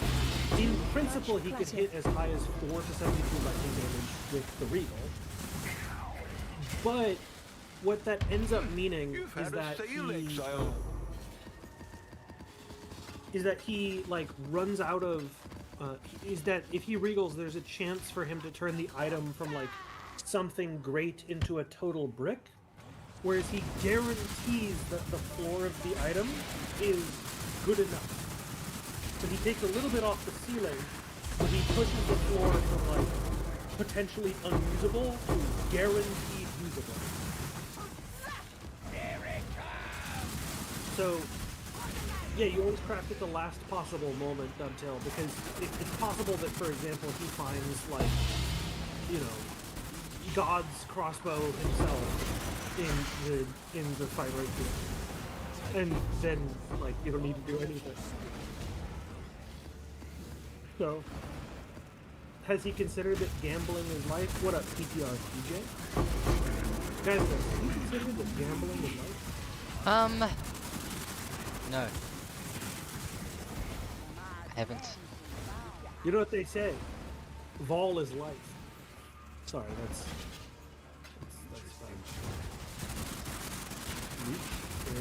And another roll of tier 1 fire? The fuck?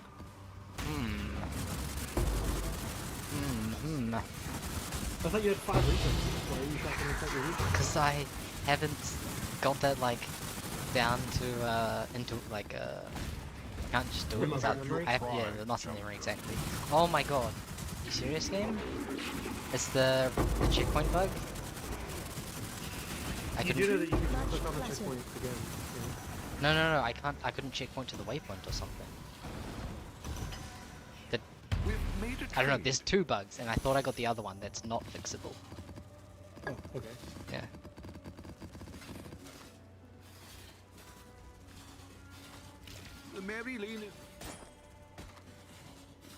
I don't have a regular. And now we enter into a zone that killed 3 different PB pace runs for me today. Wow, that's crazy. crazy. Yeah, no, I had a really bad day. Man. I got out of Act 2 sub 125 3 different times today, and then got owned in Chimeral Wetlands all 3 times. So I want to talk about Immolate with you, because I think in this scenario I take Immolate. But you think I probably take Conk, right? For explosive I think grenades. you take whatever you want. I think What would you do? I would take Conk because I'm trying to lower the combo. Life is short, still.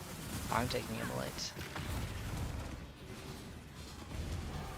Like, this is one of those theoretical infinite skill player things that, like, you know what I mean? Yeah. This is one of those.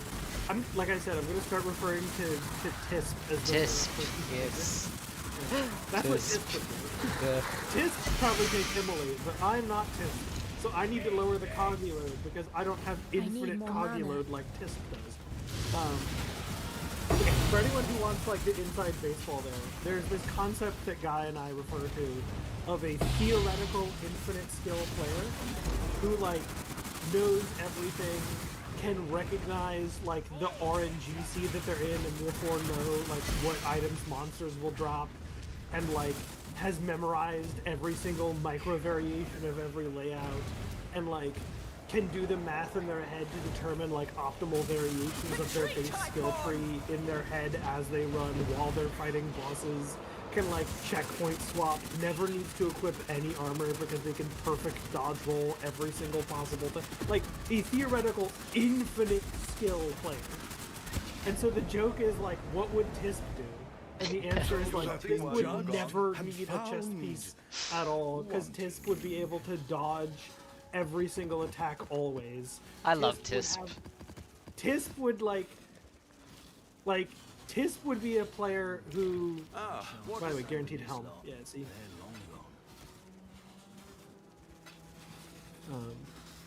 And so the joke constantly is like, regular human beings, there's so many things to keep track of in POE2 that like sometimes you might do something suboptimal just because it makes all the different variables in the run easier to keep track of.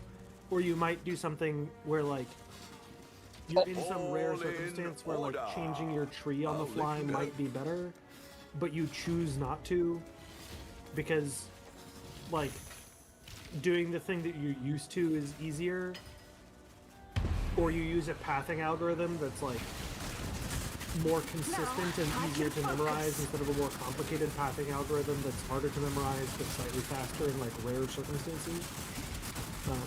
And so the joke constantly is that like, are you playing like TISP? Are you playing as well as TISP? Because the theoretical infinite skill player would be doing all kinds of things that you like that you wouldn't even understand what they're doing. Yeah, you would think they're trolling, because they'd be doing like this completely impossible to understand thing. And you're just like, huh? Like TISP, like one of the most like recent examples of something TISP would do is like hold on to a ring that has 5% light radius as a suffix solely for the purpose of being able to like check rare layout tiles by increasing their light radius by toggling rings. Like, theoretical infinite skill player would do so many things that you can't possibly imagine doing that you are always just trying to come up with like new ideas of what they would do. You just described Ben. Ben's not even close to TISP. It's not even. Understand? Ben is nowhere close to as good as TISP is. TISP is like wildly better than every other player in the game. Like, if you're a human, you're not even comparable to TISP. That's how like, it goes. TISP has like theoretical like action speed. Like POE2 will kick you if you do more than 10 actions per second for more than 30 consecutive seconds. TISP would be doing 9.99 actions per second. Actually, TISP would be doing 10 actions per second for 29 straight seconds, and on the 30th second would do 9 actions to not get kicked. Like, TISP is a meme that we use to like try to, like, the whole point of having TISP is that they are an avatar for things that we could do and aren't doing yet. And so imagining what a perfect player would do forces us to get better. Like, TISP is the literal GOAT. You will never beat him. I mean, you can't beat TISP by definition, because he's making the perfect choice in every single choice there is to make. Yeah. Like, TISP is so much better than you. His skill level is her skill level is unachievable. I've decided TISP is a woman. I think that's better. Like, TISP is incomprehensibly good at the game. Like, even the highest skill players that exist right now, or will exist in the future, won't understand what TISP is doing. Because by definition, TISP will be doing things that are beyond comprehension.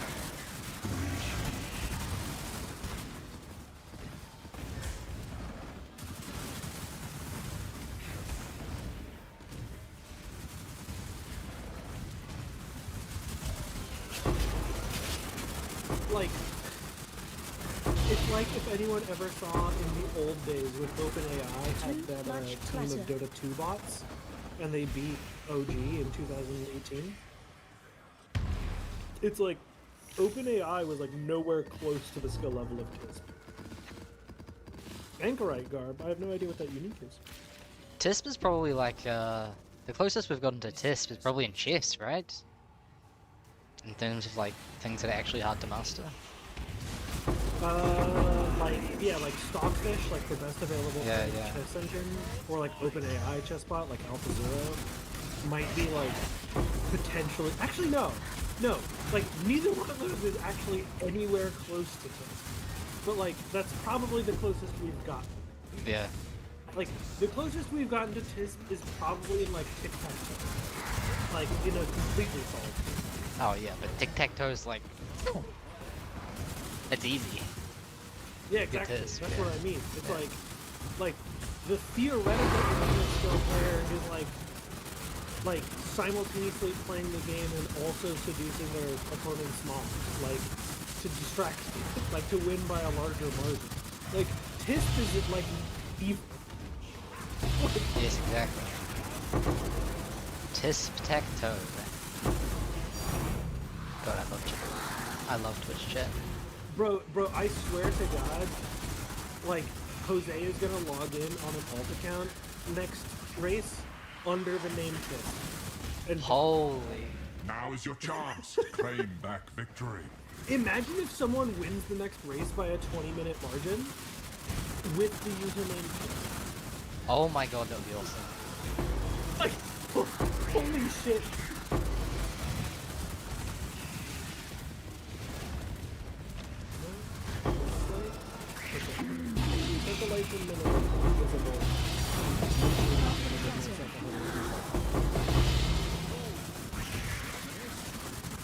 So we missed a bunch of commentary in the zone because we were memeing about Dog TISP, is in the hen house, as a commoner might say. Is there anyone who doesn't know how to checkpoint reset to force the soul course? By the way, this lightning Dorito attack that he was about to do has a theoretical max hit of 700 damage, but we have non-zero. By the way, your boots aren't equipped because you don't. I know. Tragic skill issue. I'm gonna go back and respec this and get dexterity. Oh no, it's Act 3 and I'm so far away. Zemel, is there accurate information about the experience penalty? For example, how far I can outrun the location level so as to not get a penalty? Yes.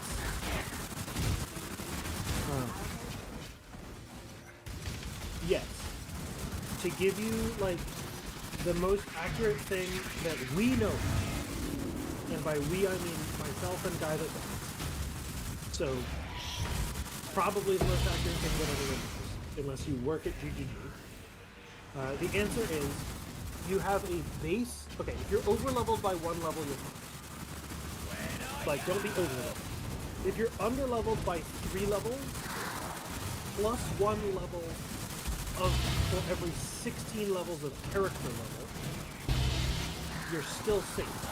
Meaning, if you're a level 20 character, you can be in up to a level 24 zone and experience no penalty.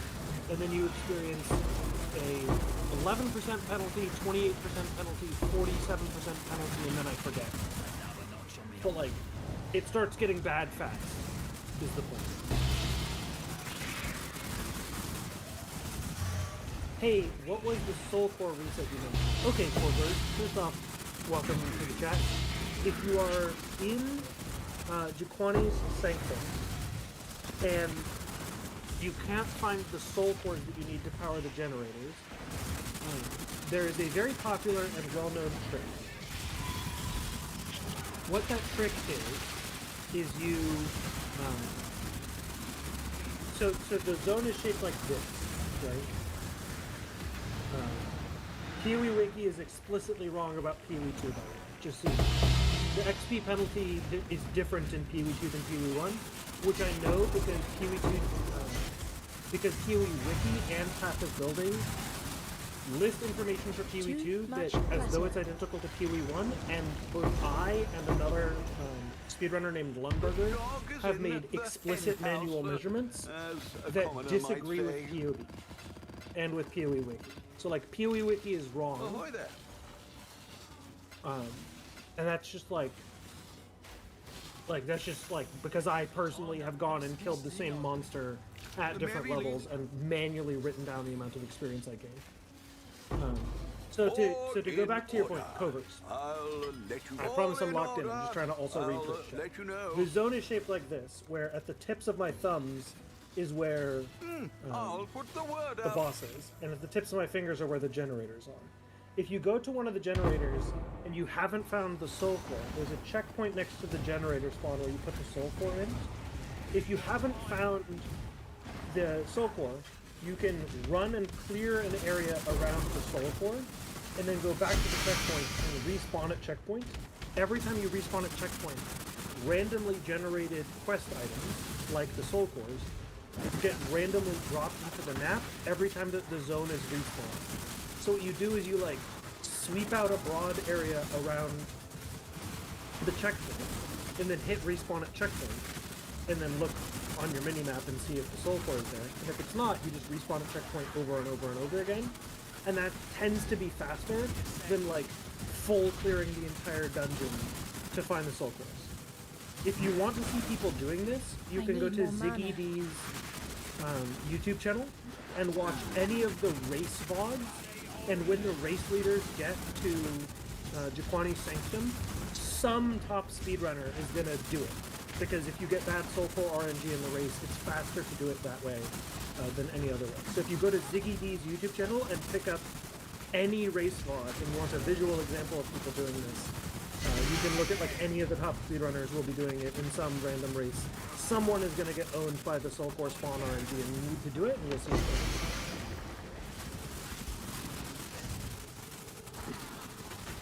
In any case, we're going through Motlin Waterways. Motlin Waterway is like my favorite zone for watching different players. Because how people position themselves relative to the mobs with like leap slams and how they place their skills and things is very different player to player. And it really is an interesting opportunity for skill expression and how people engage mobs. Do I have to wait for the red power lines to fill out? Yes, you do. However, after you place your second soul core, if you respawn at checkpoint, it will automatically like full clear the red lines for you. So once you place your second soul core in the second generator, press respawn at checkpoint, and then checkpoint hop back to the boss arena, and the red lines will be filled out for you. So like that saves actually quite a substantial amount of time. It saves like 12 or 15 seconds when you do that.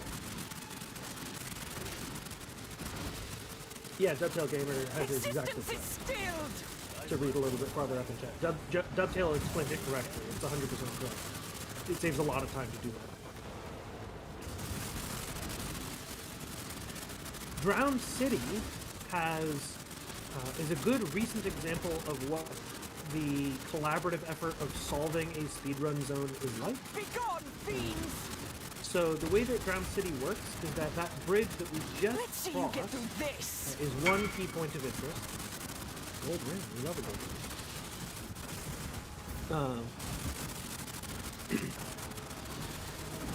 And then the other one that we care about is the position of this next little boss arena that we're about to pass through, this one right here.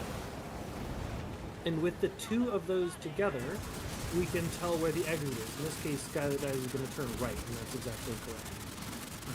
The way that this was discovered is that we have a list of all the possible base map layouts in that VGR file, !VGR, in my Twitch chat, if you're curious what the data set looks like. So we know how many base layouts occur, and then once we get screenshots of all the different layouts, we can then, from there, compare that to screenshots of all the different layouts. However, you need to like full clear the zone a bunch of times in order to complete it. And so what we do is people need to run the zone and then submit screenshots to the campaign codex. Once we do that, we are then able to correlate the data, and then someone needs to, like, once we have all the sorted layouts, like, write a pathing algorithm. So in the case of Drowned City, the collaborative effort was that Engormis did most of the screenshots of Drowned City around 2 months ago at this point, and then the pathing algorithm and, like, map sorting was done by Guy That Dies, and he figured out a pathing algorithm which everyone uses, and then as other people like learn to implement the pathing algorithm, people make little adjustments and make materials to like teach themselves. And I made a little doodle that a lot of people have used to learn the zone after that. So like all the screenshots were done by Engormis, the hard analysis work was done by Guy That Dies, and then I did some like note taking. And now most of the top speedrunners have Drowned City memorized at this point. And so that's how the information proliferates. It's a bunch of efforts like that for the most part, where it's pretty collaborative between different people. And it turns out that it's entirely based on the position of the first little canal and the little boss arena area. Maybe this'll do it. I love Molten Vault, man. It is pretty cool. It's like actually a very interesting thematic little zone. Yeah. It's my least favorite map in the Atlas. Oh, really? Will you do this zone in speedrun? No, but we're doing league start percent, and you want the reforging bench. So yes. Like you don't. So to clarify for anyone who type 1 in chat if you don't know what any percent means. Like if I refer to a run as any percent versus 100%, type 1 in chat if you don't know what that means and you want me to explain it.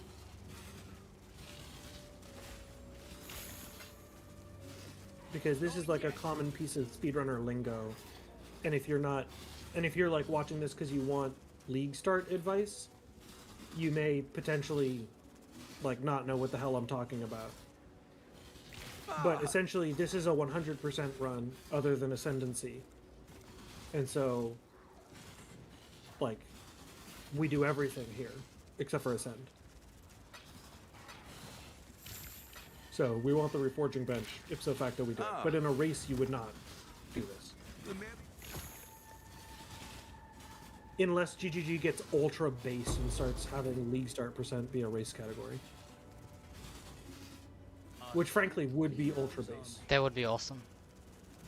That, like legit, if you had to be level 60 double ascended all passives to win a race, that would actually be dank as fuck. They should do that. Is this the best environmental boss fight in the campaign?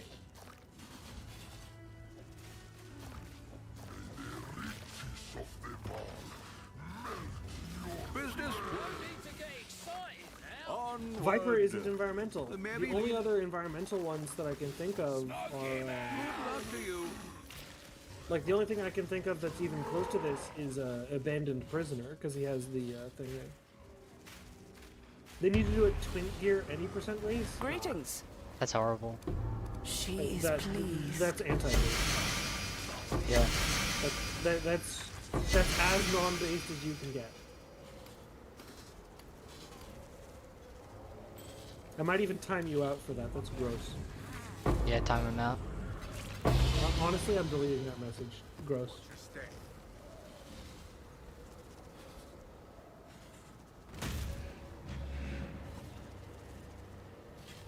Twink gear runs. Ugh. Ugh. Disgusting.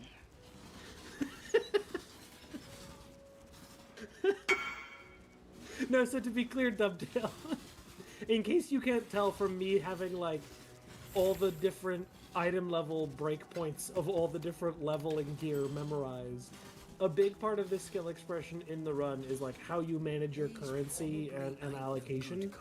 And so like the only thing grosser than a Twink gear run is like a revealed map run. But like I think that the sort of like what you choose to craft and where and like the crafting knowledge matters a lot, and like how you respond to your item RNG. So like you're right, it would be interesting. I'm not saying it's uninteresting. I'm just like mostly memeing that like no, Twink, bleh, like I'm just joking around, obviously. All in order. I'll let you know. Like you're not like if you think that something's cool, you're welcome to think that something's cool. That's fine. Like I'm just memeing. More time. Oh.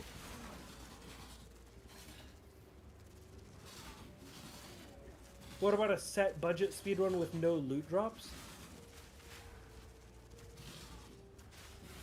I mean, I don't want to get too dank, okay?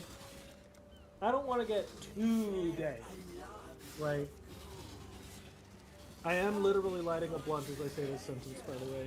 In case you're not watching my screen, I am saying I don't want to get dank while also lighting a spliff. I should raise my fees.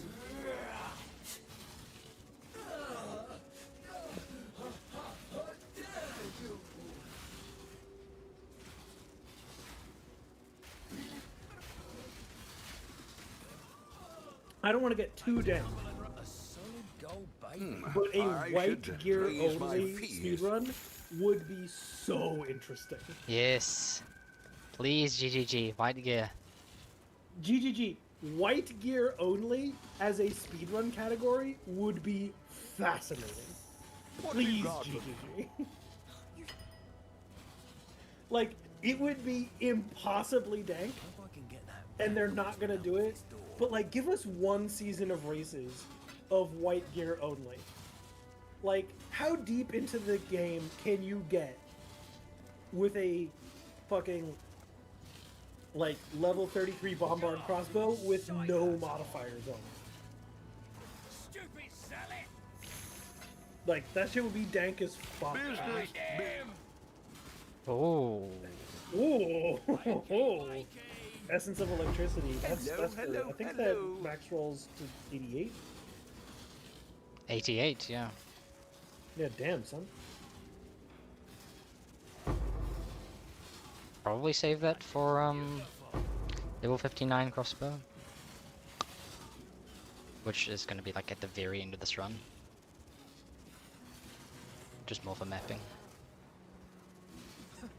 An indoor sun. I wonder how they manage that. See, Jai and Maxibon Bloke already disagree about the optimal white gear only strategy. Which is why it would be so fucking dank. I think Grenades has got it in the bag. Dude, All in Smith order. would be so I'll busted. let you know. Why? Yes. Oh.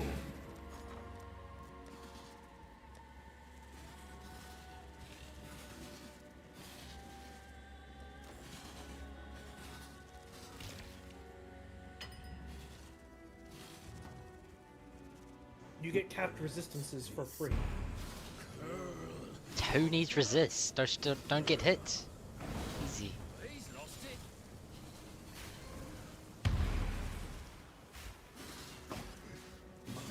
Okay, Ketzuli The dog is in the is a boss henhouse, that's super fun to as a discuss when you're not commoner playing might grenades. say. When you're playing grenades, you just kill him before he can do shit. Like, like I love commenting on it in the warrior runs, because in the warrior runs, like the fight is actually interesting, and in grenades it's like, and there's Ketzuli, hi Ketzuli, bye Ketzuli. Like, Yeah. We're back in the encampment? I can't believe it. We were right on top of by the way, just since you're a POE1 player that I have on the phone, what is Legion? It's just a league where it has a bunch of mobs and you kill the mobs and you get loot. Our fortunes So grow. it's like Abyss or Breach, where it's like just kill a lot of things and. It's basically Abyss, but you have to click on something for the mobs to be like killable. It's like kind of like essences, but a bunch of mobs, and instead of essences, it's just a bunch of mobs and you get random loot. Hunting. Like a Breach. Okay, cool. So next question. I need like people to be super 5-head about this with me. When you kill Viper Nafwatsi in POE2, as we are about to do, right? Yeah. She doesn't die. Okay. She goes into that crystal cage thing, and then disappears in a flash of light. Never even noticed that. Onward. Well, one of the character classes, I think Huntress, comments on it, like out loud, and she goes, Really? "Wait, what? Where'd she go?" Is that and the nerds on the nerd websites are like, "Oh, clearly this is a tie-in to the Legion mechanic because Viper in the fucking whatever the fuck." Oh. Really? Never noticed that. Now, this is my question. Since you're a POE1 player who's about to kill Viper, look at the animation of her death thing, and tell me if that theory makes any sense to you as someone who knows what Legion is. Just so you know, I didn't play POE1 much after Legion came out. In fact, I don't think I've ever done Legion. What are we shipping today? But, I've seen other people do it, so I know a little bit. As for you, I will pay back. Jamanra doesn't proc Golden Charm because Asala does the kill, not you. That's Holy awesome. shit! We need an Alpha's Howl player to test if that's true. Right? We need someone. It is a Legion reference. What have you got? So look at this. Look at this. Look at this. Someone, some Giga Chad, tell me if this is true. That thing. It kinda Is does that look like Legion. Kinda. I mean, it's Is that purple, Legion? and it looks like a crystal. It doesn't look exactly like Legion, but it is kind of similar. Twitch chat's popping off, and they're all telling me it's Legion. It could be. Oh yeah. Happy hunting. You know, when it gets to this point in the run, I usually like lose focus, and I'm just kind of like chilling.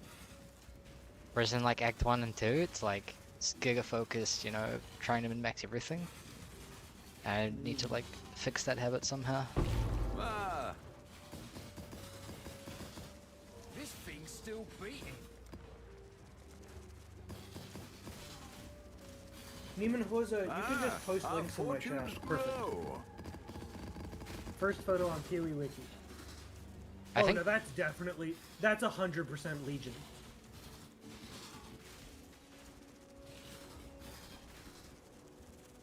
That's definitely Legion. I think I've got like automatically deleting links because that's what Nightbot does by default. I think that will ban anyone who posts links in your chat too, right? No. No? Okay. Cool. They may get banned from your channel, but they won't get banned from my channel. Yeah, okay. Cool. And your channel doesn't matter. Who gives a fuck about guy that does? Yeah, agreed. Like, what the fuck, bro? Agreed, yeah. Okay. Incredible 5-head deep ball knowledge about to be dropped on your heads. When we pass this checkpoint that we just passed, the mob types in the Agorot change. If you don't already have the Sacrificial Heart by this point, and you want the Sacrificial Heart to get the weapon set past the point, what you really want to do is farm Goliaths, because they're the only monster type that can drop the Sacrificial Heart that you need. And so therefore, you want to farm things post that checkpoint. Should be dirty and disgusting. Because that checkpoint changes the mob types and the Goliaths after that checkpoint are much more likely to do it. So if in your League Start playthrough, you don't naturally get the Sacrificial Heart by the time you get to the Agorot, like, sprint to the second half of the Agorot after that checkpoint, and then start killing, like, fucking everything. And you'll get a much higher chance of getting the, Sacrificial Heart than you would before. If you get it naturally, you get it naturally. But if you don't have it and you need to target farm it because you want the weapon set points, do it in the second half of the Agorot, not the first half of the Agorot.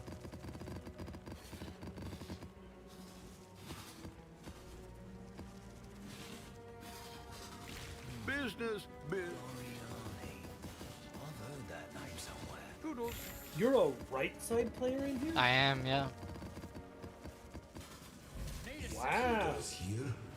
What of Nahuatzi? That explains why you lost those two No races. mercy there. Kill him on sight. Left side all the way, dog. What do you... Why does everyone go left? I didn't get it. There is no time for this. Aziri will soon Again, come it in explains with why you haste. only won one race, Cease dog. your assault. You would have swept the cycle if you were a left side player. Like, straight up, what's the difference? I don't even... What are we shipping? There isn't a difference. Because I know Angormus swears by going left. I'm a left side player, Angormus a left side player, Jose a left side player, Whole New Society left side hold player.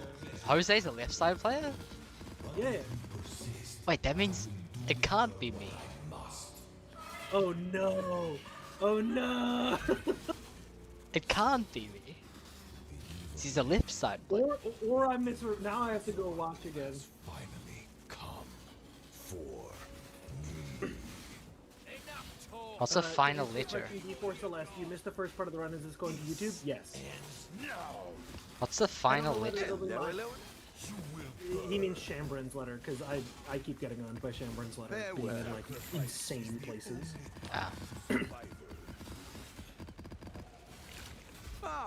I'm being bullied by Twitch chat. It's how you can tell that I'm a real streamer. Onward. observe the best. Also, I have 69 viewers right now. Nice. Oh. Alk LFG. Oh, LFG chat. no. Alk LFG. Everybody Alk LFG right now. Alk LFG. I need him. I need him in the Twitch chat right now, boys. Return soon, yes? The theoretical max hit of those laser beams, by the way, is 1100 lightning damage. Like, you will get owned if you take one. Jesus. Like, if you high roll the lightning, it is not survivable in any reasonable circumstance. Well, we got the phase skip, so it doesn't even really matter that I died. Ahoy there! I can't give up. I must save my What does Alk LFG mean, or what does the theoretical max roll Well, thing that's mean? always a good thing. Tisp? I will succeed.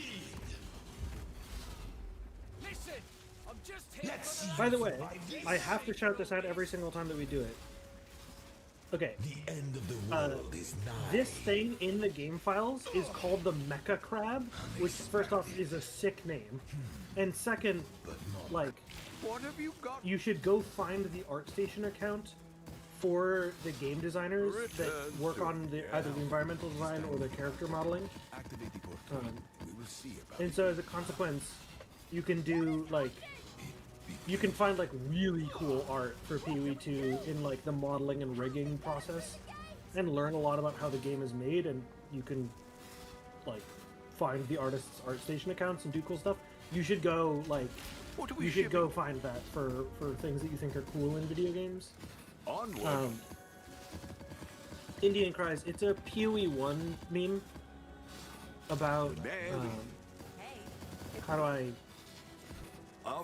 who was it that Alk was rooting against? Quinn? Yeah, Quinn. And he died to what? Was it Uber Exarch? I don't know. Essentially, like, Alkaiser and Quinn had beef. Whether it was real beef or not is, like, totally immaterial to the story. And Alkaiser was hate watching Quinn do an Uber boss in hardcore. And then when Quinn died, Alkaiser went like, "Ja! Ja! Let's fucking go!" And so Alk LFG is an emote.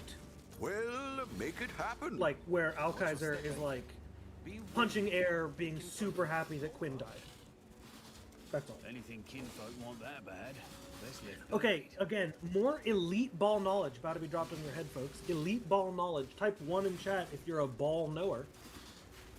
You guys have all heard from YouTubers, from streamers over the last 2 weeks where they're going, oh, the lead mechanic could be Delve. It could be Delve. I guess it could be Delve. Maybe Delve? Delve is an option. It could be Delve. Could be maybe Delve. Delve? Delve? You've heard Delve everywhere for the last couple of weeks. One, it's probably not Delve, but the reason that people keep bringing up Delve is because in the same map information repository that speedrunners use to try and solve different zone layouts and run super efficiently to like steal demigods' virtues from each other. There are tie-in points for different league mechanics.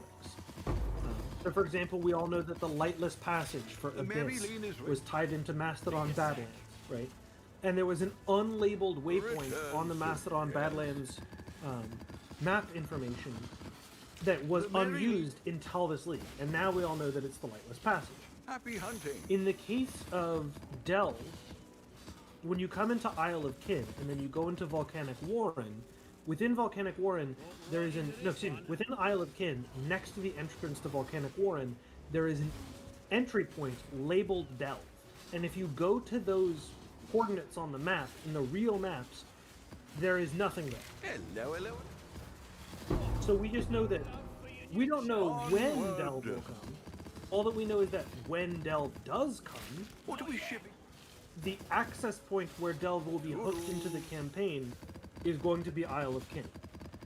Which we already knew because, like, I mean, fucking, it's a sulfidic mining island. Like, yeah, no shit it's gonna be the Delve locate. Like, fuck you. Like, of course. Like, that's all.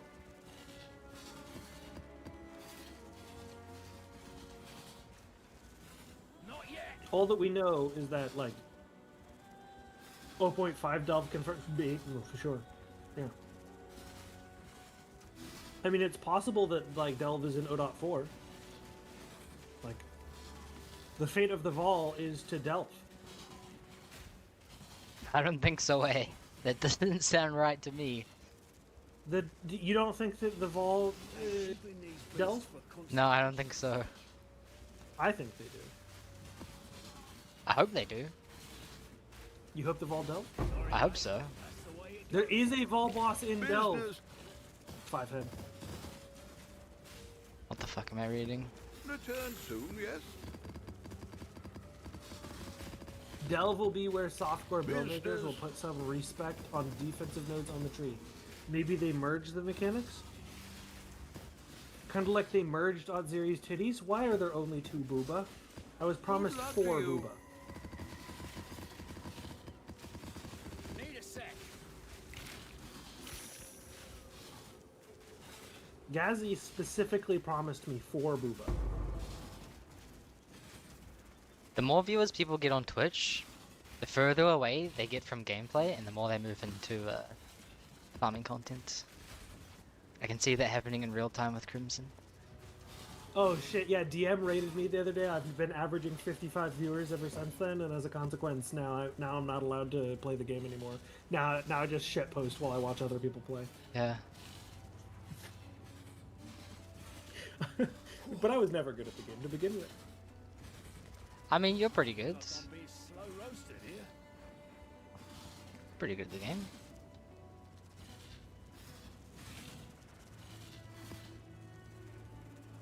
Hello. Our fortunes grow. Like maybe top 15, top 20. According to the race ladder, the best argument you can make is that I'm top 12. That's the absolute nicest you can be to me. No mana. Well, I mean, if you look at your current time, isn't that like significantly better than top 12?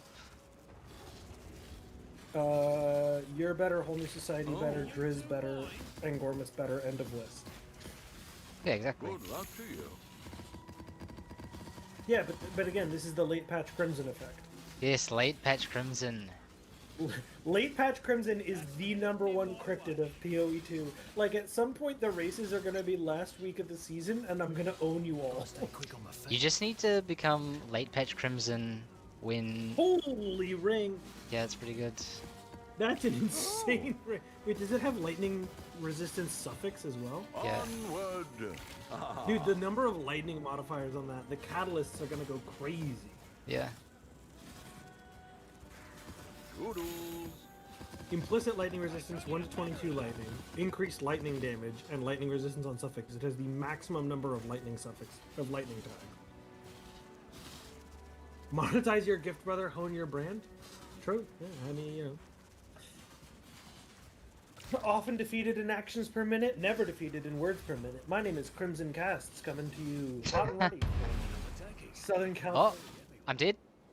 The shrine? Oh, Alka LFG. Alka LFG. The shrine? Let's go. It froze me. I couldn't click it. Skill issue. Yeah. Oh. Where is this boss? Show map. Ah. Show top of map. Oh, it's like 2 o'clock. I should raise my fees. There is no valid boss orientation here where the All boss in is sitting on order. anything other I'll than the top let of you the know. Okay. At least not that I've found, but I've only been in here like 8 times, so. Here we are. Yeah, no, this is, yeah, exactly. No one told me to bring a gift. What is my take on tourist skate? A bunch of fucking tourists, one clutch core. Me pockets are full. What is tourist skate?